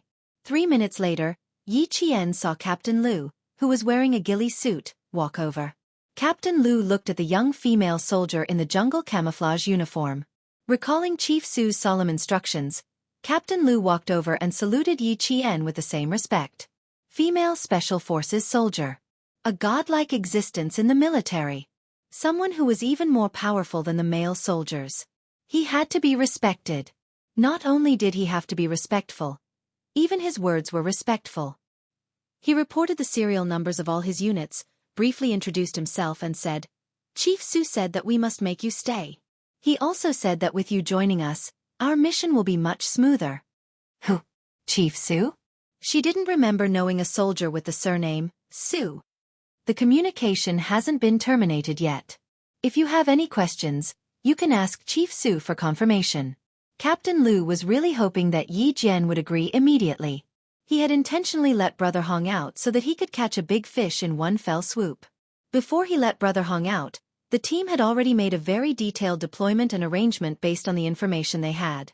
Who would have thought that they would catch a big fish, but they did not expect it to be so big. 3 sentry posts required 3 snipers, and with Yi Qian, it was just right. Yi Qian saw how cautious Captain Lu was and felt a little apologetic. He quickly said, "Then I'll call Chief Su first." "I'm sorry, I can't remember who Chief Su is right now." "Yes, of course." Lu Dui saw that she didn't refuse immediately and hurriedly led the way. When Yi Qian heard Chief Commander Su's voice, it didn't take him more than 3 seconds to remember who he was. "I haven't worked with you since the last time I came back. I didn't expect that after a few years, the opportunity to work with you would come again."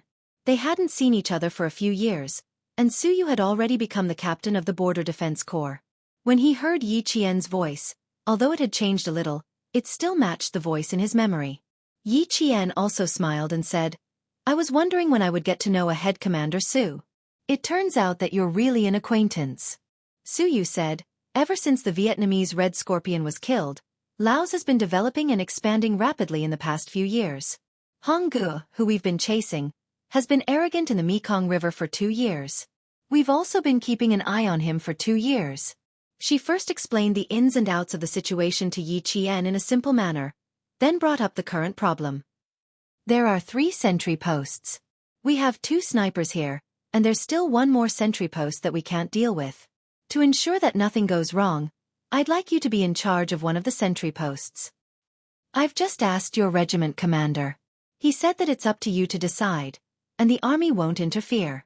What do you think? Chapter 1073. Suyu was discussing with Yi Qian. On the other side, Lu Tuan said to Commissar Yen, I don't know if Miss Jen is lucky or unlucky. Old Chen took her to the wilderness for training, and she actually encountered a large operation by the border police. 2 snipers aren't enough. We need 3. Little Miss Jen is involved in a big operation. I think these actual battles will be helpful for Miss Jen in the future. She hasn't enlisted yet, but she has already accumulated a few military merits. Next year's college entrance exam is the most important moment. It will be very beneficial to accumulate military merits. Although Commissar Yen was worried, he calmly analyzed it and felt that it was a good thing. Since she had chosen the military, she had to live up to the military uniform she was wearing. Once she wore it, fear and cowardice would become a thing of the past. She would be fearless in the face of danger. Lu Tuan nodded inside. 18 years old. Many of the recruits in our team this year are 18 years old. Compared to them, Miss Jen has already come a long way. Some of these 18-year-old recruits won't be as successful as Miss Jen even after they retire. Ha ha ha, old Lu. I realize that Yi Qian's college entrance exam is getting closer and closer. You're getting more and more worried. Commissar Yen couldn't help but laugh when he heard his old comrade sigh again. Miss Jen will have no problem with the college entrance exam. She has a good mentality and physical fitness. Even if she gets sick on the day of the exam, she will be able to survive. There was a hint of teasing in his words. When it came to Regiment Commander Lu, he pretended to be scared. Don't mention my past. Back then, I fell into the water and caught a cold after falling into the water. Who are you calling mentally weak? He couldn't help but laugh. Miss Jen is indeed much stronger than I was at that time. I have high hopes for her. I'm afraid she has already agreed. Actual battles are rare. It is indeed a good thing for Yi Qian to encounter them. Using her sniper rifle to protect the border police is also a good thing. With a gun, she can protect the country and keep her comrades safe. Life can't be changed, it can't be changed. With a gun, she can protect the country and keep her comrades safe. Yi Qian understood this on the first day of the 4-year training program. After a few actual battles, he had a deeper understanding of it. Yi Qian looked at the entire deployment and knew what the scouts had found out. His expression turned serious. Their firepower is very strong. We can't rule out the possibility that they have heavy weapons. Let the advance group find out more about the situation in the village. It's better to know more about it. If they were to directly kick the enemy's nest, they would have to have a clear idea of the level of firepower. Lu Dui's finger pointed at a location on the combat map. This is the machine gun point. The advance team will kick this place down before we fire. After Yi Jian agreed, Lu Dui felt more confident. A sniper was different from an ordinary soldier. A sniper was like a diamond in the team.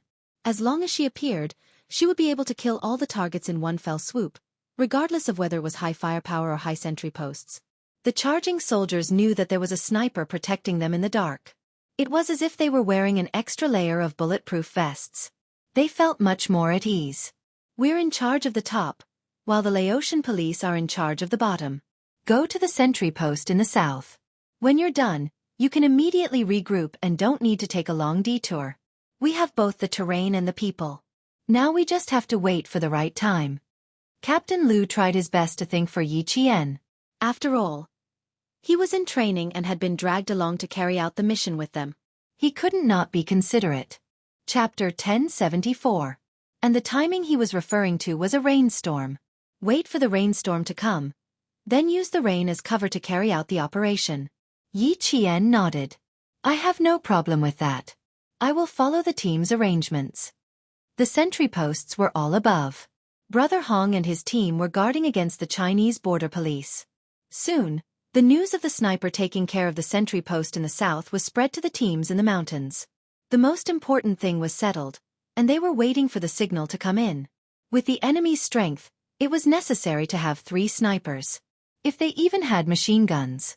Yi Qian, who was rushing towards the sentry post in the south, pursed his lips. He was afraid that there would be casualties. After reaching the south, Yi Qian finally understood why Xia Jinyuan said to go from the north to the south. If you didn't look carefully, you wouldn't know that there were people living in the villages in the mountains.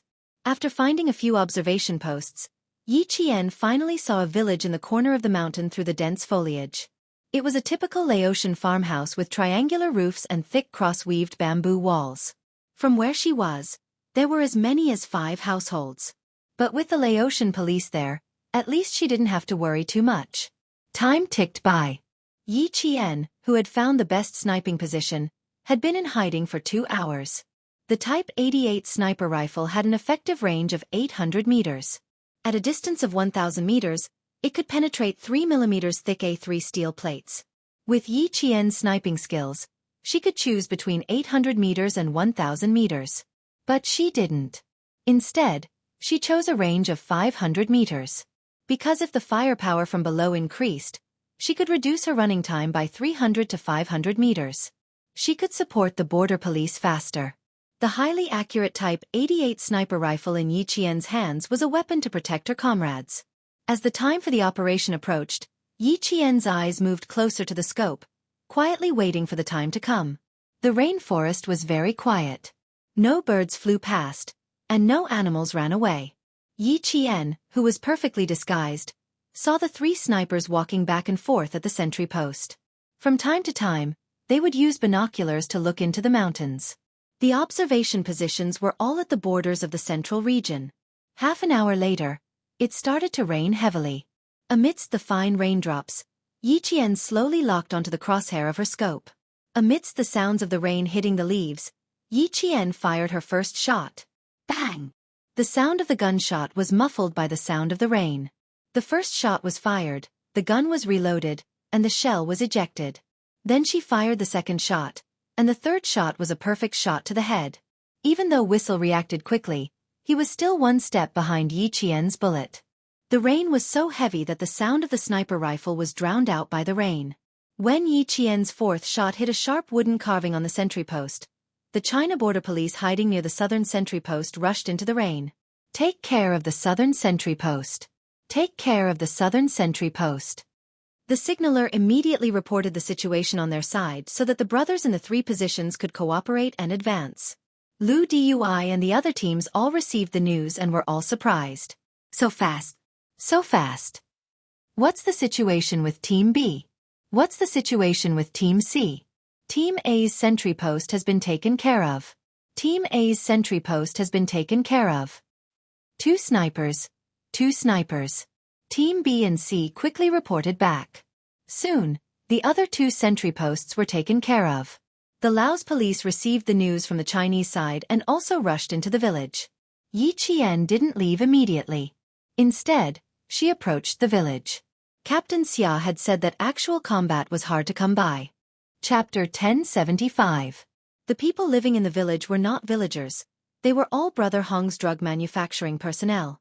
The real villagers had received a large sum of money and moved out of the village. This was also why Laos and China had not been able to find out where Brother Hong was manufacturing drugs. It was raining heavily. The leaves were pressed down by the rain. There was also a layer of leaves on the ground, all from the rain. Yi Qian jumped over a ditch and had already infiltrated the village. The gunfight began. The machine guns in the village fired a string of bullets, using the firepower to slow down the footsteps of the Chinese armed police. It was not just 1 machine gun, but 3 houses in a triangular building. The pointed house in the middle was a machine gun. The firepower was so strong that the Laos and China people had to hide temporarily. When the Chinese advance team took care of one of the machine guns, Yi Qian bent down and used a silver wire to instantly wrap around the target that the machine gunner was guarding. With a violent pull, he directly pulled the target out of the window. The military dagger was already waiting for the opponent. He slashed the neck. As blood splattered, Yi Qian jumped into the house, wrapped the silver wire around the machine gunner's neck again, and pulled him back. With another leap, he used the blood-stained military dagger to take care of another target. This time, the machine gun's firepower was not focused on the front, but on the left and right, the houses with wooden walls. The enemy in the house did not expect a sneak attack from behind. He was immediately turned into a sieve by the powerful machine gun bullets. He did not even have the chance to scream before he stopped moving. With the 2 breakthroughs taken care of, the Chinese side's progress was exceptionally smooth. Because they knew in advance that there were machine guns in the village, the Chinese side had been moving stealthily and did not directly expose their targets. There were casualties, but at least there were no deaths. Yi Qian did not have communications, so he could not immediately inform the Chinese side. After taking care of this point, he quickly rushed to the next point. Coincidentally, the advance team also arrived at the machine gun point. An armed policeman appeared on the left side of the house, while Yi Jian appeared on the right side. The 2 of them met face to face, and their first reaction was to rush to the window. They were on the same side. With one move, they had opened up the situation in front of them. So they were on the same side. That was good, that was good.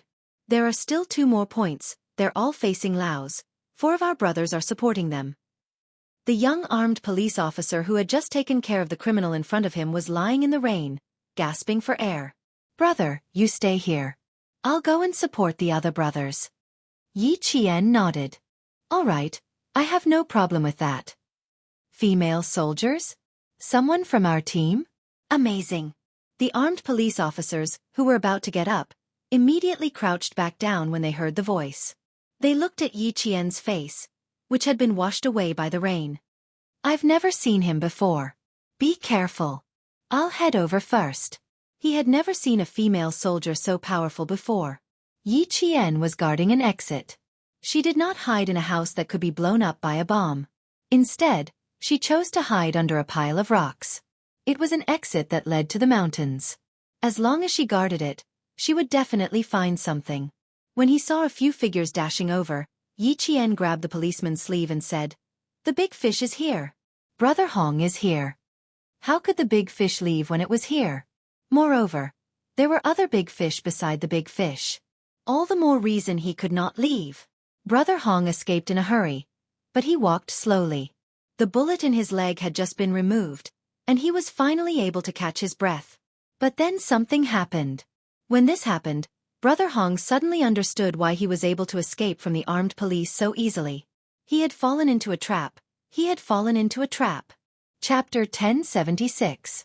There were a total of 6 people around Brother Hong, and in the middle was a tall, thin man with a slightly hunched back. From his position, it was obvious that this man's status was higher than Brother Hong's. The armed police made a beheading gesture to Yi Qian, then set up the rifle in his hand and began to aim. Yi Qian returned the gesture. There are targets more powerful than Brother Hong. When they appear, I'll snipe them first, and you'll cut off their tail. We'll flank them from the back and prevent any pursuers from coming out. Okay, be careful. The armed police immediately picked up the rifle he had set up, bent over, and circled back to cover the rear. With a pincer attack from the front and the back, they had to be wary of someone shooting from behind, but with a sniper, the armed police didn't hesitate to cover the rear. In an operation, not only did comrades have to cooperate well, but they also had to have 100% trust in each other. Although Yi Qian had only joined the operation at the last minute, the way he cleared the muzzle of the machine gun left a deep impression on the young armed police. Building trust was sometimes that simple, and one cooperation was enough to make people trust each other. The 4 men escorting Brother Hong and the other 2 were like bodyguards. The guns they were holding were not ordinary rifles. They were all Steyr submachine guns that could be fired with one hand and could function as both submachine guns and handguns. This type of gun could fire a single shot with a light press of the trigger, and fully automatic with a safe press of the trigger. From the length of the magazine, it was equipped with a 30-round magazine.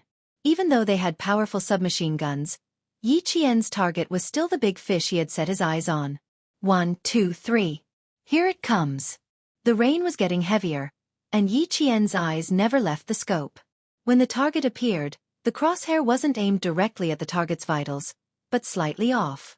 When the target dodged to the side, the crosshair and the scope instantly locked onto him. After a bang, the hunchbacked man fell backwards. There was no pause, and everything happened too quickly. Brother Hong, who was walking with the man, didn't even know what had happened, and subconsciously turned his head to look. Fortunately, the bodyguard beside him reacted quickly, and used his shoulder to knock his employer to the side, while he pulled the trigger and fired wildly. The hidden pile of rocks was hit by the bullets, and stone fragments flew everywhere. Bang, bang, bang. The continuous gunshots sounded particularly dense in the heavy rain. Retreat! Retreat! Several bodyguards quickly shouted in Lao. Brother Hong was so shocked that he dragged his injured leg and quickly deviated from the original escape route under the cover of 2 bodyguards. Press it down! Press it down! At this time, Brother Hong's face was as pale as a sheet of white paper. He retreated in an extremely embarrassing manner. Where are the others? Get over here! Brother Hong himself was a Laotian. Because he had been active on the China-Myanmar border for a long time, he spoke Chinese very fluently. He looked more like a Chinese than the native residents of Yun province who did not speak Mandarin. The entire village was filled with gunshots. The Laotian police rushed over from below and shouted, "Surrender your guns and we'll spare your lives. Surrender your guns and we'll spare your lives." For the Chinese armed police, they didn't have that much time to shout, "Surrender your guns and don't kill." Whichever side's brothers encountered the fiercest firepower, they would immediately support them. Support, clean up, and support. Even though the entire operation was highly dangerous, it did not stop the brave anti-narcotics police from advancing. Chapter 1077. Motherfucker. They're using advanced weapons. These bastards, they're all dead. Don't leave a single one alive. 300 meters to the right. 4 targets. Move out. Cover, cover, a brother has been shot, a brother has been shot. Discovered the drug production chain, discovered the drug production chain. Prepare to blow it up. With the cooperation of the various teams, the Chinese armed police directly blew up the drug production chain. As for how many drugs were still inside, they didn't care. The mission this time was to eliminate them. The huge explosion sounded with a bang, and the entire village shook. The flames rose with the black smoke and were suppressed by the heavy rain. The smell of gunpowder in the air became stronger and stronger.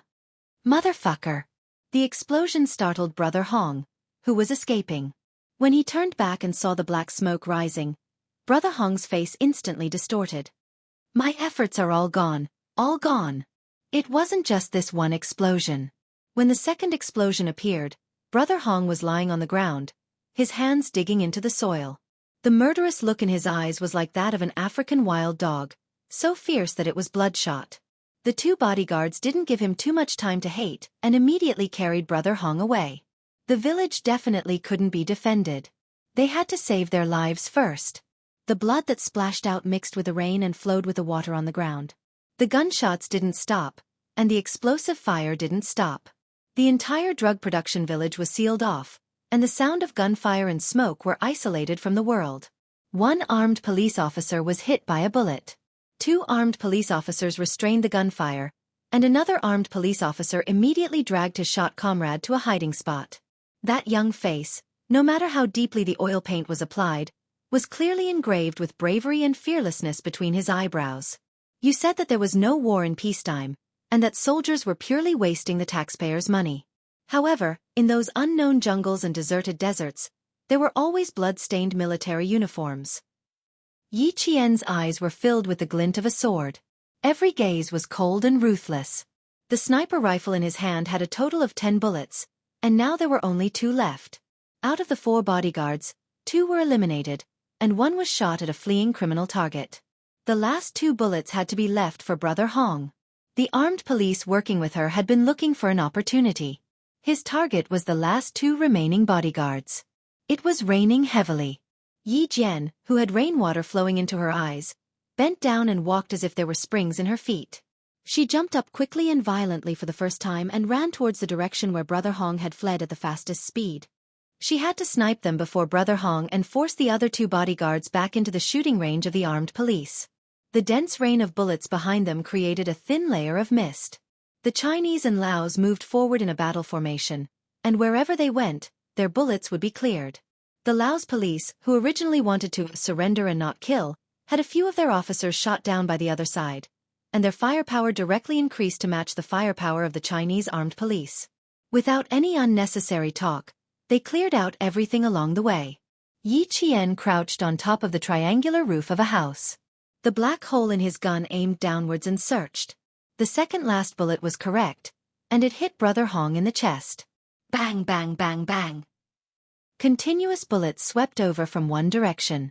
Yi Qian, who was at the 11 o'clock direction, rolled a few times on the uneven roof when they swept the bullets in the 12 o'clock direction.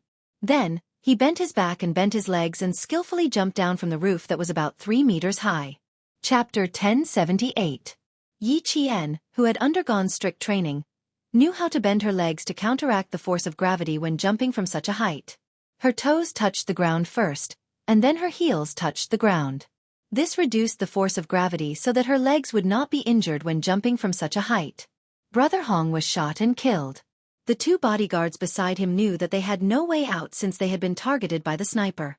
They were in a desperate situation, and whether or not they could fight their way out depended on whether or not they could be ruthless. Obviously, the two bodyguards were ruthless. Otherwise, they would not have used their submachine guns to fight the sniper head-on. Yi Qian did not fire again. She only had one bullet in her sniper rifle. She would not fire until the last bullet was in critical condition. This was the advice of a world-class sniper. The young armed police officer working with Yi Qian had been hiding in the dark the whole time. He aimed at the back of one of the bodyguards. It would be a pity to miss such a good opportunity. It would be a waste to let the sniper down. Bang! Yi Qian, who had hidden well, heard the single gunshot. The bullets that were sweeping towards her decreased by more than half. She knew that this meant that the other bodyguard had been taken care of by the armed police. Yi Qian smiled. The anti-drug armed police in the Yun province area were well known throughout the country.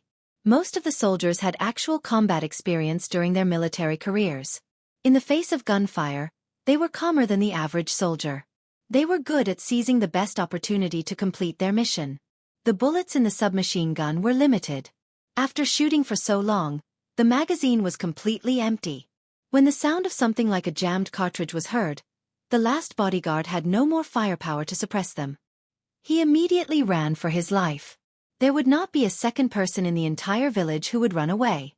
Especially these bodyguards, who had been fighting with the armed police for a long time and had killed people with their own hands, would not let him go. The young armed police officer pulled the trigger and chased after him. How could he lose sight of a target that he had his eyes on? He could not stop until he had hit the target. This operation was called decisive action.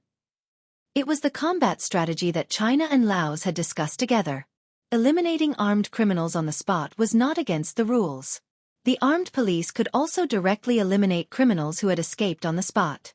Facing these criminals who had killed their comrades, there was no psychological pressure. They directly locked onto them and shot them. Chief Su, the two targets have been eliminated.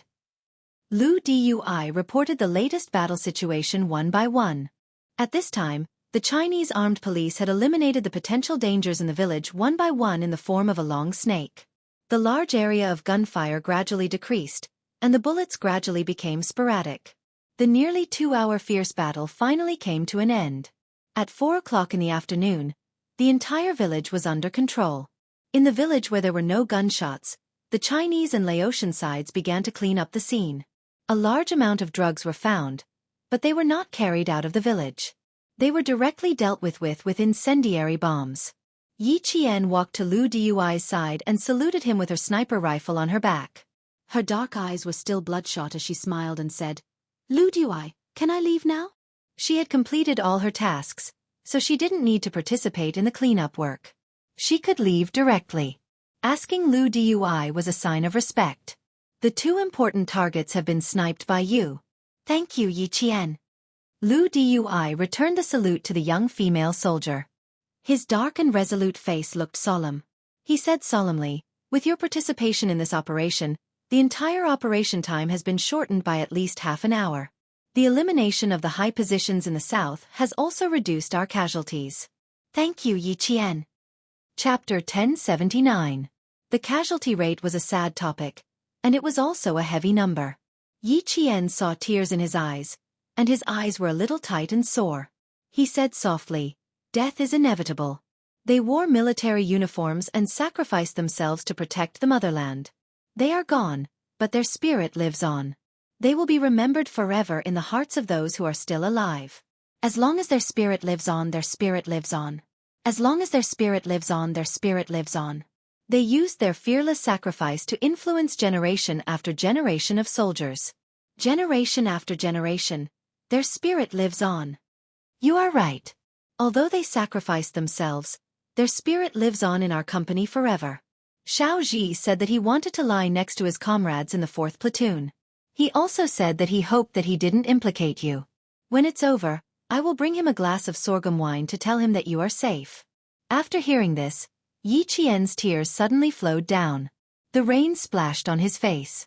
In fact, it was hard to tell which was tears and which was rainwater. Only those who cried knew how fierce the tears were at that time. Xiao Ji, the scout who brought her to Lu Dui's side, the young scout who showed the coldness of a modern soldier when he raised his gun. During this operation, at 3:34 p.m., he was assigned to protect 2 of his comrades. Unfortunately, he was sacrificed. Martyr Zhang Qingji, a scout from the Border Defense Detachment, a member of the party. He joined the army in February 1994 and died on February 5, 1999. He completed the mission and was awarded a first-class merit. He joined the army at the age of 19 and died at the age of 24. He used the best years of his life to dedicate to the motherland that he was loyal to and loved. He used his own blood to compose a heroic battle song. Yi Qian walked to his side and squatted down. He gently held the right hand of Martyr Zhang Qingji, whose eyes were closed forever. He said softly, "I am Yi Qian. Don't worry. I am all right. Very, very well. If there is an afterlife, I will wait for us to fight side by side again. Rest in peace, hero. As long as your spirit lives on, your spirit lives on." This was Yi Qian's first real sacrifice. At around 11 o'clock in the afternoon, he was still a little shy because he was a female soldier. Only a few hours later, when he saw him again, they were separated by life and death forever. As for him, his last regret was still himself. He was still worried about his own safety. Yi Qian, who had stood up, picked up his sniper rifle and fired his last bullet into the sky, giving it to his comrade, a hero who had already left the flames of war. He wished him all the best. Yi Jian took off her military cap and saluted. She only retracted her hand when the stretcher carrying the hero disappeared from her sight. "Take care of yourself. Our patrolling brothers are in the mountains. If you need any help, you can contact them in this area." Captain Lu took out the mountain road map that they usually used to patrol the mountains and marked out several locations where they usually contacted each other in the mountains. "You can leave a mark in any of these places. Our brothers will be able to find you." Yi Qian noted down the last few points. This time, he had encountered a drug dealer. He did not know if he would encounter one next time, so it was good to note it down. At 4:30 in the afternoon, Yi Qian left the village and set off again under the gaze of Captain Lu and the rest of the armed police. Looking back, she could still see a few towering figures standing in the rain, saluting her as they watched her leave. Yi Qian turned around and returned the salute to the armed police. Her gaze slid past their faces. She pursed her lips tightly and did not look back again. She plunged into the vast expanse of rainforest. Sadness was hidden deep in their eyes. Their eyes were so red that they looked like they were filled with blood. It was as if tears of blood would flow out if she closed her eyes slightly. This kind of suppressed sadness made her footsteps seem especially heavy. Chapter 1080. Yi Qian, who had used the last sniper bullet to end the hero's journey, started her survival training again with sadness. All the armed police and soldiers would not be deterred by the fall of their comrades. The most common slogan in the army was, "If you're a man, stand up." In the face of sacrifice, they would wipe away their tears and continue forward. In the face of blood-stained military uniforms, they would wash them clean and wear them again. The military's indomitable spirit was deeply engraved in their souls. Words like failure, cowardice, and cowardice would never appear in their dictionary. No matter how dangerous the path ahead was, they would continue forward without hesitation once they put on their uniforms. With the responsibility and mission on their shoulders, even if there was a mountain of knives and a sea of fire in front of them, they would charge forward fearlessly. With courage without fear of death, and the calmness of passing through death, they would sacrifice themselves to protect their country. They were worthy of being called heroes of the people, immortal. Yi Qian took a deep breath and climbed up a rock. She returned to her normal military route as fast as she could. She did not look back. She was not afraid. She had chosen the military route. She would never be afraid. The rainy season in Laos was from May to October. The dry season was from November to April.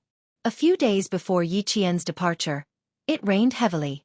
The weather that followed was very good, which allowed Yi Qian to speed up the progress of her wilderness training.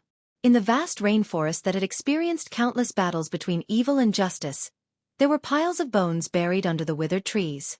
Not only were there the bones of criminals, but there were also the bones of border guards.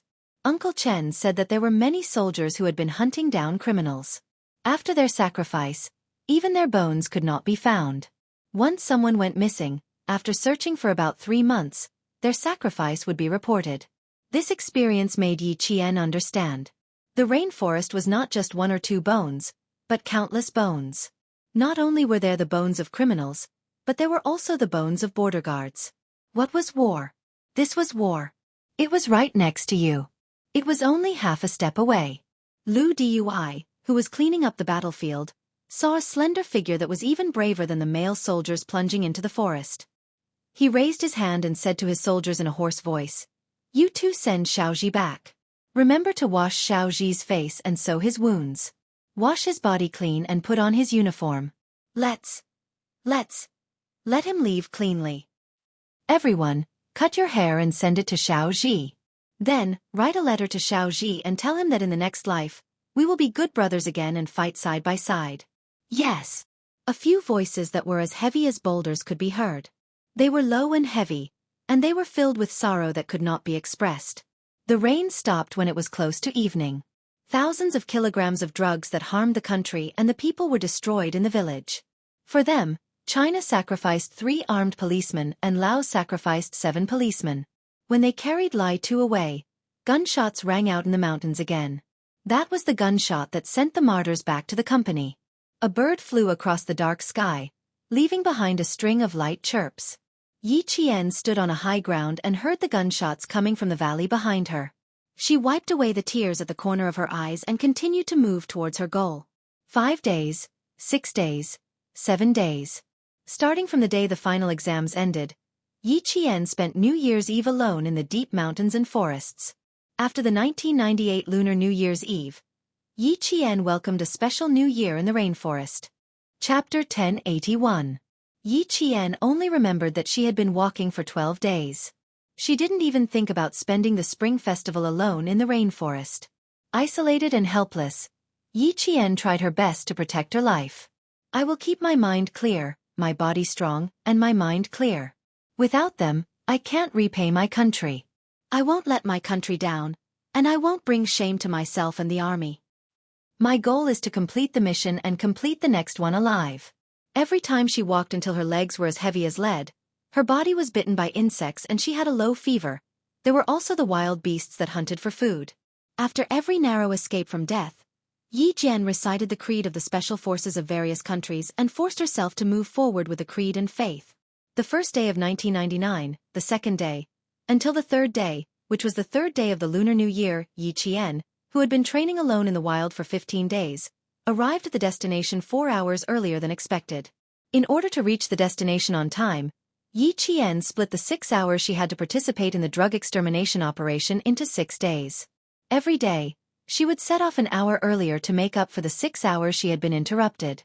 She arrived 4 hours early and leaned against a rock to adjust her breathing. 15 days of marching in the rainforest didn't feel anything, but when she came out and relaxed her tense nerves, tiredness and weariness rushed to her heart. Her eyelids were so heavy that it felt like several boulders were pressing down on them. She is indeed tired. Let her rest for a while. Looking at her tired figure, Xia Jinyuan, who was standing not far away, had a gentle expression on his face. He was so gentle that the warm sun was quietly protecting her. The skinny little girl of the past had grown into a qualified special forces soldier, and was moving in the direction of excellence. Although he felt sorry for her when he saw how tired she was, he felt more gratified. The 18-year-old Yi Qian used her own strength to prove to the military that she could definitely become the youngest Special Forces soldier in the army. He had to show the military that she had endless potential and that she could continue to develop. The sun was very warm. It was indeed easy to fall asleep lying down like this. Let her sleep for a while. There were still 4 hours before the end of the march. She could rest for 4 hours. That's good. She came back 4 hours early and helped her brothers complete the mission. She is indeed tired. She's the only female soldier who can do this. Uncle Chen's eyes were full of kindness, as if he was a senior encouraging a junior. He had been using his own methods to nurture Yi Qian. It could be said that without Uncle Chen and old Uncle Jen, Yi Qian would never have become what he was today. Without these two elders who were like stars in the sky, the reborn Yi Qian would not have been able to enter the military even if he had solved the problem that changed his life in the second year of junior high. Xia Jinyuan respected Uncle Chen very much. Uncle Chen, leave this to me. Major General, please tell me in detail about Yi Qian's early enlistment. I would also like to make a suggestion. Perhaps we can ask the Major General for more resources for Yi Qian. For example, is it possible to arrange for the deployment of the military academy students during the winter and summer holidays? She hasn't been exposed to airborne, diving, or armored training yet. If she can learn these skills during her time in the military academy, everything will go smoothly after she graduates. Mountain warfare, jungle warfare, desert warfare, guerrilla warfare, anti-terrorist warfare, and ski warfare can wait until she graduates to accumulate experience. However, she must learn and master the skills during her time in school. Chapter 1082. Faced with a young major who was wholeheartedly thinking about Yi Qian, Uncle Chen couldn't help but laugh. Major Xia, aren't you afraid that all your efforts will be for naught if you nurture Yi Qian into such an outstanding person? It was obvious how much effort he had put into nurturing Yi Qian from all aspects. Do you not believe in Yi Qian? Or do you not believe in me? Xia Jinyuan smiled elegantly as he stood in the warm sun. Dressed in a jungle camouflage uniform, he looked calm and composed. No matter what, there's no such thing as a futile effort. Uncle Chen had always been very patient when it came to Yi Qian's matters. Seeing the confidence between his brows, although he was somewhat impressed, his words had a different meaning. What do you mean? Yi Qian is now a popular figure in school. When she enters the military academy, she will be like a golden unicorn that leaps out of the pool. I think a girl like her will have many suitors. Uncle Chen, you're wrong. Faced with an elder who constantly reminded him to treat Yi Qian with sincerity, the major, as a Special Forces soldier, behaved very appropriately and did not lose his composure. The more outstanding Yi Qian is, the higher her standards will be. The higher her standards will be, the more picky she will become. In the future, if you want to catch her eye, ordinary soldiers will have to stand aside. As a result, these suitors will naturally shrink back.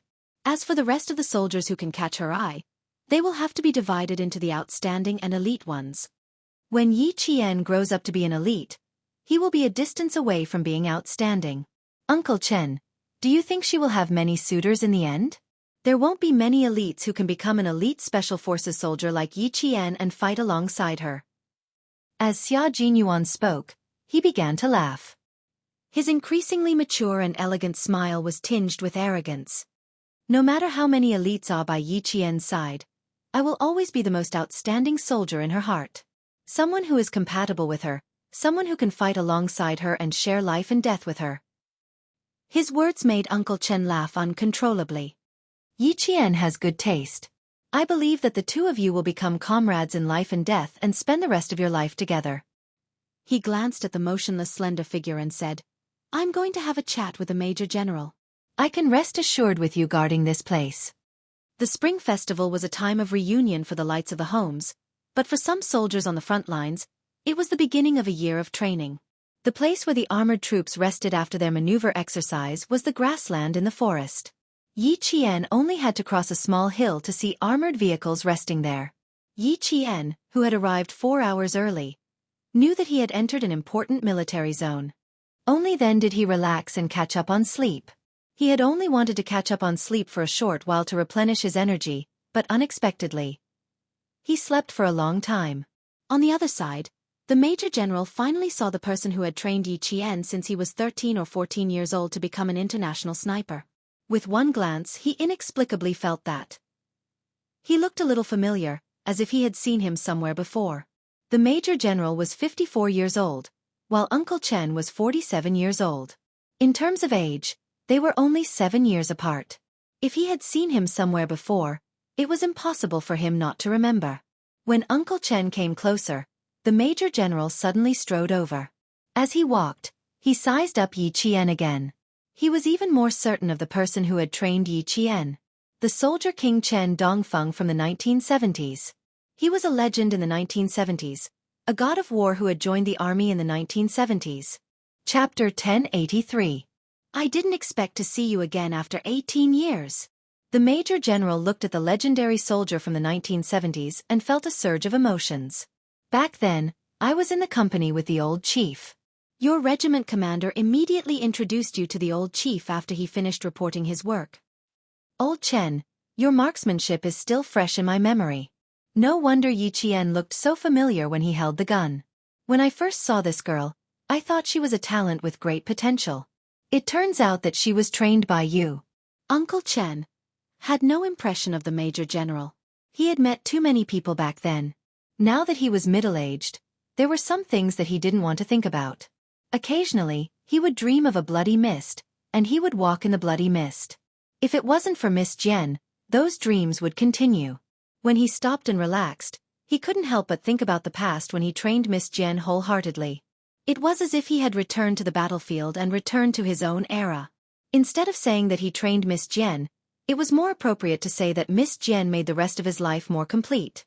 The Major General knew that the soldier from the 1970s didn't know him, but it didn't matter as long as he knew him. Let's have a seat in the tent. Even though the Major General was in his current position, he still didn't know the reason why Principal Chen retired from the army. Uncle Chen didn't refuse. He didn't expect that the Major General, who was very likely to be Yi Qian's superior, would know him. They chatted happily in the command tent. The sunlight outside the tent was still warm. Yi Qian opened his eyes comfortably and suddenly turned around. His gaze fell on the figure standing in the sunlight. Captain Xia. Why is he here? Every time she saw him, she couldn't help but be surprised.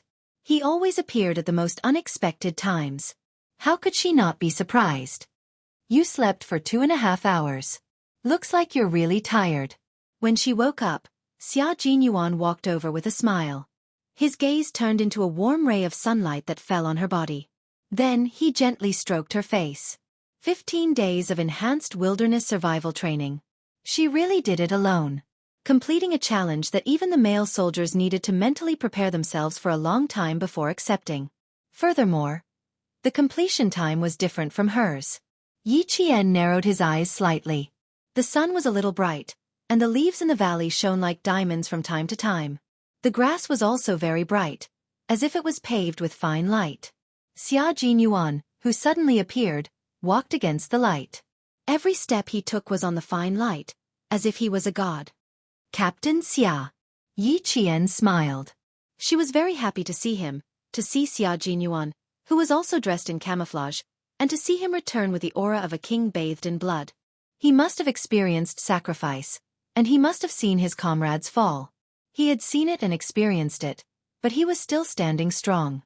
He had always been a role model for him to learn from, a goal for him to move forward. Seeing her smile, Xia Jinyuan's heart sank a little. Although she was smiling, she looked very tired, and there was a trace of haze between her eyebrows. The after-effects of wilderness survival had appeared on Yi Qian. He reached out and patted her shoulder lightly. Beautifully done, Yi Qian. You're the best soldier I've ever met. My little fox, having you by my side is something I'll be proud of for the rest of my life. You've become my pride, and I'm determined to become your pride. Chapter 1084. To be honest, this kind of survival experience would have been better if you had a partner. When you walk alone, it's as if there's no one else in the world other than you. It's as empty as if you're the only person on Earth. Sometimes, it takes a lot of energy to suppress the negative thoughts. Seeing him, Yi Qian couldn't help but talk about her 15 days of survival training. Xia Jinyuan didn't interrupt her. He smiled warmly and quietly listened to every word she said. 15 days of wilderness survival training by himself not only honed his physical fitness, but more importantly, it also honed his psychological quality. She had suppressed it for too long and needed to be guided so that all the negative thoughts and stress would be resolved during the conversation. Eliminating the bad and leaving the best to achieve the effect of psychological training. She had just entered the entry level of psychological training. There would be more brutal training in the future, such as escape and resistance training, including escape, protective camouflage techniques, and resistance when captured. Xia Jinyuan's eyes were warmer than the sun and had the power to soften Yi Qian's heart. She was able to tell him all about the 15 days of psychological training. Little Fox, survival training in the wild was essential psychological training for a special forces soldier. This was to lay a good foundation for the brutal psychological training that was to come. Motivation, responsibility, maturity and stability, teamwork, intelligence, physical adaptability, trustworthiness, how strong one's psychological resistance was, how strong one's ability to escape. Yi Qian had to go through all of these. Sometimes when I sit down, I don't dare to think too much. I'm afraid that I'll really get lost in the rainforest. So I just sit down and recite the creeds and beliefs of the special forces from different countries. At this point, Yi Qian's eyebrows curved slightly. Her bright black eyes revealed a hint of slyness. You don't say, it's really useful. These creeds and beliefs are powerful psychological weapons that the special forces soldiers use to resist negative thoughts during training. It's the same for me. But I think that if the special forces of other countries can do it, as a special forces soldier from China, how can I be worse than them? I have to do it. There's no why. Xia Jinyuan held her hand. Her combat gloves were worn out. She had endured 5 more days of survival training than the male soldiers. This was enough to shock the military. You've done a great job. You've completed the psychological construction of yourself in a very normal way. Yi Qian, everyone can see your excellence. Xia Jinyuan didn't point out her shortcomings. It wasn't time to point them out yet. He wanted her to finish what she wanted to say first. Right now, Yi Jian's training was only recorded in the military, but not all the details of her performance were recorded. Once she was admitted into the military academy, all her training would be systematized. Some of the key training would be even more detailed, such as her facial expressions and actions, and everything would be recorded clearly. He was 100% sure that Yi Jian would pass the test in terms of physical fitness, combat, marksmanship, endurance, perseverance, and camouflage. The focus was on her psychological training. Next, he would advise Uncle Chen to strengthen Yi Jian's psychological training. Yi Qian tilted her head and looked at the familiar and safe face. She touched her lips and smiled. I haven't spoken to anyone for almost 10 days. I'm very happy to see you. Very, very happy. I didn't have much to say at first, but when I saw Captain Xia, I didn't know why I couldn't help but say everything. I couldn't control myself. Chapter 1085. I am also very, very happy to be able to listen to your conversation with me. Listen, Yi Qian. You will be going through psychological training. We usually call it the survival diary of a loner. Considering that this is your first time surviving in the wild, we chose winter as the training time. Next year, we will arrange for you to go to summer. The goal is for you to train in harsh environments such as deep mountains, dense forests, and swamps to develop the psychological qualities that a special forces soldier should have. In my first year of military school, I skipped basic training and went straight into purgatory training. It took me a total of 3.5 years. Yi Qian, this is just the beginning for you. Her expression was no longer gloomy, and her smile was so bright that it touched his heart. At the right moment, Xia Jinyuan mentioned what kind of training she would have to undergo next. Yi Qian immediately understood that the training she was going through now was only at the entry level. When he heard Xia Jinyuan say that he skipped basic training and went straight into purgatory training that lasted 3.5 years, Yi Qian couldn't help but gasp. No wonder. No wonder he was so powerful when he was only 20 years old. No wonder he became a major right after graduation. No wonder. He said that while she was working hard, he was also working hard. No wonder when she said she set him as her goal, he gave her a meaningful smile. It turned out that he had gone so far so fast. I went through a total of 4 rounds of psychological training in the wild. The first round was in the deep mountains and forests in the summer, where there were all kinds of venomous snakes and ferocious beasts. The second round was in the desert, where the sun was so hot that I almost got heat stroke. The second round was in a world of ice and snow, where my hands and feet felt like popsicles. The third round was when I was captured. Every round lasted 5 days and nights, and I only finished when I passed. Hearing Yi Qian's serious expression, she had a question. You lasted 5 days and nights. Why did I last 15 days and nights? That was the question. The basic training for male soldiers lasts 10 days. You have 5 days more than the male soldiers. Like our comrades in the team, all of them have 15 days. This sentence was equivalent to hinting at Yi Qian's plans. Yi Qian's eyes flickered, as if he understood something. It's good that you understand. Now, I'll have to wait for the military's opinion on what to do. Blinking his eyes at her, the iron-blooded and gentle handsome Special Forces soldier suddenly became childish. His thin lips moved closer to her ear, and he chuckled softly. Secret, our secret, no one can tell. Yi Qian was so close that his breath tickled her ears. She tilted her head unnaturally and said, thinking about it, I'm really looking forward to it. I'm also looking forward to it. You already have actual combat experience with us, so your mental stability is already quite outstanding. However, since you've been fighting with us since the beginning, you've missed out on basic training. It's inevitable that your emotions would fluctuate greatly when you see your comrades sacrificing themselves. She only talked about her 15-day mental journey, but avoided talking about the fight with the drug dealers. He learned from Su Yu that a martyr had met Yi Qian once. She even used the last bullet in her sniper rifle to send the martyr off. When he heard this, his heart suddenly skipped a beat. In the previous few battles, his little fox had never seen a comrade she knew sacrificing himself. This was no small matter. He shouldn't have been here, but he quickly wrote an application and rushed over as soon as the application was approved. Based on his understanding of her, she wouldn't say these things out loud. She would only keep it in her heart. And this was what he was afraid of.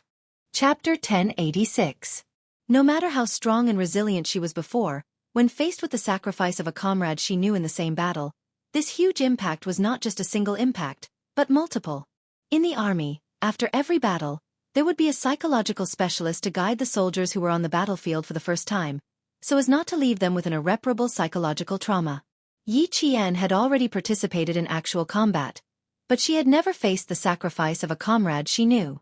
If she really did not mention it, Xia Jinyuan would not be reassured, but would be even more worried. Now, when the haze between her eyebrows faded, he mentioned the sacrifice of a comrade so that she would no longer suppress herself. She would be in her healthiest, most determined state, and use her own perseverance to overcome the multiple impacts of her comrade's sacrifice. She must not leave a trauma, she must face it head-on. Xia Jinyuan's gaze fell on Yi Qian's face like the warm sunshine after a snowstorm. His gentle and handsome face did not change at all when he mentioned the sacrifice of a comrade. However, there was a faint coldness in his voice that directly cut into Yi Qian's bloody memories that she did not want to recall for the time being. Yi Qian's pupils constricted slightly. She pursed her lips and looked coldly at the man who never allowed her to escape. After a while she smiled bitterly and said, Captain Xia, I need a little more time. The people I know who were smiling and talking to me shyly in the afternoon will be forever separated when we meet again in the afternoon. I always thought that I had participated in actual combat and had faced death directly. I even thought that my attitude towards death was calm. But when I see my comrades fall, my heart... Yi Jian slowly stopped and let out a long sigh.